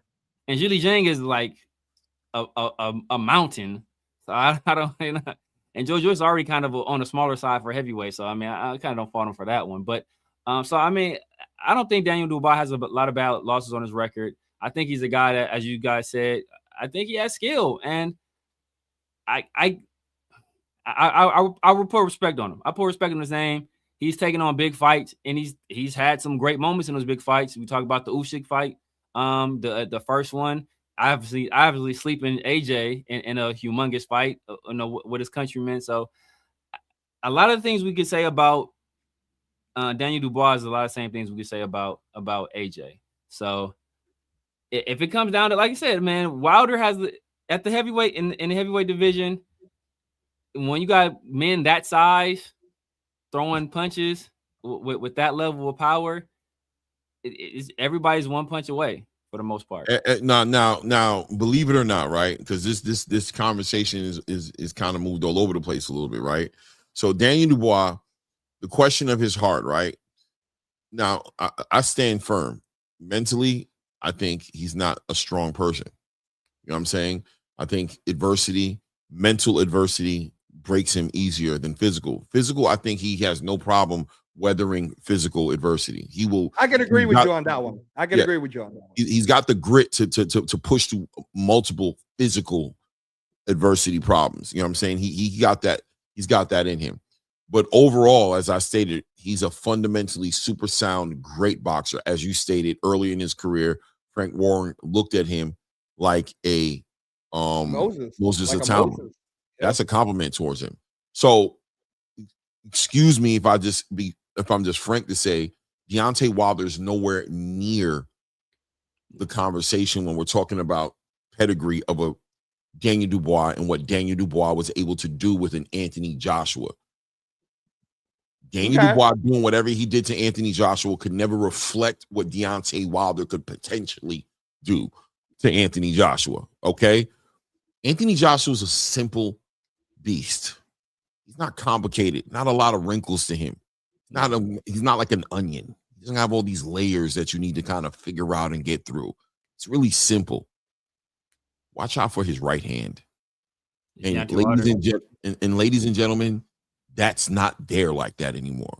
So so how much of it do I need to look at? He's slapping the right hand. He did it with Joseph Parker. He looked a little bit better against Zhilei Zhang. He actually delivered a right hand to Zhilei Zhang, but Zhilei Zhang got him together, right? And then he comes over to fight this Derek Chisora fight after this long hiatus, and he's slapping Derek Chisora to death with shots, wide punches. He's coming from Arkansas and he's bringing it all the way through to Alabama, right? He has no balance. He's losing his balance. He's fundamentally void, bro. He's fundamentally void. He's an empty shell of a person who had fundamental skills. Shout out to the people in the building who are talking about this bronze medal he picked up. Shout out to you guys, because you're right. You don't pick up a bronze medal in the Olympics without being skilled. But ladies and gentlemen, I hate to break it to you guys, Deontay Wilder has regressed. He's regressed into a shell of a man that he used to be. Because there was a point in time, believe it or not, where Deontay Wilder had a jab. It was decent. It's how he set up the right hand. But his lack of accountability, his inability to take any ownership for what he does and what the bad things that happen to him in his life, put him in a position to where he's blaming other people. He's blaming Tyson Fury for cheating with gloves. He's blaming Mark Breland for putting shit in his water. He's blaming he's blaming his brother for why, you know what I mean, he slept with his brother's girlfriend. He's the most loving man on earth. He doesn't do nothing. His baby mama took his semen off of her chest and put it in her stomach to get pregnant. This man is void of accountability, bro. This man has no version of accountability that you would need to be humble enough to take the instructions to improve yourself and make him a better fighter. He's incapable. He is not coachable. So whatever he has is what you're going to get. And what he's shown us he has is not enough to fight an Anthony Joshua, bro. But make the fight. Yeah. Anthony Joshua has nothing to fear except for fear itself, ladies and gentlemen. He jumps into that ring with Anthony Joshua 8 out of 10 times right now. He knocks that man out, bro. I'm convinced on it. But let him show and prove. That's it. Let Deontay show and prove, and let's see what it is, man. But you're not gonna knock me off this place that I'm in, bro. No. Deontay Wilder's not like that anymore, bro. He's like that for me. I need to watch out. If Deontay lines up a fighter with me, you guys pray for me. I got to pay attention and watch out for his right hand. It's going to be bad for me. I'm not going to lie to you. You know what I'm saying? But Anthony Joshua? No, bro. He knocks him out. Hey, Treese is messing with you. Shout out to the Midwest Mafia. I will say this. You say he has no accountability. I say he has the audacity to be great. I say he has the audacity to be great. but when a man looks at all of his shortcomings, all of his trips and stumbles, and at no point does he say, was it my fault? That means that man has the incredible belief in himself. And one thing you say, there's nobody in the world that may believe he can do it. And Deontay Wilder is going to believe he can do it. And if he doesn't do it, he ain't going to say it's Deontay Wilder. He's going to point to something else, because that's how much belief he has in himself. That's another. While that could be a great thing, as we've seen, it could be the most dangerous thing in the world to you. But I will say this. I gotta hop off because I'm about to hop on my other show. But I will say this: the last time that Anthony Joshua was in a ring with an actual guy that can throw a legitimate punch, he tasted the canvas 5 times. Was it once in the first round, once in the third round? I think twice in the fourth. No, so yeah, 5 times, right? It was 5, right? So he tasted the canvas 5 times, and then he got hit several times with nonsense versus Jake Paul. He got caught a few times with some stuff he had no business being caught with. And I will say that if he gets caught with some nonsense versus a guy like Deontay Wilder, it could be night for him. He has a questionable chin, I give him credit for getting off the canvas several times and continuing the fight against Dubois. And he even started, I want to say, was it the end of the 4th or the 5th where he tried to make a little rally? Yeah, he tried to make a little rally. Rally, and then he got caught. He got caught there. But while that can show, hey, you know what, maybe he has developed a little bit more mental and testicular fortitude. It could also serve as a warning where, you know what, I got a little bit too far over my skis and I got knocked out.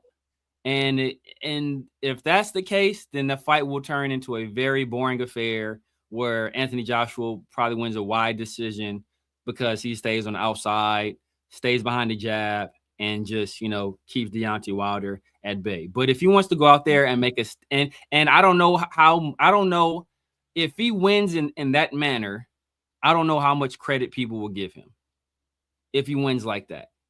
Now, if he wants to go out there and really put an exclamation point to his return, I think he has to go out there and do some serious damage to a guy like Wilder, who a lot of people think, who's coming off a long layoff. A lot of people think already doesn't have the skills. And, they think he's past his prime. He'll probably be, 40, 41 at the time of that fight or something like that? 41, so, yep. So if he wants to go out there and put an exclamation point on it, I think he has to do more than that. And if he is to do that, then that's going to leave him susceptible to a guy that's swinging from the fences. And if you get clipped with a right hand from Deontay Wilder, we don't know what can happen. We saw what he did to King Kong Ortiz. We saw what he did to Robert Helenius. We saw what he did to Romain Stavern. We've seen this guy. Now, obviously, that was years ago, but all it takes is one punch. All it takes is one punch. And maybe Breland won't be putting anything on his water that night. And he'll have that whole soliloquy deserves a round of applause, Clay.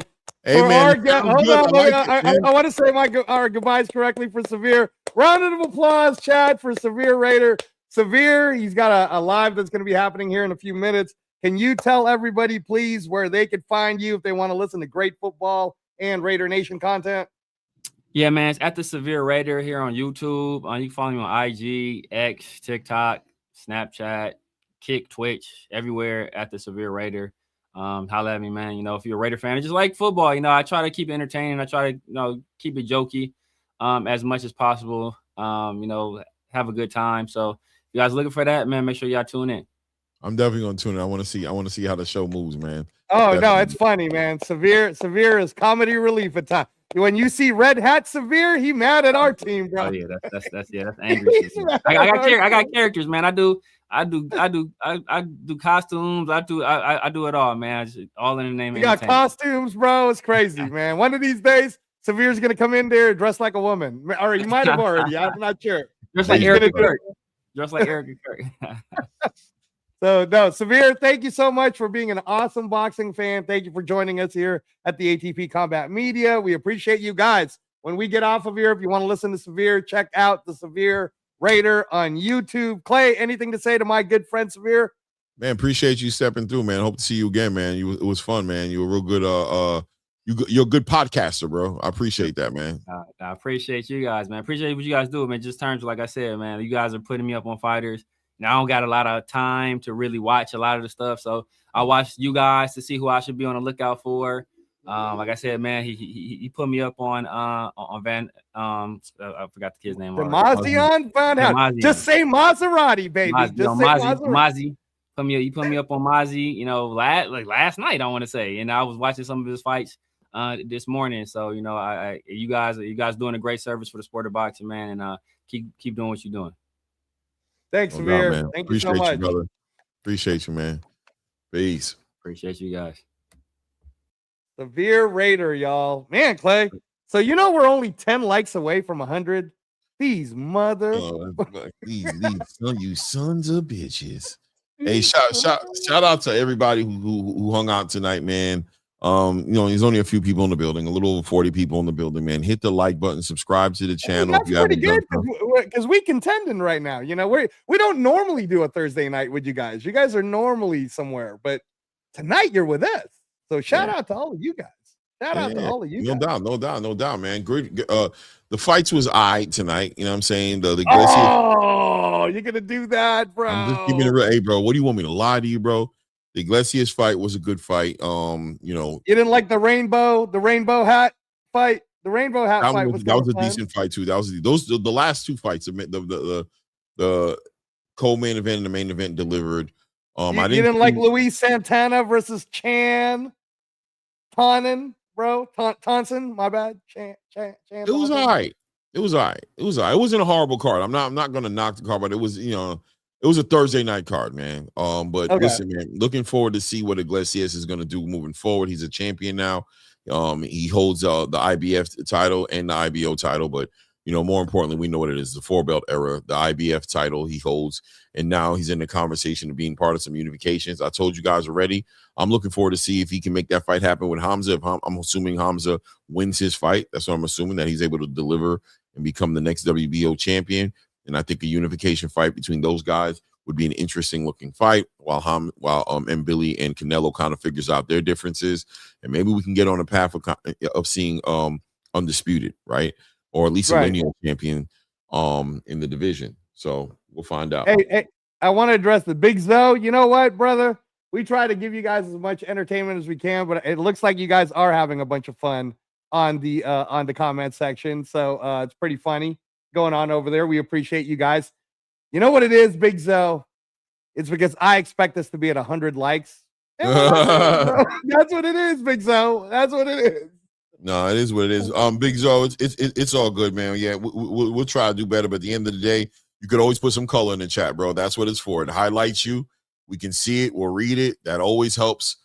You know what I'm saying? That always helps us see the comments. You know what I'm saying? So feel free to put $1 in the chat, reset the chat. You know what I'm saying? If you have something that you're saying that's so important that you feel like we're looking past it, we're not looking past it. We're having a good time talking about boxing, man.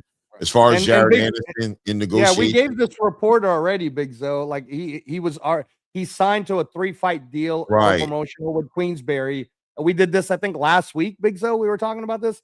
Jared Anderson's fighting on May 9th as the co-main event, the Solomon Dakers. And if you're not subscribed to the channel yet, man, subscribe. Check out our Read the Ring. In fact, we even did a Read the Ring episode 10 on heavyweights, and we mentioned what's going on with Jared Anderson. So go check it out on the video section, brother. And, you'll like it. Just like Severe says, we try to give everybody. I know how super chat works. Okay, awesome, Big Zo. So feel free to super chat if you feel like there's something that you really want us to read and you really want us to answer. That's the best way to do it. And Jared Anderson in negotiation now with Top Rank. Man, Jared Anderson is getting moved right now. Partnered up with Queensberry and Top Rank, and we're expecting to see him. Actually, and I had a conversation with Brad Goodman about it too. Okay, tell us about it. Tell us about the conversation. No, I mean, I'm not. It's actually late. I'm going to sleep, but okay. At the end of the day, damn it, we're 9 likes away. Just tell us about it. Listen, at the end of the day, it doesn't mean we're gonna get the 9 likes. We know that. At the end of the day, Jared Anderson will be more active. Seems like he's more motivated, in great shape. Seems like he's ready to get back on the Top Rank program of development. So he should be more active, and they're looking forward to put him into some big fights. Frank Warren is going to be part of his journey right now. And Frank Warren has a lion's share of the heavyweights, the big heavyweights in the division. So we'll look forward to see what Jared does.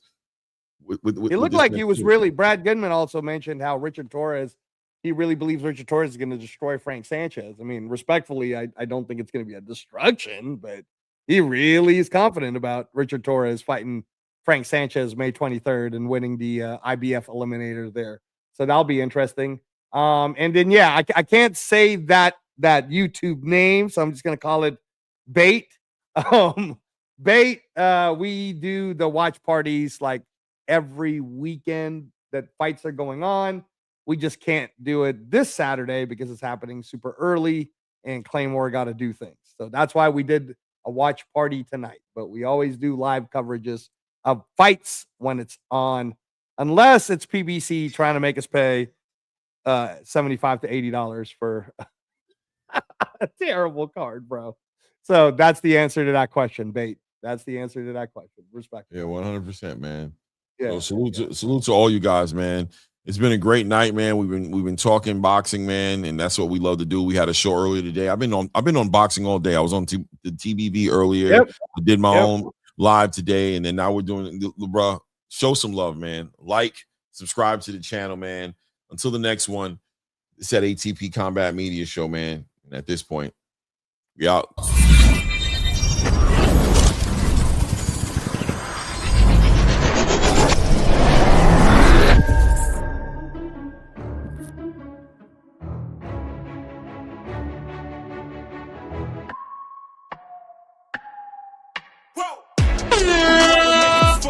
They never believe me. Yeah, I would never drop the ball. I know I make it look easy. Yeah, Mayweather with the defense. I don't care what a critic got to say. I got them picking up the pieces. That to me, you really playing with your life. I'm about to come and run it all back. I'm the new era, about to snap back. You ain't fitting for it, cause you all cap like. Hold up, I shoot my shot. Wait, hold up. I'm really about to run this go up. You know it's all net when it go up.